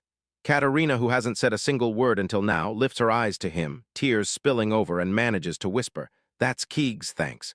Everyone's straight up frozen in shock. Allah tightened her embrace around that girl, drowning her in pure relief, and then she finally spoke. After everything goes down, SIIG is hauled to the infirmary, still alive, still breathing. But the emotional damage is already carved in stone. One of the young boys storms up to Leticia, his face screaming betrayal, and all he can manage is, "I just wanted to protect you all, but I couldn't do a damn thing. I'm sorry." Leticia drops to her knees, and her whole world caves in. Everything she trusted, everything she swore was right, turns out to be a lie, and doubt starts taking over her heart. The dust finally drifts away, and our kid stands right in the middle of this massive hall, dead silent now, after the Knight's order wrecked everything in total explosive chaos. The wounds are real, but the emotional damage, that devastation hits like a truck. The kids who slipped off to save Leticia finally trudge up to him, shoulders slumped and eyes down. "Sorry, Mr. Principal," one of them mutters. They told her they'd spotted her on that giant screen, watched the shady carousel cult squeeze and exploit her, and they just couldn't stand there and do nothing. And man, the story they tell is a total gut punch. Leticia, born into a famous family, fled the marriage she never wanted, only to crash straight into a cult's iron grip. They promised her a place to belong, then weaponized that hope, exploiting and torturing her until she broke. And when it was all over, they forced her into slavery just to scrape together the ridiculous taxes they dumped on her parish for protection. She just wanted a place to call home. But somewhere along the way, she got swallowed whole until she became a puppet in their twisted games. The kids are drowning under the crushing weight of it all, but our main man lays a soothing hand on their shoulders. "You can repay her kindness," he says, and you watch hope spark back into their eyes. Meanwhile, Katarina, this brand new girl, still feels shy, cheeks blazing as she finally works up the courage to talk to everyone. With every ounce of bravery she can squeeze out, she locks eyes with the group and dares to ask, "Will you be my friends?" Yep, she answers instantly, and it hits like a thunderclap. The kids go wild, chanting and already begging, "Can you and Big Sis stay at the new hotel?" So our hopeless hero swings around to Leticia. He knows that cult doesn't just wave people away after they've pushed back. He tells her he'll get her a safe spot at the hotel, a place to crash until they're sure the danger is truly gone. She's flooded with gratitude and accepts right away, swearing she'll never be a burden. Then Isla snatches her into this warm hug and tells her to eat up, sleep easy, and brace herself, because a ton of fun is coming. Even Sig, the tank of a man who got wrecked by that golem, gets told to stay put, because they need to watch every change in his condition. Our boy shoots Katerina a quick look. She's staring off into nowhere, and for one brief second, a dark cloud rolls across her face. But there's zero time to sit and think. Yuri is already on it, and Afa warns him that hitting the hotel right now would spark a huge national incident. The very next day, the grand opening is already roaring, and that hotel is a certified masterpiece, like a palace rising straight out of the slums. And trust me, the guest list is packed with hitters. Big shots show up in a fancy carriage, stepping out like they're about to light the whole party on fire. The crowd erupts, especially when everyone's favorite bot, A1-san, takes the stage. One guy is spiraling out of control over this weird, inorganic feeling, so bad that even his friends start talking about it. Just when things can't get any crazier, another group crashes the scene, and Ditson instantly pins Yanel down and starts grilling him about his mission progress, completely steamrolling the party vibe. Until everything turns into a blur of motion. Allah's little sister, Me, launches through the air like a rocket, joy tears flying as she crashes into Yuri with a huge, crushing hug. Dixon isn't buying any of it. He snaps at Annual for butting in while the women are meeting. Ifa just smirks like nothing happened, totally unfazed, and tells Yuri she looks even better than before. Suddenly, the whole crowd starts murmuring as another guest steps in, Karluk's king, and the guy looks furious. Inside, the guests are stunned, speechless. The king himself steps up for a personal greeting from our boy, right in front of a jaw-dropping open-air bath. The main lobby screams pure luxury, and the staff runs like a well-oiled machine, treating every single person like royalty. But the vibe turns wild when they run into two absolute legends, the old emperor and Yanuel, dueling in a ridiculously fast ping-pong scramble, like it's not even a game anymore, but a full-on war between nations. Our hero just smirks, soaking in the good vibe, especially when the chefs unleash that insane food that makes everyone's faces light up. But the three leaders, Emperor Yanuo and the king included, stay completely quiet, and the weight of their situation hangs in the air like a storm about to break. Just a vacation. Our main man guides them into a private room, straight up telling them, I called you here because I've got some critical intel to share. The king of Karluk just drops a bombshell. He's a puppet, a mere figurehead for the Taria faction of the Karasu cult, locked out of real diplomacy. And yeah, it gets worse. The rival Uporoshna faction's inquisitor is rolling in, and the trial is happening in just a few days. The king spills it. The Karisu church is tearing itself apart in a civil war, and ever since the Blau empires surged in, the Taria faction has turned seriously shady. They're the ones behind the missing people, the slave trade, and they even bully the military into forging magic armaments. To prove he's right, our hero whips out the proof, an arm ripped from the golem that attacked them. The research is done, and it hits a near-perfect match with the Empire's golem tech. It all narrows down to one person, the shadowy woman, Violet, who fled the old Empire's revolution. Now she remembers, this gorgeous woman with long purple hair, striding forward like she's walking with the head of the Knight's Order. Her eyes widen, Yanel finally feels the chilling truth. Yuri nailed it. Violet is cloning the Sky Castle's tech, and some major investor with deep pockets is footing the bill. The old emperor's face hardens with grim dread. His country has lost its way, and he announces it's purge time. Change, his loyal followers swear by it, promising they'll make it happen. Their first target is Violet. She's a notorious criminal, and they're closing in to grab her. Janel agrees to help, then makes it crystal clear. He's showing up as a friend, not as some official mouthpiece of the Imperial country. Now that the heavy talk's over, the old emperor flips his mood a complete 180. Good, he barks, and tells everyone it's time to get moving and bat together. Daniel's horrified to the bone. Save me from this, please. He yells as the old man cackles, claiming their bond will grow stronger by having them wash each other's backs in the huge private bath. The path is chaos on full display, legendary stuff. While that all goes down, the girls kick back and relax, but they can't help themselves, teasing our guy by asking Isla what's going on with her and Takei. Mia shoots in right away, yelling that Dixon told her Isla likes him. And yeah, everyone's been able to see it for a while. If a savage question detonates straight into our main man's brain, boom, he crashes the whole system, completely stunned. The men's bath turns into pure chaos, loud, wild, and completely unhinged. In their own bath, the girls start to wonder if guys are judging and comparing everything the same way they do. Soon, when the whole group finally lets their guard down, Grace Ann spots something that sends a jolt through her. He's locked onto Leticia, staring at that strange mark on her neck. Then he whispers, I've seen that mark before. So he whips around to Katarina, desperation blazing in his face. My missing brother, he had the same mark on his neck. Do you remember? Katarina's eyes flare with recognition. She suddenly remembers that nightmare man from the Knight's Order, trapped in a dark, underground prison. I was there, she whispers, right before the auction erupts. Memories slam back like a tidal wave, and suddenly you're surrounded by people trapped behind bars. The big brother with the mark was sweet to me, she said, her voice shaking like she was still reliving it. Isla leans in, voice soft but sharp, and asks the one question everyone's been dying to know. Why were you there? Katarina's face crumples as the past comes down like a crushing weight. My mom was tricked by the Carey cult, she says, voice shaking. They slaughtered everyone and then they grabbed me. Then she hits everyone with the worst truth bomb imaginable. Every single person who had mana was shipped off to that place, to become the raw fuel for the new golems to rise. Her tale is pure heartbreak. Just a year ago, her kingdom's safety shattered when the Blau Empire came in and wiped it out. She's chasing a happy ending for a princess, like no compromises. But the moment her brother's health crashed, her desperate parents clawed for help from the Karisu cult. The empire and the cult claw at desperation, demanding slave payments, and they plunge the whole kingdom into pure, screaming chaos. Katarina's family, the Hafen clan, desperately tried to slip out with help from the cult. But it was all a trap.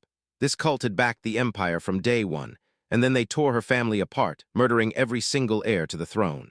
Then the villains yanked her, and her mother right before the corpses of everyone they loved, revealing their totally unhinged scheme to forge golems, powered by humans like living fuel.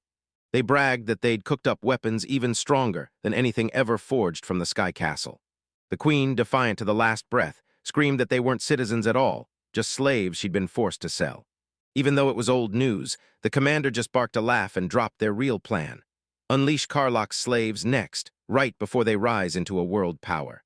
Her mother shoved past every limit, and the moment it hit her, oh God, they weren't just hurting her, they were going to burn her family up as fuel for those monstrous weapons. That's it, I'm ending you, she screamed, then exploded forward in a deadly lunge. Then, without warning, she got cut down in an instant, a brutal fatal strike right in front of her daughter's eyes. Katarina could only freeze in terror as her mother shattered, disintegrating into dust right before her eyes. The commander let out a cruel sneer at the shaking child, and he basically said, "This is what you get for resisting, now shut up and obey." In that pitch-black prison, she crossed paths with a gentle stranger, Gray's brother. He kept pressuring her, spilling words to choke out her hope, begging her not to fight, not to speak, just to obey. With his final breath to her, he slammed a mission into her hands. If you get out, chase a man with my same mark and tell him everything that happened. And still, Katarina was shattered because with her whole family gone, rescue wasn't just late, it was never coming. She had nowhere left to call home. But that was then. Now she's back, replaying every bright, joyful moment with Takei and her brand new friends in her mind. A real smile finally burst across her face. Now in the present, Isla clings to her and whispers, "You were so brave," when Katarina finally cracks and the tears pour out. She thanks Isla for mending her clothes, still wearing the last scraps of the life her family left behind. Once Gray finally heard the whole story, cold fury surged in him, and his sister's heart turned to pure rage. "I can't forgive them, I'm going to kill them," she swore.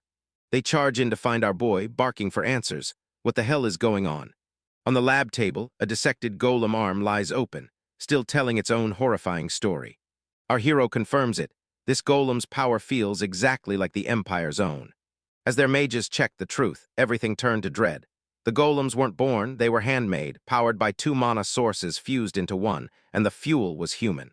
This cursed tech lets one mage puppet a whole army of golems by stripping victims of their consciousness. Our unsuspecting hero snaps his fist shut, because magic is meant to save people, not tear them apart. The tension is spiking fast. The king has already started arming his knights to smash into the cult's territory, but this might be one strike too late.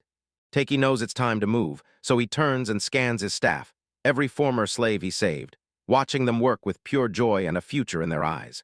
He set his sights on building a place where everyone could finally smile and live in peace. And he's not letting some unhinged cult rip that away. This hotel is a total hit. From the service to the rooms to the food, everything is absolutely incredible. The besuited crew dove into a full-on food fight at the buffet. For the staff, it's more than work. It's a loud, undeniable victory saying, even if we were slaves, we can still reach something legendary. As Isla and her crew launch into the sky, they rocket upward, leaving everything behind. And just like that, our boy gets hit with a sharp, crushing wave of loneliness. Allah clocks the sweat pouring down his face, slides in close and fires off. Are you overworked? He completely short-circuits. Ditson's words keep slamming through his head. I heard Isla Dono loves you, and now he can't even talk to her like a normal person anymore. Even then, he'd always treated her like family. So why did the idea of something more hit him like a spark? Ifa snaps him back to reality. Take-sama, it's the research facility.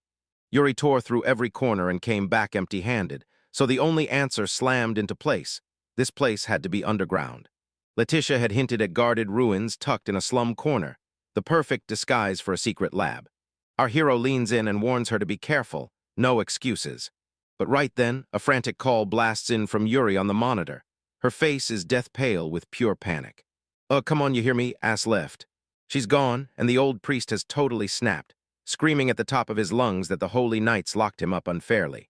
But the king of Karluk, eyes blazing like he's run out of patience, snaps in an instant, lays everything bare, and calls those cultists out for treating their devout followers like disposable tools for their own shady gain. The priest suddenly slams down the faith card, swells his chest, and loudly claims they're the goddess's only true followers. The king only scoffs like, "You're betraying the goddess you swear you worship." Then he orders a full-blown inquisition. Before the old man can even blink, a knight yanks him by the face, shutting down his protests with nothing but a cold, iron grip. The knight crawls into his grill, his eyes blazing with rage. "You're gonna tell me everything," he snarls, gripping the truth and demanding to know how many innocent lives this cult has crushed. He pins the squirming priest to the ground, then interrogates him hard, demanding answers about the kidnapped citizens and where that so-called magic research facility is hiding. Suddenly, everything snaps to a new scene. Takei's screen erupts with a frantic alert, and the words hit hard. Leticia is gone. The entire crew erupts into panic the second it hits. Sure as night follows day, they think the Karisu cult finally grabbed her for good. Hold up, Yuri, calm as ice, just drops a bombshell. She isn't only saying a drone-'s been tracking Leticia, she's confessing she sensed something was off from the start. And when she says, "To me, you've been lying," her gaze slices through the room like daggers. She quickly snaps back. Leticia never technically lied. But she keeps a whole avalanche of secrets hidden, hiding behind piety to cover up the turmoil that's eating her alive. That poor girl trembled. Her whole world started cracking apart as she desperately hunted for one place where she could finally belong. The drone feed snaps into focus. There she is, headed straight for a crumbling church buried in the slums. The moment it all clicks, our main man steps in and calls the worried kids to stay right where they are. "Don't panic," he says with a calming grin. "I'll make sure I bring your big sis back." He promises them a massive dinner together that night, and that promise hangs in the air like something you can't ignore. Right there, the whole team piles into their slick high-tech ride, primed to launch the moment they say go. They burst onto the cult's hideout, only for some kind of obstruction magic to slam down over it, scrambling their drone feed in seconds. The elf lays out the plan: hunt down the magic circle that fuels the shield and smash it to pieces. Meanwhile, Leticia prowls through the creepy, abandoned church, like something is hunting her. She trips onto a dusty bundle of old photographs, and a bittersweet little smile blooms on her lips as she stares at all those happy faces. Elsewhere, our hopeless hero and Ella are hunting through another area when Ella spots something that makes Takei turn redder than a stop sign. Said, across the base, the elf and Yuri are locked in a full-blown lover's spat, and Yuri is tearing into him for being painfully, totally insensitive. Right then, A1, the stoic robot, slams out the news: it's found something. The Absolute unit effortlessly hoists a giant stone slab, uncovering a hidden magic circle, and cracking open a secret passage that drops straight into the darkness below. Taiki snaps at Yuri to start downloading the drone footage tracking Leticia's every move. Down the secret passage, Leticia's jaw hits the floor. She's staring at a massive underground ruin, a twisted ritual site stitched together from monster bones and fueled by ancient magic. This isn't some quiet church. This place is a full-on research war machine. She stares up at that massive monument to the goddesses, and the full weight of what she's done slams into her. "I've sinned," she whispers. Her past hits her like a storm. She bolts from home to dodge a political marriage, refusing to become anyone's weapon. All she ever craved was freedom. No chains, no cage, just her life back. She remembers rock bottom like it burned. Then the same cult that saved her from those thugs became the place she serves today. For the first time in her life, she felt it. Warm arms of belonging wrapping around her, like she finally mattered. Lost in misguided gratitude, she urged them to enslave people, convinced, dead wrong, that it would lead her to salvation. That devastating irony slams into her like a punch to the gut. She chased freedom so fiercely that she stole it from countless others without even flinching. She was a total sucker, so gullible it stunned her, and she never saw the trap closing around her until it was too late. She couldn't save a single person. She couldn't guide anyone either. Then she crumbled and turned on the very teachings the cult demanded. Broken and hollow, her spirit finally cracks. "I wanna die," she gasps, tears pouring down her face. Right as her despair hit its peak, the cult leaders burst out of the shadows, their faces twisted into cruel smiles that mocked her suffering like it was nothing. The head priest doesn't even pause. He blasts her with a brutal spell, and as the pain hits, he spits that she's a worthless traitor who sold them out. He cackles and snarls at her to thank her lucky stars. He's just branding her with a slave mark instead of ending her life. A raw, unfiltered terror floods her eyes. "Stop overthinking. Obey him now," he snarls, "and if you don't, you'll be dead." They haul her to the altar, shattering her will until she has nothing left. Only now, broken and finally useful, she's the Karisu cult's prize.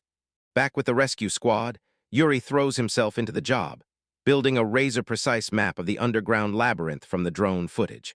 They spot the cultists stuffing their gear in a hurry, like they're seconds away from bolting. With no time to breathe, Yuri blurts that she's going after them. Alone, to find a way to wipe off those slave marks, and she orders Takei to stay focused on saving Leticia and the rest. With a fierce promise burning in her chest, she swore she'd rescue her friends, Isla and Afa. Yeah, she rockets into the darkness like she's chasing a nightmare. She spots a knot of cultists in a blink and watches them haul crates stuffed with magic tools. Her eyes narrowed to slits as she scanned that strange pile of artifacts, hunting for whatever was hiding in plain sight, believing the next clue could be hiding anywhere. Isla's panicking so hard over Yuri, but our boy swoops in and reassures her in a heartbeat. Since she's still begging to help, he finally gives her his blessing to go, on one strict condition. She has to take A1 with her. It's gratefully. Then she suddenly snatches Takei's arm, breathless as she whispers, "Please be careful." And right before she bolts, she leaves him standing there, flustered and blushing like he's about to combust. Takei and the elf finally found the prison, right where the nightmare starts, only to open it and discover it was totally, brutally empty. A lone, terrified woman cowers in a cell, trembling like her freedom is already gone. As she screams the horrifying truth, the other prisoners don't blink. Straight up, they get fused into golems. A heavy curtain gets ripped away in a violent snap, unleashing a nightmarish army of magical constructs, their glowing eyes burning with pure menace. "They're trapped." The woman shrieks in pure agony. "My husband is right in the middle of one of those." Our heroes are frozen in shock, staring down an army of people they know, twisted into monsters like something snapped. Meanwhile, Yuri and the knight crouch nearby, watching the cult pack up their haul. Stacks of insane loot dragoners, rare materials by the crate, and even a locked case of Imperial slave seals. Yuri can't crack their methods, no matter how hard she tries. Right then, ALA shows up and offers to unleash stealth drones to hunt down clues. It's a heart-gripping reunion, and the two friends swear they'll rescue each other's comrades, no matter what. As the cultists slam the last boxes shut and pack it all up, ALA's drone locks onto a heavily guarded box like a hunter homing in on prey. A drone scan suddenly spots it, a hidden magic book tucked inside. The lead cultist casually palms the cash from the box, then flicks that ancient-looking tome to his flustered subordinate. Yuri's eyes bulge as the words hit her, ancient elven script. Right there on the page is the key to breaking the slave mark, and they've finally got it. But their victory doesn't last a second, then a chilling voice slices through the air. "Raise your hands and kneel." The high priest stands right behind them, listening to every word like he's been waiting for this moment. He jabs a finger at Yuri and demands, "So you're the princess from the Imperial kingdom, right?" He lets out a smug, unhinged cackle, and that's when the truth hits. Those spies have had her in their sights since the moment she joined. The priest slams them with an ultimatum: surrender or get turned into golem parts, and Allah shrieks for A1, who barrels right up to the front. But the villain doesn't even look at the others. His eyes lock onto Isla, the Azul princess. Then he yanks out a single glowing leaf. With a wild flick of his wrist, he blasts out a brutal surge of energy that hurls them flying clear across the room. It's straight up off the charts. "Become a slave again." He roars, and dark, corrupt magic erupts from the leaf, swallowing Allah whole, who shrieks in pure, gut-wrenching agony. But A1 has had it. Watch as the robot flexes, its outer armor blasts apart and drops away, and a far stronger form underneath comes roaring to life. It slams straight into the assault head-on, and blasts out a blinding counterattack that wipes out every cultist around him in an instant. Yuri bolts to Ella's side, right as terror makes her tremble uncontrollably. A lone sentinel stands watch over them. Absolute protection, no questions asked. Just in the nick of time, the elf shows up and barks at A1 to get the girls out of danger. Fast. Then Takei bursts into the chaos, right in the middle of it, glowing mystery leaves whipping around him like a living storm. The chamber bursts into pure chaos as two women get slammed by a blinding flash of light, one of them screaming like her life depends on it. "Please don't kill me," she gasps, and the energy keeps surging higher until it hits a fever pitch. A wild thing is going down, and a scream rips through the air. It's evolving. The Takei's shifting right before everyone's eyes, and nobody has a clue what's happening. Then the drones they were using get yanked straight into the vortex, spinning and contorting until they form something entirely new. The dark-haired elf snaps to it. Takei's man feels wrong, not human, not elvish, something stranger entirely. A wild, one-of-a-kind nature. "Oh yeah, without a doubt," she snaps. "You think I'm buying some half-baked power-up? Not a chance. No, this isn't just an upgrade, it's a whole new level of existence." And then, from the light, a figure steps out wearing pristine angelic armor because this power hits different. Right then, everything snaps into a new scene. High above the clouds, a majestic castle hangs in the sky, calm and untouchable, holding the key to a grand mystery that's about to explode open. Right now, the whole world feels blurry, because our main guy is just waking up, groggy, confused, and barely hanging on. He jolts upright, blinking like he's coming out of a nightmare, and realizes this isn't a war zone at all. He's back in his room inside the castle. Before he can even process it, his golem strides in. Takei's left staring, completely baffled. "A1, I just finished recording in the car. What the heck is happening?" Then A1 speaks. "I'm glad you finally awakened." But the voice is a girl's, and our boy's brain totally fries as panic hits and he scrambles away. Like he snapped, "Calm down, drop your voice." His mind snaps back to that insanely beautiful winged goddess. Like she totally, accidentally had Sartor kill him. He jabs an accusing finger at me and snaps. "A goddess, we go oh killed me? Don't you have a better way to say it?" Through A1, the goddess drops another apology. "You're right, I'm really sorry." Then she smiles and says, "But because I messed up, you got the chance to come here and claim the castle in the sky." She tells him that because of him, the castle was able to keep growing, straight up flourishing. After you scored the spirit tree of Uprasane's blessing, you controlled your power, snagged fresh gear, and even beefed up your defense shield. Yeah, you're still scrambling just to stay ahead, but the goddess has one last, make-or-break thing to show you. She flings a hologram into the air, glowing like it's alive. It's a towering ancient spirit tree, yet its roots are shackled by a sinister, glowing slave mark. The goddess tells him this is the spirit tree Gradia, the second of three. She slams down a total lure bomb, and suddenly the whole world's origin clicks. Three goddesses shaped it. Aglaia came last and handed our boy his power. Uprasine followed and gave strength to humans plus that beastskin, and Gradia was first, loading the elves up with their own power. She points at the castle and tells me, "Your power is the power. This place answers to the spirit tree, and I came to ask it." Gradia, the elven spirit tree, has been captured and enslaved, and those cruel slave marks cut her off from the elves, choking her growth in its tracks.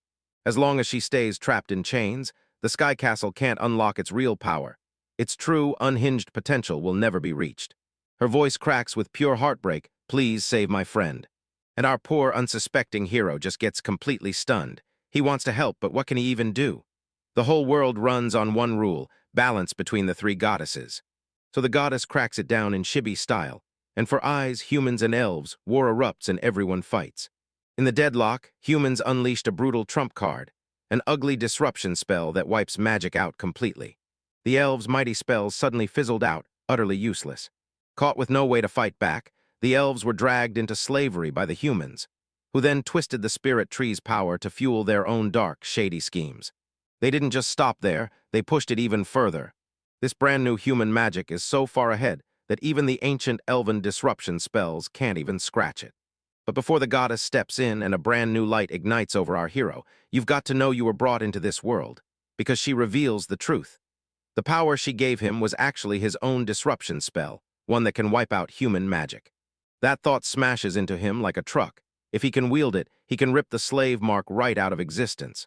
Hold up, A1 lays it out. There aren't just slave marks. There are two kinds. An ancient one forged by elves and a newer one made by humans. He can only wipe out the humans, while the elves, they've got their own mess covered. It's a flawless system where checks and balances keep everything in line. To power him up fast, she presses a leaf from her own spirit tree into his hands and supercharges his mana. You're the one holding the power, so decide what happens next. The goddess finally blurts out her worst regret.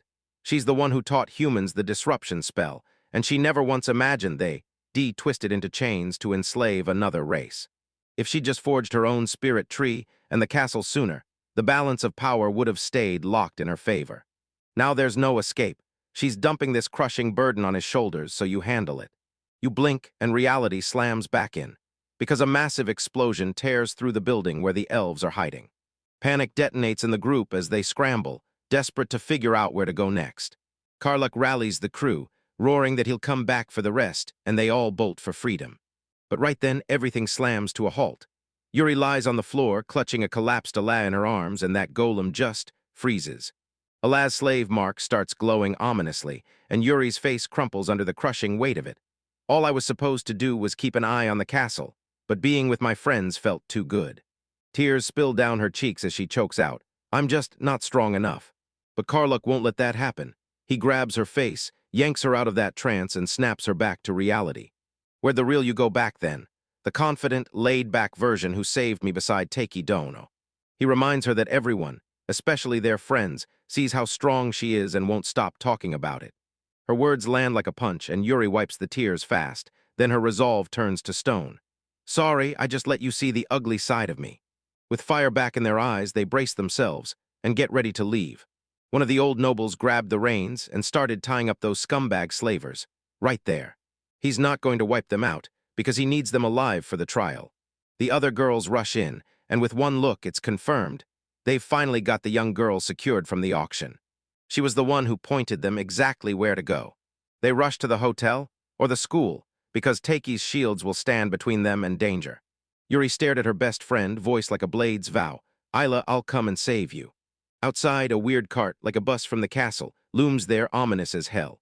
A furious crowd of townspeople surges into the night with torches blazing, screaming for the Karisu cult to give back their families. They finally stop waiting. The Inquisitor is on the way. Right when the tension peaks, the cult unleashes its golems, and they come crashing down on them. And then right there, on the rooftop, a brand new figure shows up, guarded on both sides by the captured families. Karluk and Yuri stared, stunned out of their minds. A woman in sleek dark armor strode in, radiating ruthless power and pure, seething malice. "It's Violet." Yuri and Karluk immediately clock that bone-chilling voice. Violet spots the Sky Castle bus coming into view. "Break it now," she snarls, and her golems slam into the fray. Karluk spots the opening. Now's the moment. We're drawing every last eye to us, so everyone move, run. He whips the panicked crowd toward the school, shouting them through the still active barriers. The golems tore into the empty bus like a battering ram, smashing it to pieces without a shred of mercy. Yuri locks onto Violet with narrowed eyes, because the enemy finally stepped out of the shadows. But the bus was just bait. Inside it, a drone blasted a massive energy shield, keeping a group of kids safe as they hid nearby. Tears explode into the air as parents finally lock eyes with their kids for the long-awaited reunion. But don't call it a full win yet. One girl is still missing, and Isla lies unconscious, bleeding for urgent medical care. They finally burst through the doors and crash into the hotel's safety. But the threat isn't done. Next, a whole horde of golems barrels in, their every move forced by slave marks. Right when despair starts to swallow him, a sky shower drops down, reinforcements from the castle. Meanwhile, Violet's voice turns ice cold as she orders her mages to chase the reinforcements, trail, and track down the Sky Castle itself. On the floating fortress, the residents stare down at the chaos exploding below. Cold air bites as dragons and golems swarm the city below. Suddenly, a huge, ominous sigil erupts across the entire sky, like the world's been branded. A thunderous voice erupts. Mage Federation declares war, while the Alliance states and the Karluk Church join in, condemning the brutal horrors of the Sky Castle. They're spewing straight propaganda, trying to pin the social collapse and the suffering they caused on our heroes. First, in one savage PR move, they blast the Sky Castle as the world's enemy. The army arrives, and panic erupts in the castle. The people stare in horror at the attacking dragons and golems, and they spot the slave marks burned into them. The former slaves crumble into tears. Why does he get dragged through the mud like this? Teiki-sama was the only one who ever dared to save us. That castle's barrier is unbreakable, But for how long can it hold? And right then, Ditson, the resident mad scientist, finally decides it's time to unleash his real power.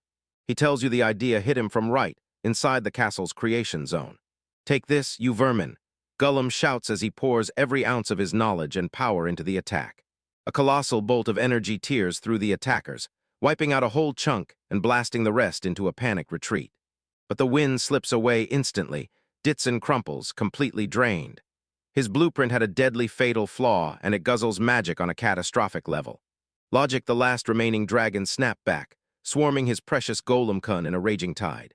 "Stop right now, my precious child," he shrieks as they rip it apart. A dark mage perched on a dragon grins as he lines up the final strike. Then, bam! A slick white armored warrior teleports in out of nowhere, and the attack hits like it's bouncing off steel, because this brand new epic battle mode is already locked and loaded. And right on top of it, relaxed as anything, standing on its shoulder, is our main man, Takei. "Sorry I'm late, A1 just announced its code got upgraded. While they blast the castle to safety, the ground team will take care of everything else." His loyal friends on the ground tilt their heads up, grinning like they've hit the jackpot. "We'll always be your allies." Takei grinned and said, "Thanks. You, the dark mage, are totally thrown off. Damn it, who the hell is that guy?" He's about to learn the truth. Awonks is about to unleash the real power of the Sky Castle. Back at the hotel, everyone crowds around the screens, watching the light show burst to life on the monitors. "This is awesome. Takei-sama just burst in to rescue the Sky Castle." Just outside the school, the golems are getting forced into a full retreat. In her bed, Ella tosses and turns, whispering one name again and again, Deika-sama. The sky detonates in a blinding riot of light and roaring explosions as our hero tears through the mess. Violet stares down from the city below, her face an unreadable storm. A little while later, Isla's eyes snap open, and warmth rushes through her like a blanket. She jerks her gaze up and sees Takei cradling her, and the second it clicks, her face explodes into a tomato-red panic. He quickly admits he was just wiped out after hauling her to her room, and then he just passed out, and he keeps apologizing like crazy. But the moment he tries to get up, she murmurs, "Don't leave." He stares down at her, voice trembling soft, "Please stay with me. I just want a little more time together." She shakes her head again, and suddenly memories of Yuri bandaging her come rushing back. She looks up at him, and you can see her heart shining in her eyes. "Thanks to you, I feel stronger than ever. You handed the weak version of me a brand new life. Back then I could only run and hide, but you changed everything. Me, I'm grateful to you, like genuinely, I." Our hero locks eyes with her, and right then, everything clicks into place. He finally admits to himself that he's been lying, telling himself his feelings were only for being a guardian, convincing himself he never had the right, and now he can't go on like this.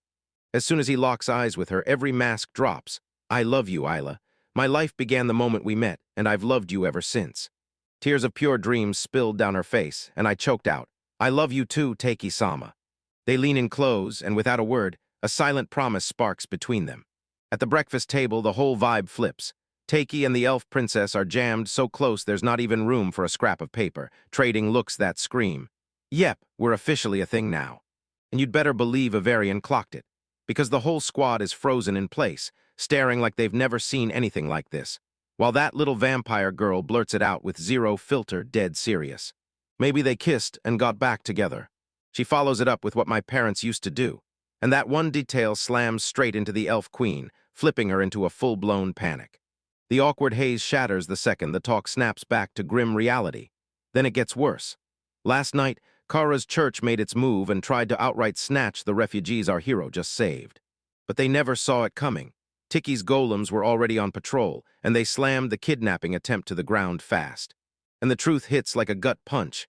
This church never treated King Karluk like an ally. They looked at his kingdom like a prize to raid, and all that friendly talk was nothing but a smokescreen to grab the power. Now they're going straight for the king and the royal castle, showing off their power and daring anyone to stand in their way. The air turns heavy with tension. Wait, is this the moment? Is war about to erupt right now? All the magic school kids feel it crushing down on them, because they already know the brutal truth. Once war hits, it's the slaves who get dragged into service and thrown onto the front lines to die. But one of them refuses to stay put. He snaps that he'll help Takei evacuate the residents. His master snaps to shut him down. "You're too young." But the kid refuses to back up. A martial artist at heart, he doubles down and insists on being useful. The master finally gives in on one brutal condition.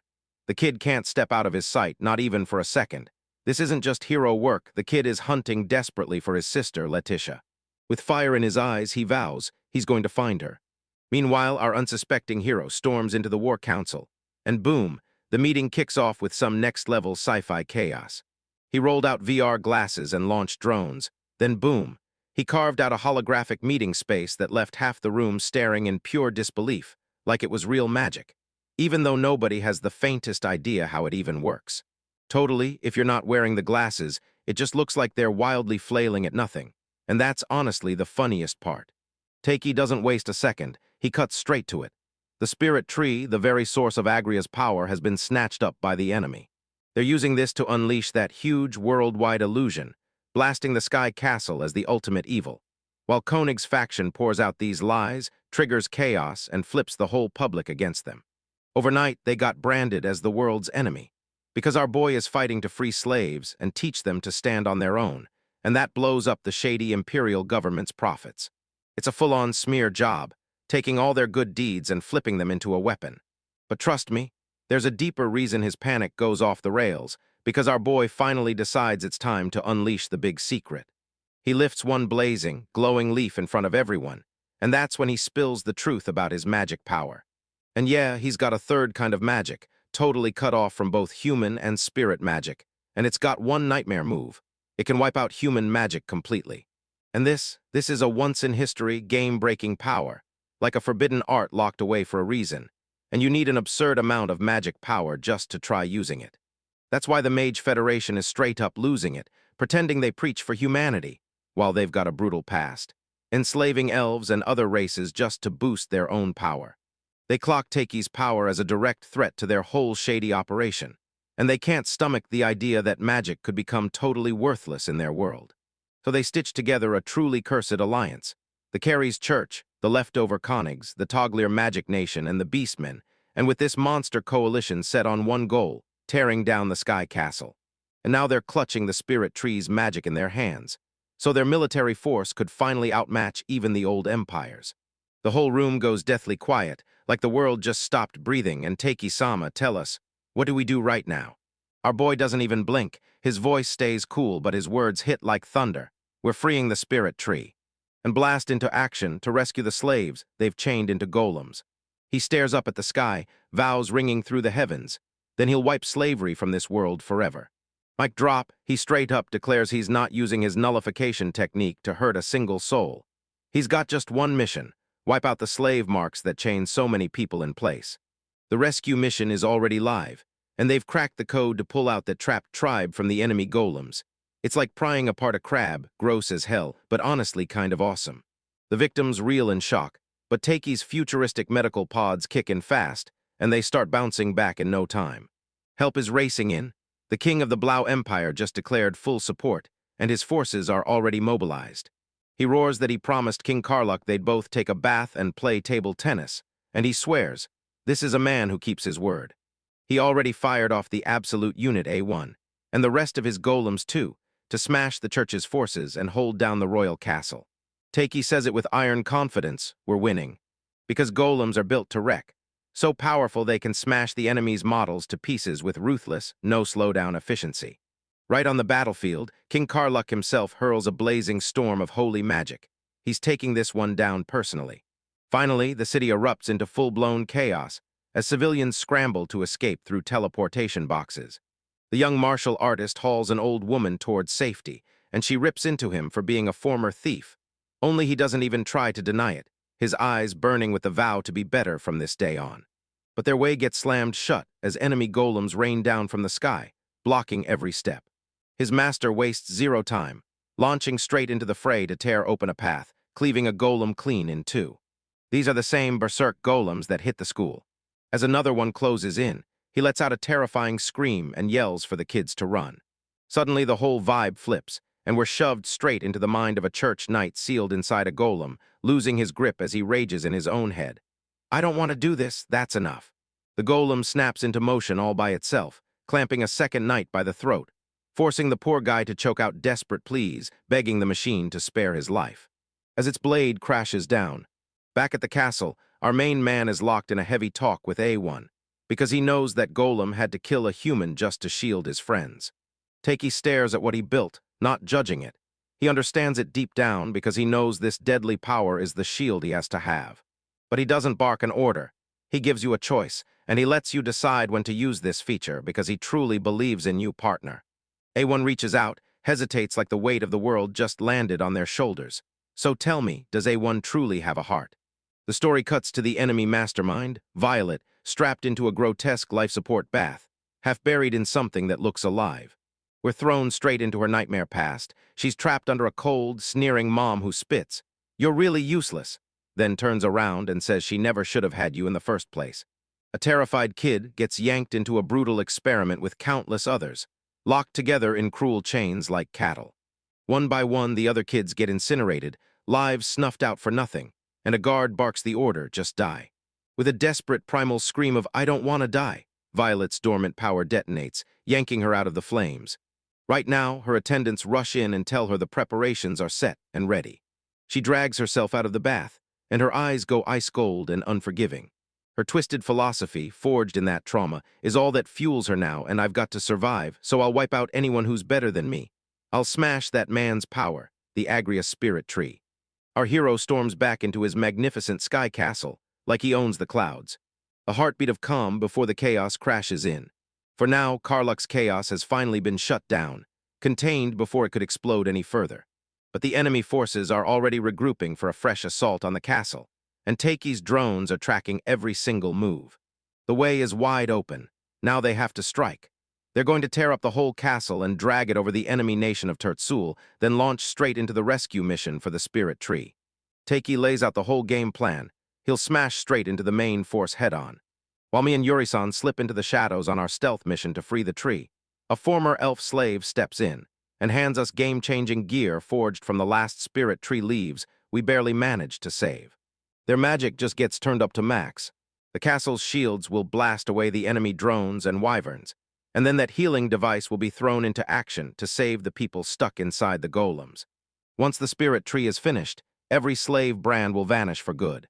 The whole crew stares at him, eyes blazing with hope, convinced, no doubt, he'll pull it off. With a thunderous roar, Takei rallies everyone. "Come on, let's free the spirit tree and get those people out that are trapped."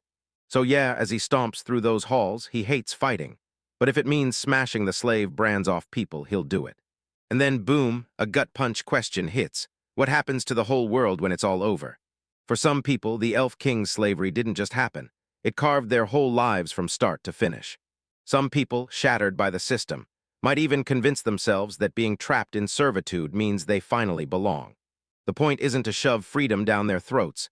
It's to pull out the people who want it, then let everyone choose their own future. Even now, the Elf Queen can't stop worrying about Leticia and those kids. But our boy digs in and reclaims his promise. He's going to save them no matter what. Right in the middle of the tension, a tiny, joyful miracle pops in. One of the slimes waddles in carrying a food tray. And right behind it, two familiar faces waited in the shadows. It's Seg's brother and that other kid's father, the men who got hauled off and turned into golems in the school attack, and somehow they're alive. When they finally see each other again, it hits like a tidal wave of tears and pure, shaking relief. As Yori braces for her deadly mission, the Elf King slips her his earring, a sacred treasure every elf settlement swears by. It's the only shot they've got to make the elves of Tertsul believe they're not the enemy. Panic grips him at the thought of losing her, but she brushes it off, promising she'll be okay, and locking in to do whatever it takes to protect her friend and their brand new home. Elsewhere, the bee-skinned girls are locked in a life-changing conversation. S.A. Chennai declares that when her slave brand finally disappears, she's done with the village forever, and she's setting out on a journey. The Sky Castle just opened her eyes, and suddenly the whole world blew wide open. She can't wait to see every last bit of it. Her courage sparks like wildfire, and suddenly the others realize they want more too. More learning, more growth, and the freedom to discover who they are in a world with no chains. Mi's mother stares at her with shining pride, her heart bursting, and then grants her daughter the blessing to live exactly the life she dreams of. Beneath a cold, pale moon, two bitter forces clash as their final plans snap into place. Viola and her army ride out, their twisted justice driving them forward like a wildfire. They whip the crowd into a frenzy with propaganda, pushing them to smash Agria's spirit tree, save the world, and clamp down to keep order. In their shadowy hideout, they peel the leaves off the captured weeping spirit tree. They're getting their slave golem army battle ready for the final, epic showdown that's about to explode. The final showdown for the spirit tree is about to explode, and the energy in the air is absolutely crackling. Takei finally exhales in pure relief. Every last check on his war machine is done. Hold Up, his crew watches him like, "Are you seriously pushing yourself too hard?" But he just shrugs it off like it's nothing. He's only tweaking his golems with new drone functions, no big deal to him. What actually scares him is one thing: me and Yuri heading in without that support. But Yuri locks eyes with him like she's saying everything, and just like that, "I trust you." Deal sealed, gears shift, and it's go time, because the enemy has already started moving. His face tightens with iron resolve. This fight has to end it all because those slave marks are ruining lives, and he won't let the suffering keep going. The sky snaps into chaos on the spot. Golems and dragons slam into each other, exploding the heavens with metal and roaring fire. Right then, boom! A massive energy blast rips through the enemy lines, wiping out a chunk of them in one violent flash of light, and that's when the real show finally kicks off. From her high perch, the enemy General Violet stares down as the battle rages, and you can tell she's thrown off. Her golem count is lower than last time, but the sneaky trick is still hidden from her eyes. But Violet just cackles, wicked grin blazing across her face, and she can't wait to charge straight into the front lines and rip everything apart with her own hands. Yeah, this woman is totally unhinged. Meanwhile, down on the streets, the city lies in ruins. While the streets lie in ruins, a shady operation is quietly cooking under the cover of war. Guards are hauling a suspicious cart that they swear is stuffed with survivors, and they insist it's headed off from the spirit tree. Then Yuri suddenly pops up out of nowhere, crowding them way too close and scrambling their brains. So the goons are so lost they even forget what they were told to do. Crouched in the cart, I stare in pure awe, because she has *0 clue that magic could be this incredible, this deadly, and this downright fun. One guard blurts out that the sky is packed with way too many golems, freaking out, because people are trapped inside every single one. That's Miss Q. She snaps her fingers, and the guy goes ice-cold solid in an instant. "Hey, what are you doing?" He blurts out right before he's turned into a damn popsicle. Yuri's blown away. Mi's power ramps up fast. She's pouring her magic into nothing but raw offense, and Yuri's even got a trick of her own. She yanks out a stolen from the church magic artifact, tiny tech forged from Takei's drones. Yeah, she slams it to the wall, and it flares to life, blasting a giant teleportation circle that sucks up mana straight from the spirit tree leaves. The plan clicks into place. The leaves flare with glowing light, and boom! Enemy soldiers get tagged by invisible laser attackers blasting in from every angle. And just like that, chaos erupts as they get cut down one by one. They have zero idea what's going on. Then one of the top brass catches the strategy muttered under his breath, and it's downright brutal. While the enemy's attention's fully locked elsewhere, the road to the spirit tree swings wide open. Yuri thrusts a symbol forward and declares, "We're not soldiers, we're friends from the Sky Castle." Miri begs Yuri to save the elves, swearing she'll charge in and cut down the ones hijacking the spirit tree's consciousness. Yuri nods and shoves a bundle of spirit tree leaves into her hands to supercharge her healing magic, then snaps a warning: "Don't you dare do anything reckless." Mia flashes a fearless grin and says, "I've got strong allies, no way I'm getting stopped." Then she rockets straight toward her goal. This one punches me in the gut. She sees the elves getting treated like trash, their lives thrown away like they don't matter. And that's exactly why she can't shake this thought. If we're all the same, then why does seeing all her friends' faces hit her so hard? She remembers her old life, how they were all trapped in slavery until Takei ripped them free and handed them a future. And in that exact moment, her destiny snaps into place, crystal clear. She's obsessed with becoming a magician, just like Takei. A total lifesaver, someone who shows up to help people when it matters most. She craves the kind of power that'll let her shield everyone, no matter what. The power to save people, the power to trust herself. And now she wants it all, no limits, no hesitation. Right when she's about to strike, a brutal enemy attack crashes in out of nowhere. Hold up, those aren't enemy drones at all, they're Takei's golems. Golem's face erupts in a savage grin. Now that Takei is in her hands, she's going to tear through and save everyone, flexing her new command as a literal army surges behind her. Her eyes blaze with pure determination. "Take this," she screams, and a brutal blast of ice surges out, swallowing the enemy soldiers whole. We finally get a peek at the plan. Takei shoved me into charge of the golems for a moment, so he could pour his power, supercharged by the spirit tree leaves, into killing the consciousness that runs the tree and wiping the slave marks away for good. He puts his full trust in her, and Yuri uses that belief to save the elves. But a wave of doubt smashes over me. What if this all works? And they still end up drifting apart, each one headed their own way. The thought hits her like a wrecking ball. She wants to take down the bad guys, tear those doors open and save everyone. But she can't bear to leave her friends behind. No matter what happens, friends stick together always. A wild montage of their memories explodes across the screen, proof that their bond is unbreakable. Whatever hits them next, they'll always stay connected. Takei and the crew jump in too, and it turns into this gorgeous heartwarm group moment. Mia's eyes shine as she shouts, "I adore you too," her heart spilling over. With her resolve blazing anew, she steps forward and declares to everyone, "I'm going to become a magician who helps people." Suddenly, alarms explode across the castle. Beep, beep, beep. A terrifying monster blooms across the monitor, and it's not some ordinary dragon. It's a grotesque mashup of a dragon, people, and a golem, so vile it'll make your stomach flip. It rockets straight into the castle, launching a full-on assault that slams our heroes into instant defense mode. But Dixon finally realizes this attack isn't just aimed at the castle, it's something bigger. This beast is zeroing in on the empires and the royal kingdom's reinforcement camps. And who shows up to lead the charge? None other than Violet. She jabs a finger right at our unsuspecting hero and shouts, "I'll fight you and your golem." Takei can only stare, frozen by the crushing weight of the moment. Violet. She shoots him a look that reeks of pure murder. "I'll tear you both apart, and I'll destroy the spirit tree too." But our boy plants his feet and refuses to budge, his resolve blazing like fire, and with their own fierce determination, they square up together, fully locked in for the final battle. The showdown kicks off, Violet versus Takei. "I'll smash you and I'll crush your golem too," she snarls. They slam into each other, and boom, power erupts like a flare in the dark, while a wall of pure energy shields our main man.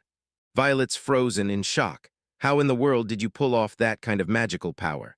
But his answer, studying, sparks pure fury in her, because she just can't wrap her head around how anyone can build that kind of strength without paying the price.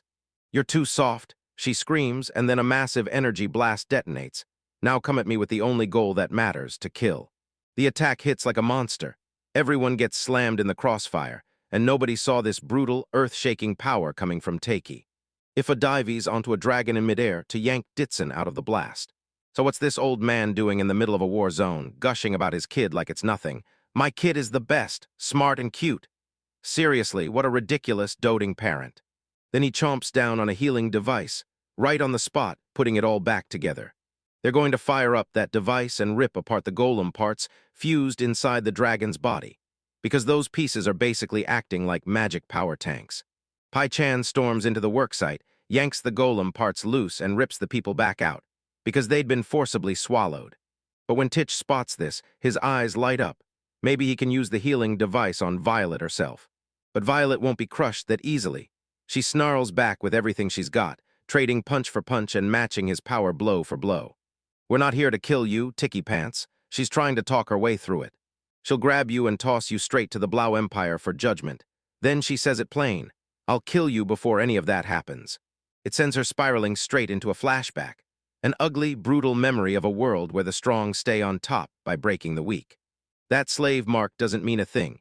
If you grow strong enough, you'll survive, and the voice from her past comes roaring back.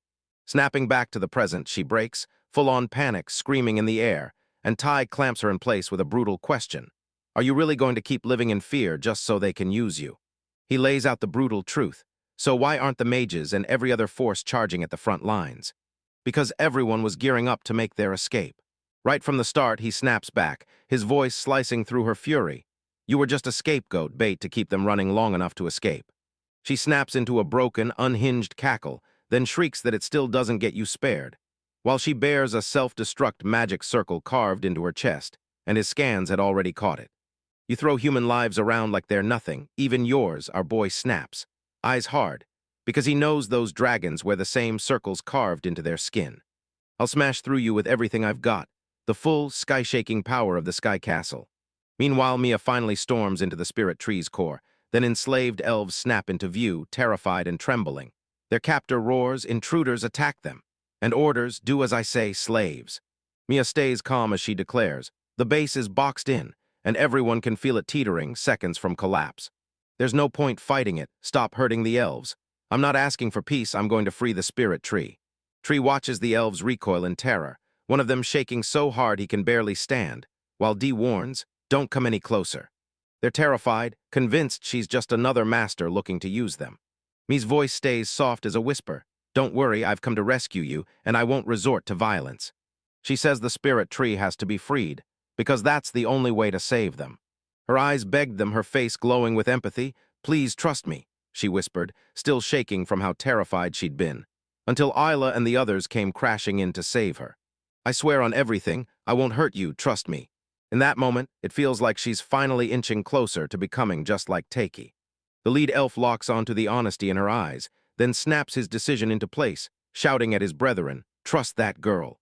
Just then, the healed elves burst back into the scene.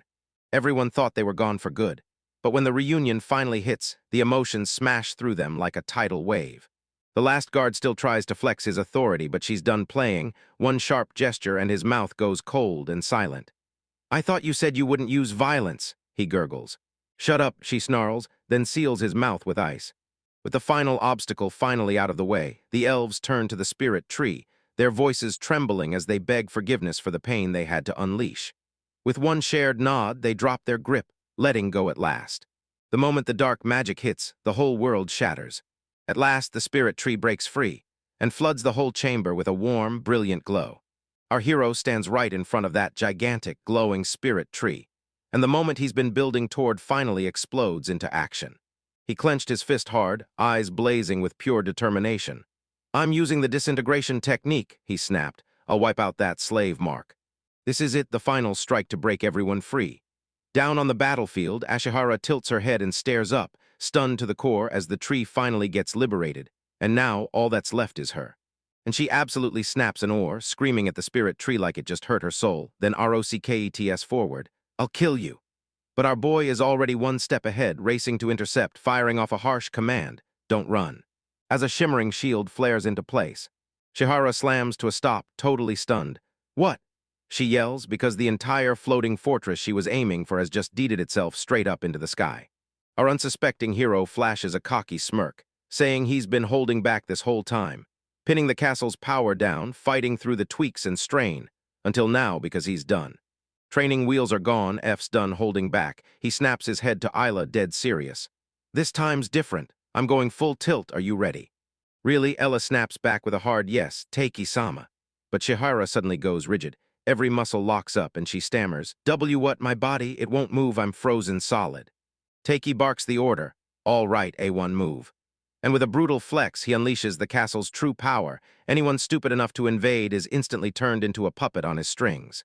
Then the attacks hit, and bam, chaos detonates everywhere.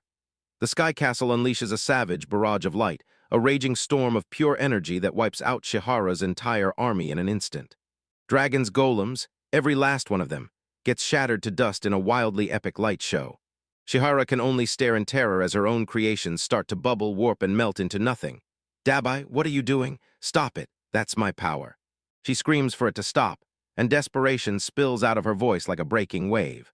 But it's useless. Her own golem clamps onto her, her face carved into pure despair as she chokes out. Stop it, everything I've built. And just like that, it's done. She crumples to the ground, completely shattered, while our hero stands triumphant with his crew all around him. A1 delivers a plain, calm mission done, and leaves it at that, no drama, just steel.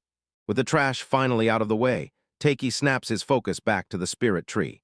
From the tree's glow, 3 ethereal goddess-like spirits shimmer into view, their faces calm and unshaken. They snapped their eyes open, grabbed his hand, and thanked him by name. One of them gives a gentle smile, and you just asterisk no asterisk. Our boy grins back, a little sheepish. If there were slave marks, I wouldn't be able to mess around and have fun with everyone. All he wants is to live free and bright in this world, and the spirits grant him that exact wish. The spirit tree slams into the castle, growing and stretching non-stop until it fuses into one gigantic, breathtaking structure. Finally, a real castle in the sky. They did it, Sky Castle is fully grown at last. Down below, the girls are cheering their victory. Then, boom, the mood flips instantly. They stumble on Shihara's golems, all crammed together like terrified shadows in the ruins. Wheezing with terror, help me, please, I'm sorry, I'm so sorry. Terran's heartbreak is brutal to watch, but her faith won't budge. She cries out loud and fearless. It's okay, Dekasama will save you, he'll save every single one of you. And right on cue, a colossal tree erupts right in the heart of their own castle. Blanketed them all in a storm of glowing leaves. The rough terrain snagged her, and when it did, her eyes lit up with pure, stunned wonder. The instant that leaf grazes her skin, the slave mark on her neck bursts into flame and disappears into nothing, leaving her frozen, utterly stunned, and unable to speak. Allah whips her head around, and there it is, the exact same miracle unfolding in front of everyone else too. Then she feels a sudden warmth bloom across her own chest. Then the very brand that shaped her whole life starts to crumble, until it dissolves into pure light. It all crashes down on her at once, and she drops to her knees, completely swallowed by overwhelm. And just like that, our boy bursts into view right in front of her. Then she jerks her gaze upward, and tears, pure and unstoppable, spill down her face as he just stands there with that soft, gentle look in his eyes. He shoots his hand forward and hauls her into a fierce embrace. A whole year drifts by, while the sky castle hovers in calm peace, burning bright as a beacon of hope. Down in those towns, a brand new era just exploded onto the scene. Ifasen, now the sky castle's messenger, brushes the former elven slave's cheek. The glowing mark dissolves into nothing, and with a gentle smile he tells him, "You're free now. You're no slave anymore." Thanks to the castle's blessing, slavery has been wiped out worldwide, and everyone gets freed for real.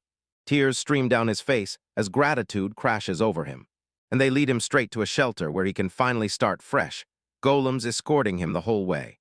Ifasen grins like a job well nailed, then walks off, mission accomplished.